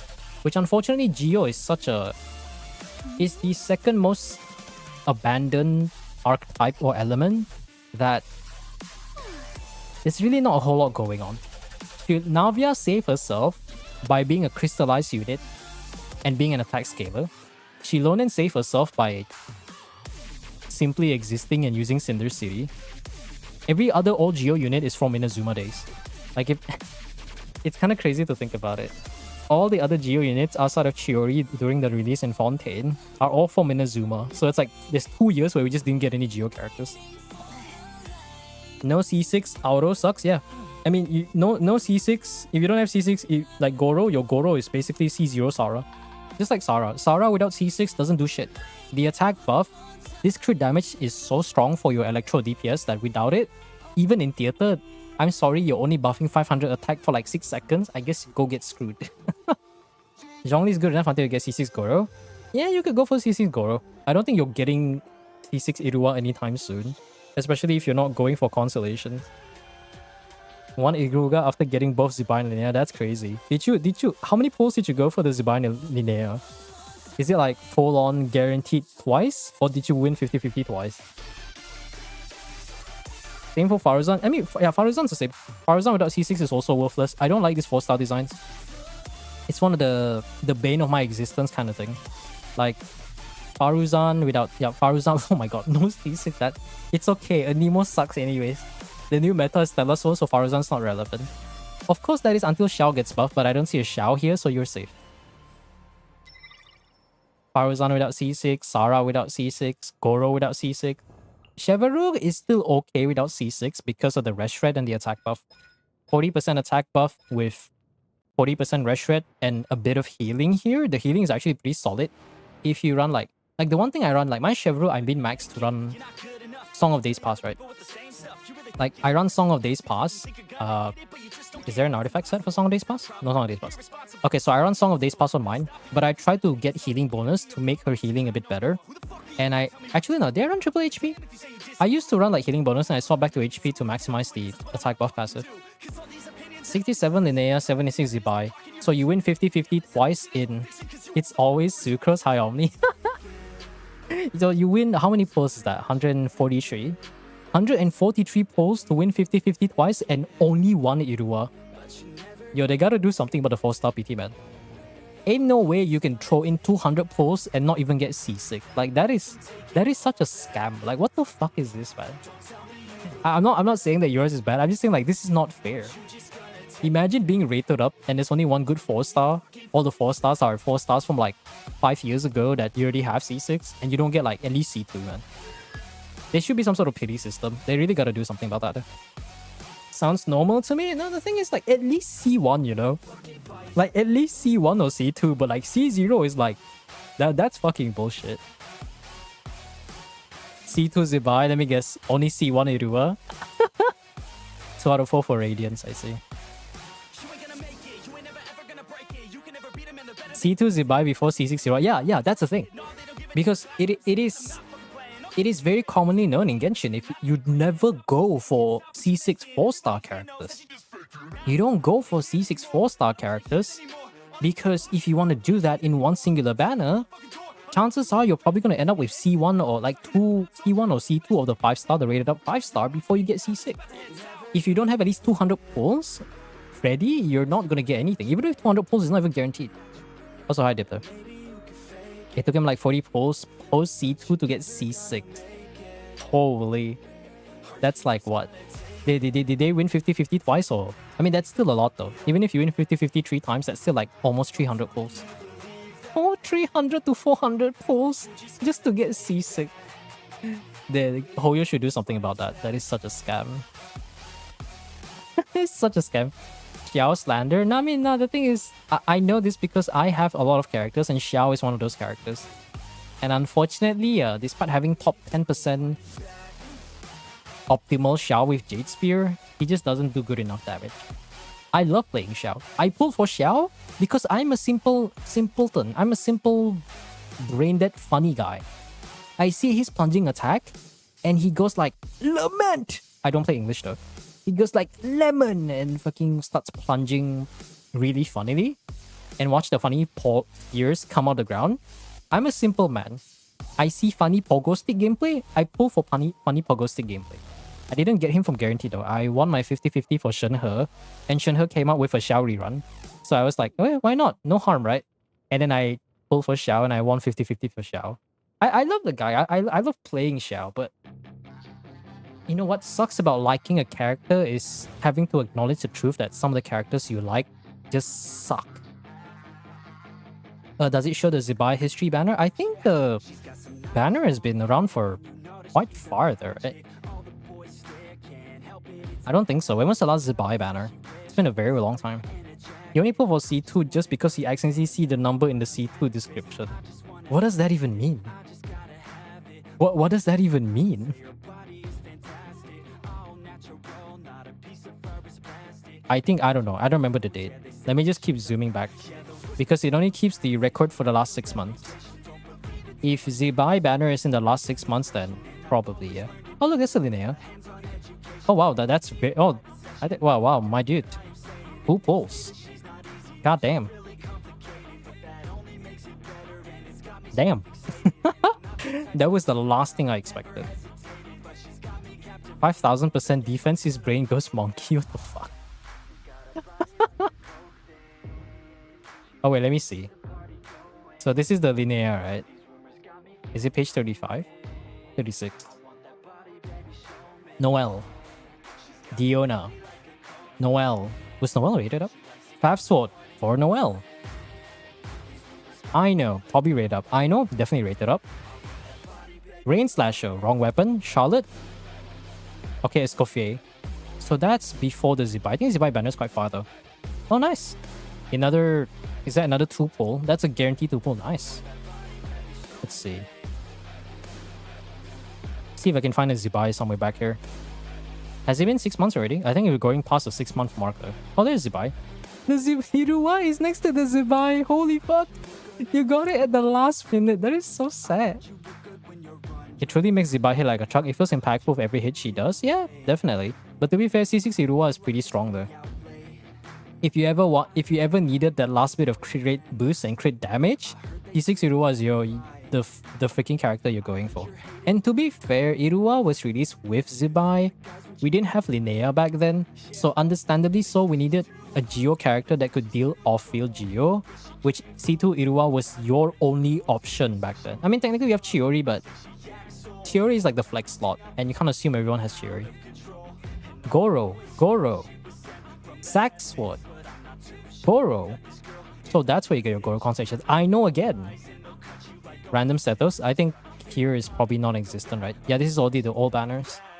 Irua being rarer than 5 stars to me feels bad, man. 140 polls and only 1 copy of Irua. That is my condolences. What makes it even worse for you is that unless you're going for consolations for either Zibai or Linnea, it's very unlikely that they're gonna raid up Irua outside of both of their banners. Which means you're probably never, for the rest of your life playing Genshin, you're probably never gonna you're never gonna get C6 Irua. Because you already have both the characters they raid up with. Unless they introduce another character that really likes Irua or something, I don't know. The good thing I got with the Zibai banner was I got my Ano from C0 to C6, yeah. Never pulling for that motherfucker, yeah. You don't need to, man. At that point, you're probably better off pulling for the signature weapon. Oh, hey Jimmy, what up? Oblivion, Jimmy, however you prefer to be called this. But, oh wow, that's very good crit stat. This one is... Oh no, this is with the thing, right? So this is with the passive activated. Yeah, you already have 100 crit rate with Night Sky. I will give Harbinger on my Zibai, because I think I have a spare Harbinger that I leveled up. I don't know why. I don't remember why. But I leveled up a Harbinger to level 90 before Zibai came out, so... I don't know. Why did I do that? Who knows? Yeah, I remember Ino. I remember I got my C6 Ino just by risking my 50-50 because I know I can, but generally, this is tailored to my own experience. But if you want to go for multiple consolations of a 4-star, limit yourself to 30 pulls. That's it. 20 or 30 pulls, but this number may differ based on how lucky you are. Like usually for me, like I remember when Cookie first came out, I threw in 30 pulls and I got 1 copy of Cookie and I built. The same thing for like Irua or Aino. I just got 1 copy, I leveled them up, I farmed the friendship, I tossed them at the back of the shelf and I just moved on. Let me see. It's gonna go back to my own account. I was trying to pull Zibai just for fun till I realized how strong she is. I mean, at the end of the day, as long as you enjoy playing the character, that's fine. Like that's what matters at the end of the day. If you're not enjoying the game, then why are you still playing it, you know? No matter how much like sunk cost fallacy has gotten anyone in any gacha game, if you don't enjoy the game anymore, then just stop playing it. Because again, she's Geo, yeah. But the thing is, Zibai still requires if I remember correctly, Zibai still requires a second not cry unit, which is okay if you have Aino, but theater may not really be that generous.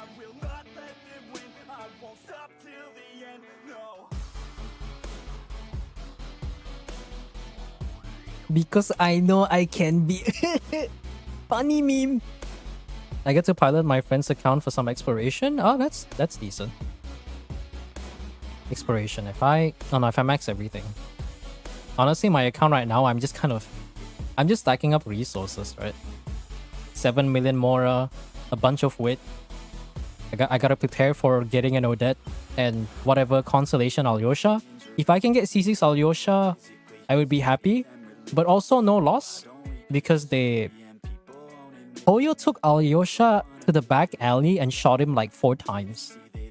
And he's like limping with how much of a side grade he is. It's like, Aino was never strong, but she was a nice option. And you get her for free. A free off-field Hydro applicator? That's fine. Alyosha's Electro. Nobody's excited to see a free Electro 4-star character. Because the only real good Electro 4-star is his Fischl. I was making a bet with him that if he goes all the way to C2, I will do some exploration to circumvent some of the pulling costs, so I try to get Zibai. Right from C0, she hits really hard. Yeah, C0 is really strong. Who should I take from the 2 Temple and Daisoft? I have C2 Deya, Tinari, Ayato, Yoimiya, Ayaka, Fu Tao, Keqing. When you say you have, you mean that's your consolations right now, yeah? I'm just stacking XP books on next patch for the other characters. I'm building, yeah, you should do that. I'm doing a bit of both because remember that the leyline overflow is going to be ending this Sunday. So we have like 1 or 2 more days. So try to farm as much resources as possible before the new region comes. And you know the worst part is, according to the leaks, right? Odette and Alyosha use the same specialty from Snezhnaya. Which means you cannot level them both up. I don't know why they do this. It's like I'm convinced somebody in Hoyo just really dislikes Alyosha. So not only did they nerf him multiple times in the beta until he becomes a very garbage option, and C6 he's only mostly a side grade and a slight upgrade. The fact that they both use the same specialty, look, let's be honest, if you're pulling for that banner, if you're getting Alyosha, chances are you're probably going for Odette. Ain't no one gonna freaking... Not a lot of people are gonna give the specialty to Odette for freaking Alyosha. You wanna do meta stuff? Stygian releases 1 week after the new banner comes out. I mean, the new patch comes out. You bet your ass people are gonna be leveling up Odette to the highest level. I know Alyosha's 4-star. Is he in the same banner? Yes, he is in the same banner. So, if you're going for Odette, you will be getting Alyosha. I think Alucino's also on the other option. But hey, Alucino, I haven't watched the videos yet, but supposedly Alucino with the new Hexarray stuff is really good. Like Hexarray with Mona Fischl, she can do Overvape. And supposedly her Overvape teams is actually very decent, like 110, 120k, 130k. If you have like signature weapon, it can go even higher. Apparently they need the same stuff, yeah. There's Yansan as well. Oh yeah, right, Yansan. No, Yansan was the good one. No. When I say, I think what I should specify is if there is a free 4-star, which element, if the players had a choice to choose an element, Hydro was the one that needed the most. Because you look at the drought, man. Like the amount of Hydro characters we have is just so sad. I mean, it's not... Most of these are 5 stars. We have a good amount of Hydro characters, but I don't know if you guys noticed, we only have 5 4-star Hydro units. We have Mr. Guhua himself. We have these nuts. We have Ikuyo. We have... And then we have Aino. There's Overvape now? Yeah, basically Overvape is an Overload Vape. This is a name for you run a team where you do Electro Charge, and then you trigger both Overload and Vape because of the aura. So yeah, Hydro, we have a few characters for Hydro, but there's not a lot of Hydro supports. Which is why I say like, Aino was such a godsend. The fact that she's free, applies off-field Hydro, and it's actually has access to Flame Forge inside, means you don't have to give 5 to her if you want to, and it settles her energy problems. Just makes her a godsend. And she's AoE Hydro application. I tell you, Hoyo is allergic to AoE Hydro application because that is always restricted to 5-star characters. Hydro Traveler. I don't know who that is. I don't know who that is. I refuse to acknowledge that element. Out of all Traveler elements, wait, let me check. Speaking of Traveler, I think all my Travelers have level 9 talents. Let me double check. Either level 8 or level 9 talents. I might have finished them. Is it level 8? Or level 9? Okay, Hydro Traveler. Let's double check, right? I think, did I finish any more Traveler? Because I went on this level up journey where I try to max out all their talents. But to be fair, the talents are not too expensive, I think. The one thing I don't like about Traveler is you have to like level up, use all the different talent books to level it up. And certain talent books they're not made equal. Some talent books are better or they'll be consumed more. I didn't level up the normal. I think I leveled up to 88 or 888. I know Geo Traveler I leveled up quite a bit because during the early days of Genshin, Hydro Traveler was one of my most relied on off-field quick swap DPS. And I'm gonna be honest, I love Hydro Traveler. If only his constructs didn't suck balls, and I mean literally. Like you just do this and you can go up and do funny climb stuff, and then you use the burst which summons a field. I like to call the burst the get the fuck out of my house get the fuck out of my house freaking burst, because it pushes everybody out and it creates a wall. Yeah, that's also 88. Pretty sure I've maxed out everyone. And you know the worst part? I maxed out Hydro Traveler's like talents.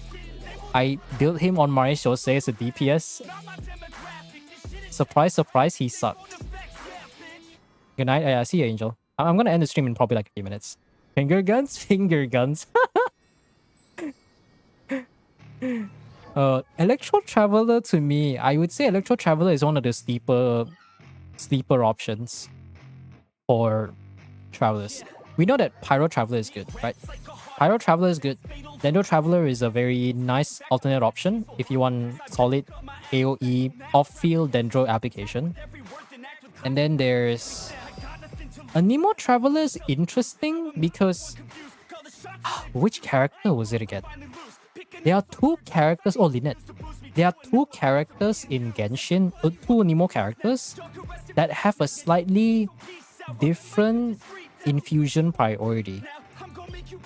The first one, OG, was Traveler, and the second one was Lynette. And this gave rise to some very interesting teams. Like, you could run Lynette, and you apply Cryo to the enemy, you use Lynette Burst, and her Burst will actually absorb Cryo instead of Pyro. Because usually the order is PHEC, right? Pyro, Hydro, Electro, Cryo. But Anemo Traveler and Lynette, Cryo is now brought from last to first, which allows you to do some very, very interesting VV setup, right? And then Lynette Burst applies like decent amount of elements. It applies both Anemo and the element itself, which also leads to some very interesting teams when it comes to application stuff. My Electro Traveler has level talents because I'm a Eula lover. I know, right? You see, if a Eula lover knows that a Electro Traveler is good, then you know Electro Traveler is such a sleeper option. I mean, Electro Traveler technically is a sleeper option because all you need to do is just give him 5 or something. Or I don't know, you can run Sacrificial Sword. You run him with super high ER. Like, just run him with super high ER, tap the skill, and then swap to your character and pick up the sigils on the ground. I believe the more ER your Traveler has, the more energy those sigils restore. And the sigils restore flat energy. So if you get like Sacrificial Sword, you and then you pick the thing up, and then you again, and then you pick the thing up. Next thing you know, half of your energy is like back. He's like a budget Raiden. And also he surprisingly has off-field Electro application, so I don't really use him anymore, but during the time when I used him, he was a very nice character. We won't get Cryo Traveler in 7.0? No, we will. I believe we will. We will be getting Cryo Traveler, so that would be great. And then obviously Pyro Traveler is good. Good old Cinder City. And remember guys, don't forget that where is his buff again? There's this new freaking buff where you get extra stats, I think. Let me see. Let me look at the stat. 63 crit rate will be 68. Yeah. Oh yeah, right. Wait, chat. We're getting the crit damage constellation. We're getting the 20 crit damage. Wait. There it is. supposedly resonating with cryo will give us like 20 crit damage or something. Oh man, cryo traveler was safe. They saved the best for last. So you get like what? So you get the special. Okay, you get an attack buff, you get a HP buff, EM buff, ER buff, defense buff, 10% crit rate, and then probably 20 crit damage. Oh man. And then now he's gonna get his own weapon, which is a support, kind of mostly a support weapon with some energy refund stuff. Oh, yeah, DPS Traveler. To be fair, Cryo Traveler is looking to be very good, so I don't know. Luna Traveler? Nah, we don't need that. Just get Cryo Traveler, we do some funny stellar stuff, and we can call it a day.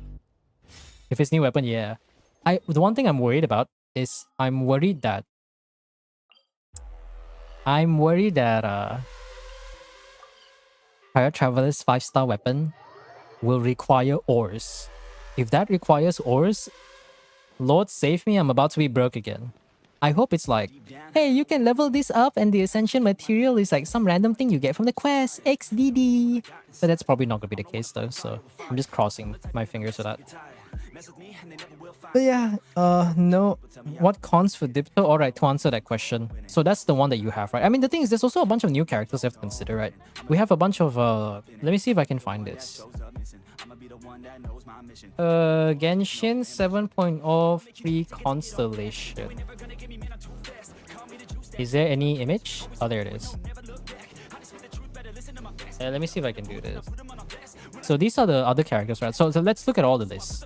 So based on what you said, where did you say that?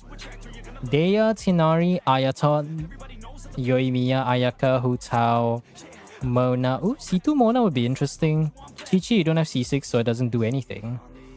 Jean doesn't do anything. You could get Diluc so that you can get Star Glitter. Yeah, there's a bunch of these other characters. Do you have any of these particular characters? What ores? No, I mean like mystic ores, you know? The level up ores, the weapon ores. Yeah, aside from all these other characters, there's also these new Fontaine characters that they're adding. And random Mizuki jump scare. So, Dipto, are there any characters that you have here? Because if I were to say the best you can get from this is C1 Raisdi, I would say in terms of priority, it would be C1 Raisdi over C1 Koran. Actually no, C1 Mizuki if you're going for Odette. C1 Mizuki, and then the rest would be C1 Raisdi over C1 Odette. I mean C1 Koran, and then over Chiori, and then everyone else is whatever.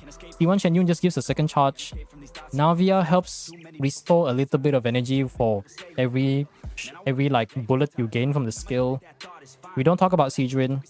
We don't talk. Emily is decent, I guess. He does more damage. Lini can summon 2 hats from the thing, so he does a bit more damage. Yeah, I think that's about it. I have Navia Mizuki. If you're going for Odette, you can go for Mizuki. C1 Mizuki is going to be very strong when Odette comes out. It's going to be like a 100k DPS team, and it doesn't even require a single 5-star weapon. You just need C1 Mizuki and Odette, and then bring Cryo Traveler and just call it a day. Like put a Sucrose, you're going to have a 100k DPS team. He has to pick one now? Is that the question? Really? One now? Then, now, I mean, I guess... No, Mizuki's not here. Oh yeah, you're right. I guess if we were to look at the other characters...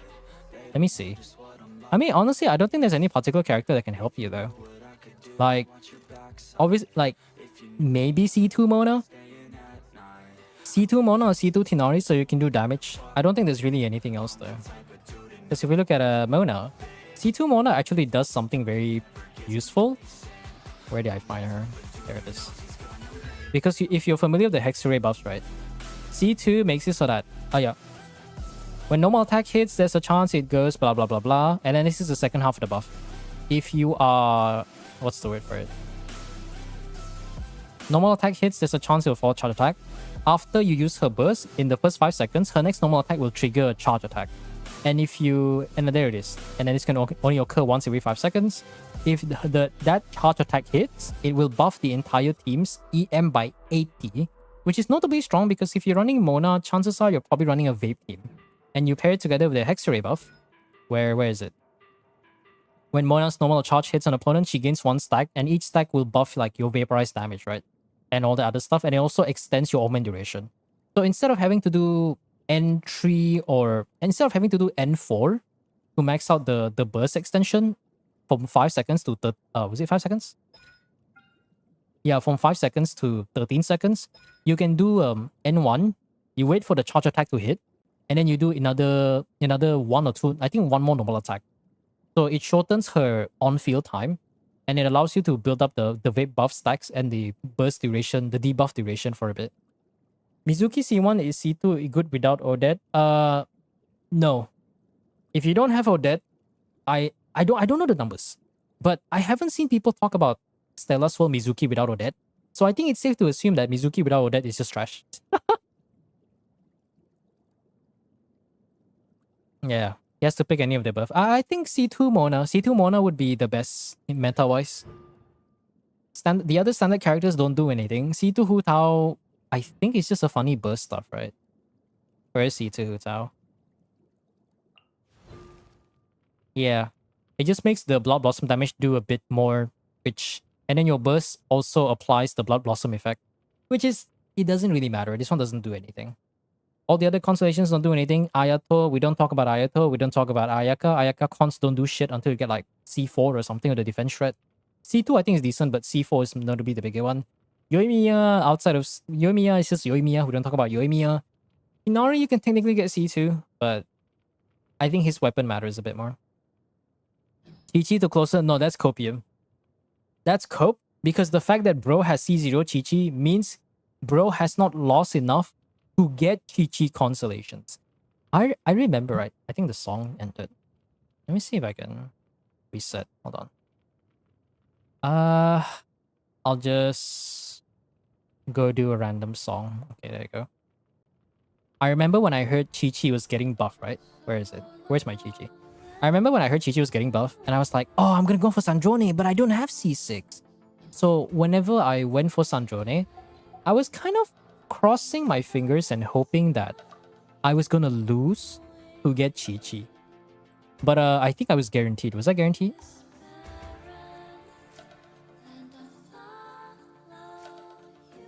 Yeah, I got a... Mona was 25th. Yeah, Mona was like a long time ago. I was already guaranteed from a few patches ago, so... Unfortunately, I did not lose to Chi-Chi. We are in 2026 where losing to Chi-Chi is actually a good thing. I only got Chi-Chi last year, I know, right? Perfect time to start losing some gallons to Chi-Chi. Hey, yo. Nah, man. What is this fucking Gura reference, bro? I remember when people kept making fun of I pulled a Chi-Chi and now I really want a Chi-Chi. No, just take the song and just say, I want a Chi-Chi, but I got touching instead. I have no Chi-Chi, damn. With Diona, she is as good with C6. I mean, I would imagine, yeah. I don't have Mizuki. I haven't watched any videos, so I'm not gonna make any assumptions based on information that I don't have. The moment you want Chi-Chi, the game doesn't give you one. Yeah, yeah, exactly. The moment I want Chi-Chi, I'm just like, ah. And then the 2 temper dice self would only give me to C5. So it would do nothing. And that's why I decided to make the decision where I wanted to go for Yae, right? Because I thought to myself, I want to make a Sandrone video. And to be honest, Yae still works without C1. But I can tell you, like, semi-spoiler alert, C1 Yae is... Beidou versus Yae is almost a 40% DPS increase for Sandrone. C0 Yae to C1 is almost a 30+% damage increase for the entire team. Like, she just does... This team... Yae after the buffs is fucking insane. Like, it's not even funny, man. Chi-Chi Mizuki to meme, from meme to absolute bonkers. Yeah, I know. It's crazy, though. Standard selector might be Chi-Chi. I mean, if you want to go for that, that's cool. The one thing I don't like about Chi-Chi is that Diona, you're mostly tied to being in her burst, right?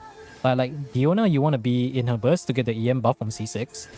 The one thing I don't like about Chi-Chi compared to Diona is tenacity. Her skill... Actually, no, let me think. Does her constellation do off-field? Fortune Preserving Talisman. What is the skill called again? Preserver of Fortune. Wait, let me double check. I might be wrong here. Okay. Increase the buff. Radiant state, cooldown decrease.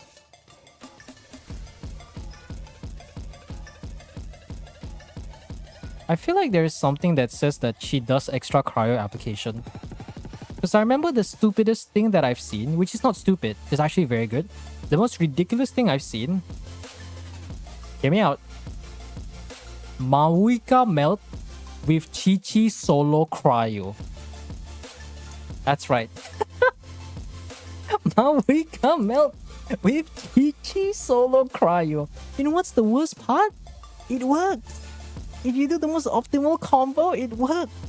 You don't have Sitlali, you don't have Escoffier, you don't have Rosaria. Hey man, do you have a fucking Chi-Chi? I've seen people trying Mawika. Yeah, 7 please on his second account. He released a video with the optimizations. It's not even that difficult to do, if I remember correctly. You can still get some very solid damage with like Chi-Chi off field. Is there a live stream tomorrow? No, I don't stream on Sundays now. That Chi-Chi team that works well, yeah, that Chi-Chi now is... It only took 6 years. It only took 6 years for Chi-Chi to be meta. If Chi-Chi can be meta, then your most beloved suboptimal character can probably and will eventually be meta. This is why when I look at the meta, right? I mean, I know a lot of the community doesn't really view it in a very positive way because of the shield getting worse. But at least they are self-conscious. At least Hoyo knows that, hey, we kind of fucked up the scaling. Let's look at the older characters. And whoever decides to calculate the profit be like, hey, you know, if we keep releasing characters at this rate, our probably 60 to 70 to our 50 or 60 characters we release before Fontaine are gonna be like garbage. And nobody's gonna pull them. So we're gonna be stuck in Chronicle hell so that you'll never see Hu Tao or Yelan outside of Chronicle.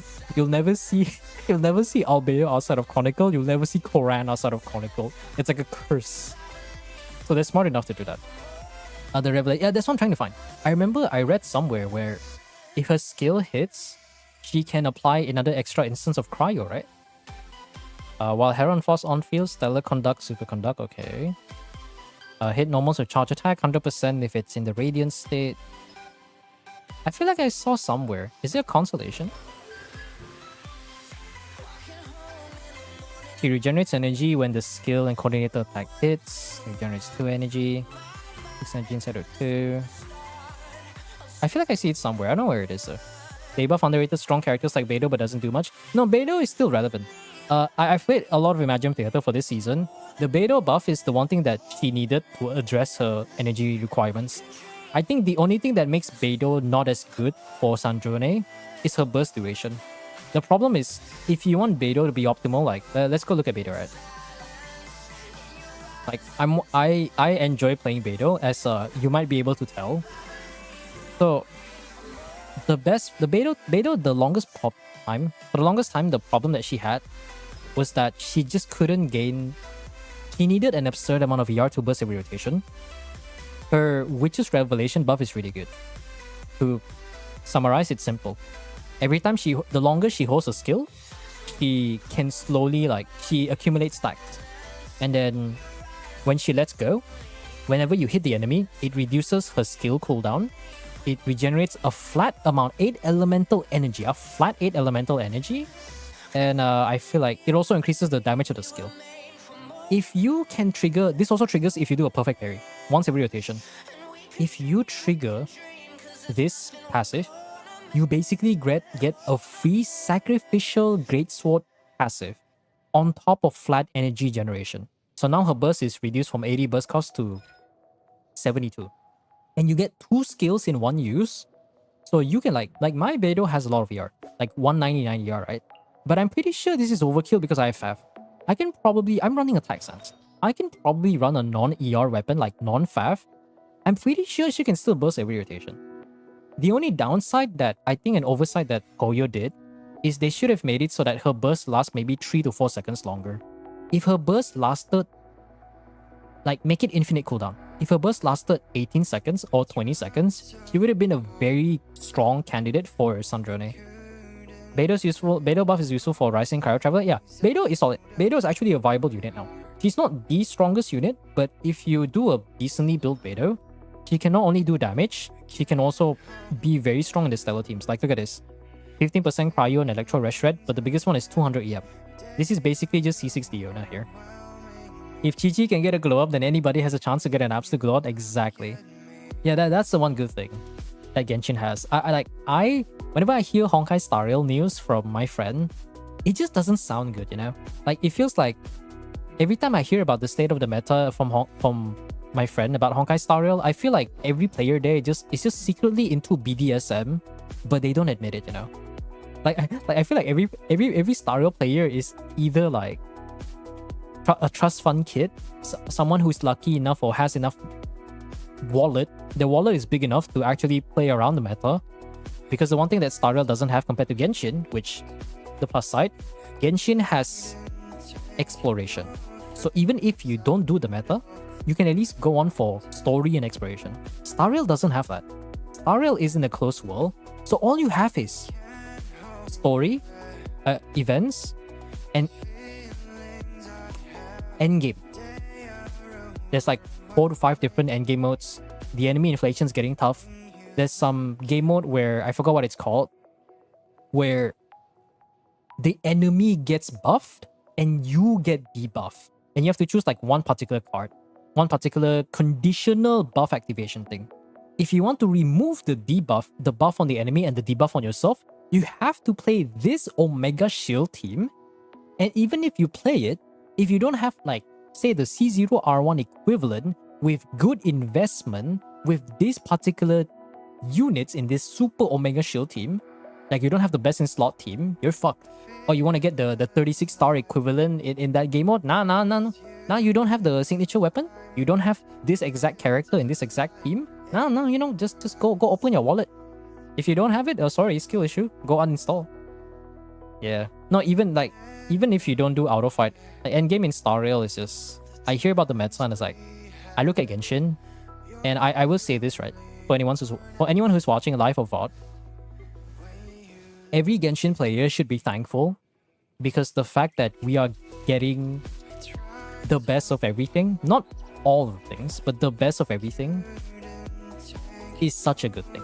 We're getting a variety of characters. We are getting real 4-star characters, which, surprise, spoiler alert, Star Rail has not seen a 4-star character in like 1 to 2 years. Every new character is a 5-star. And the 4-star characters are not very meta anymore. Unlike Genshin, where we actually get good 4-star characters that are very meta. The shield is bad, but it's always optional. There are other things you can do. You don't have to clear Fearless on Stygian. You can settle on hard for the primos, or you can do Menacing, which is a base. And then there's, you know, the variety with Theater 2, with its own fair share of challenges. You don't want to play endgame, you have the story, you have the exploration. You can go do whatever you want. You got Sanctifying Elixir to craft your artifacts. You got your Feathers to reroll, and the reroll has a pity system, which is the one thing that the other 2 games do not have. Star Rail doesn't have this, and Genshin doesn't have... I mean, not Genshin, Zenless doesn't have it, I think. So the fact that you could re-roll your artifacts and get a pity system? Yeah, what? You mean I don't have to throw 5 bajillion fucking feathers to actually get a good artifact? Nah, man. You get no jades from that one? Yeah, that's true. It's 3 stages of Fearless. You beat those one without full start, you unlock the Dire stage with a lower difficulty. Yeah, but even then, it's still... It's like, I just imagine the shield is just not fun. It's like, I watch Rem have like E0S1 of like a full, what's that team called again? Like a full Castores team, or the full Silverwolf level 999. Yeah, the freaking Silverwolf 999 freaking full Elation shield with Yao Guang, E0S1, everything. And it's just watching him still struggle to clear certain game modes. It's like, what's the point of spending money in that game when the only way to win is to spend more money? It's just not fun at that point. Zenless doesn't have a reroll. Oh yeah, you're right. Zenless doesn't have a reroll. I do know that Zenless does have like a custom crafting system, but it's not as good, I think. Music playing? Oh, it's just very soft. I'm still F2P? No, it's fine. That's a good thing. Genshin you can get by with being F2P. I don't know too much about Zenless, so I'm not gonna say much about it, but Honkai Star Rail is if you want to start playing Star Rail at this day and age as an F2P, it's probably the worst time to start. You have to pick like one character you like, and hopefully you have to save for the best in slot units. Hopefully your supports don't get power crept by another support. Reroll ain't worth it, it's a scam. Which reroll? I mean, if you mean this reroll, no, this reroll is still decent. You need to...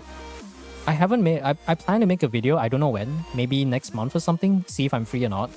But I want to make a video based on my knowledge and my records of doing a bunch of rerolls.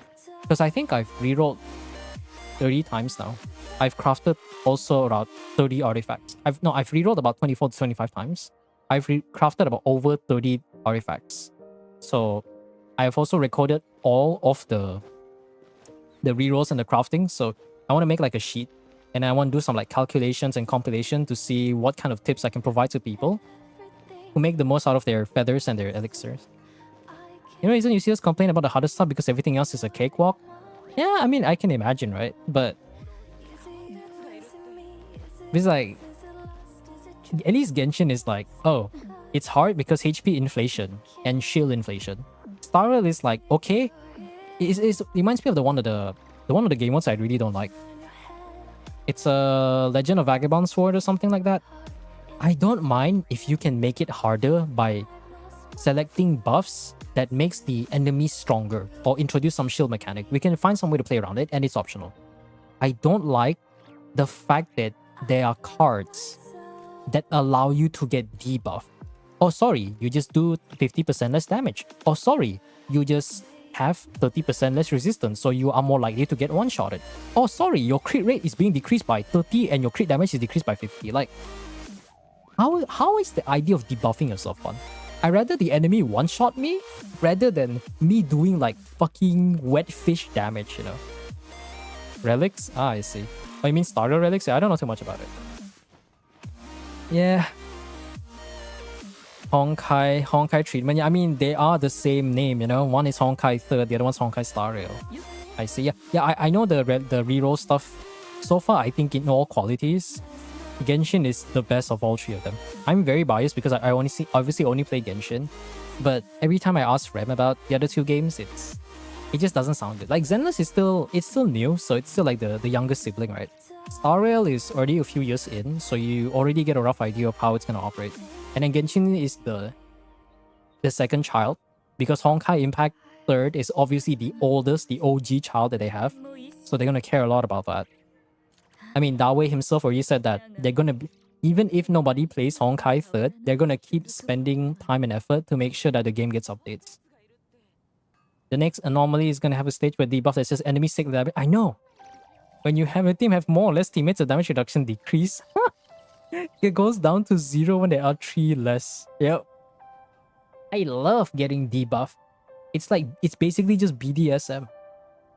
It's just BDSM at that point. I would rather them increase the HP inflation and make the enemies hit harder rather than just make all the investment I put in my own characters like invalidated. Genshin still hasn't reached that stage yet. Unfortunately, the Vagabond event hasn't made a return. I like the idea of playing co-op with those events, but I do not like the idea of being forced to play co-op, nor do I like the idea that in order to get the highest points, I need to select cards that debuff me. You may as well just say, okay, you select this card, everyone in your team is basically Kokomi. You have no crit, you may as well just, you can't proc Favonius, and you have a negative risk or something. I like the event, I just don't like the debuffs. I much rather that they just buff the boss to oblivion, give some cool mechanics rather than debuff you until you do 0 damage. Zenless need to stop releasing classes, yeah, I know. The next class is gonna be like, there's gonna be a new class in the next patch, right? Like my friend Rem is just talking about it and I'm just like, wow. He shared this meme. Let me see if I can find it.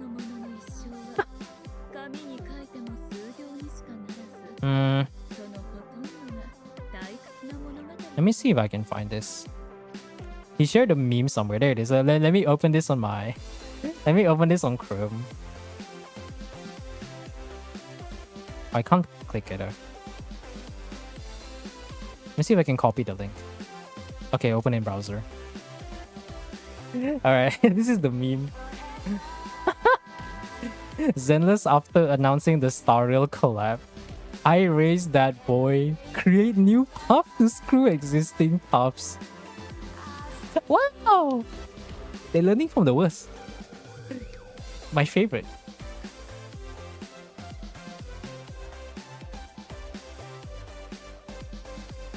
I would have had new characters every patch and rather than having to wait a new character every 2 patches, yeah. Technically speaking, Star Wars is in a blank state where they will soon conclude the second era story in the next patch, and we're getting into a situation where they skip 1 patch of characters. Ooh. Zenless also made a new mod. Yeah, I haven't seen that yet.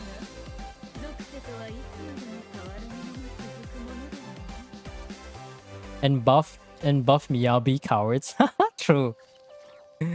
My freaking long ear fox girl, my freaking long ear fox tyrant has gotta do more damage, surely. But yeah, anyways, it's a bit too long. It's already 1:15. My watch battery's running out, so almost 5 hours stream, surprisingly. But that's it. I'll see you guys next week. Let me just move this. This is the updated list for next week's theater, so do be sure to show up because next week is going to be the last week before we get... Actually, no, are we getting Abyss? 12, 13, 14. 13, 14, 15, Abyss is on Sunday. Next week's going to be the last week before we actually have to do the new Abyss, but people probably don't care about Abyss, so Stygian's going to be the week after that. But that's it. Hopefully you guys have a good time, and I'll see you guys when I see you next week for more theater updates. Alright, peace out. Have a great night, everyone.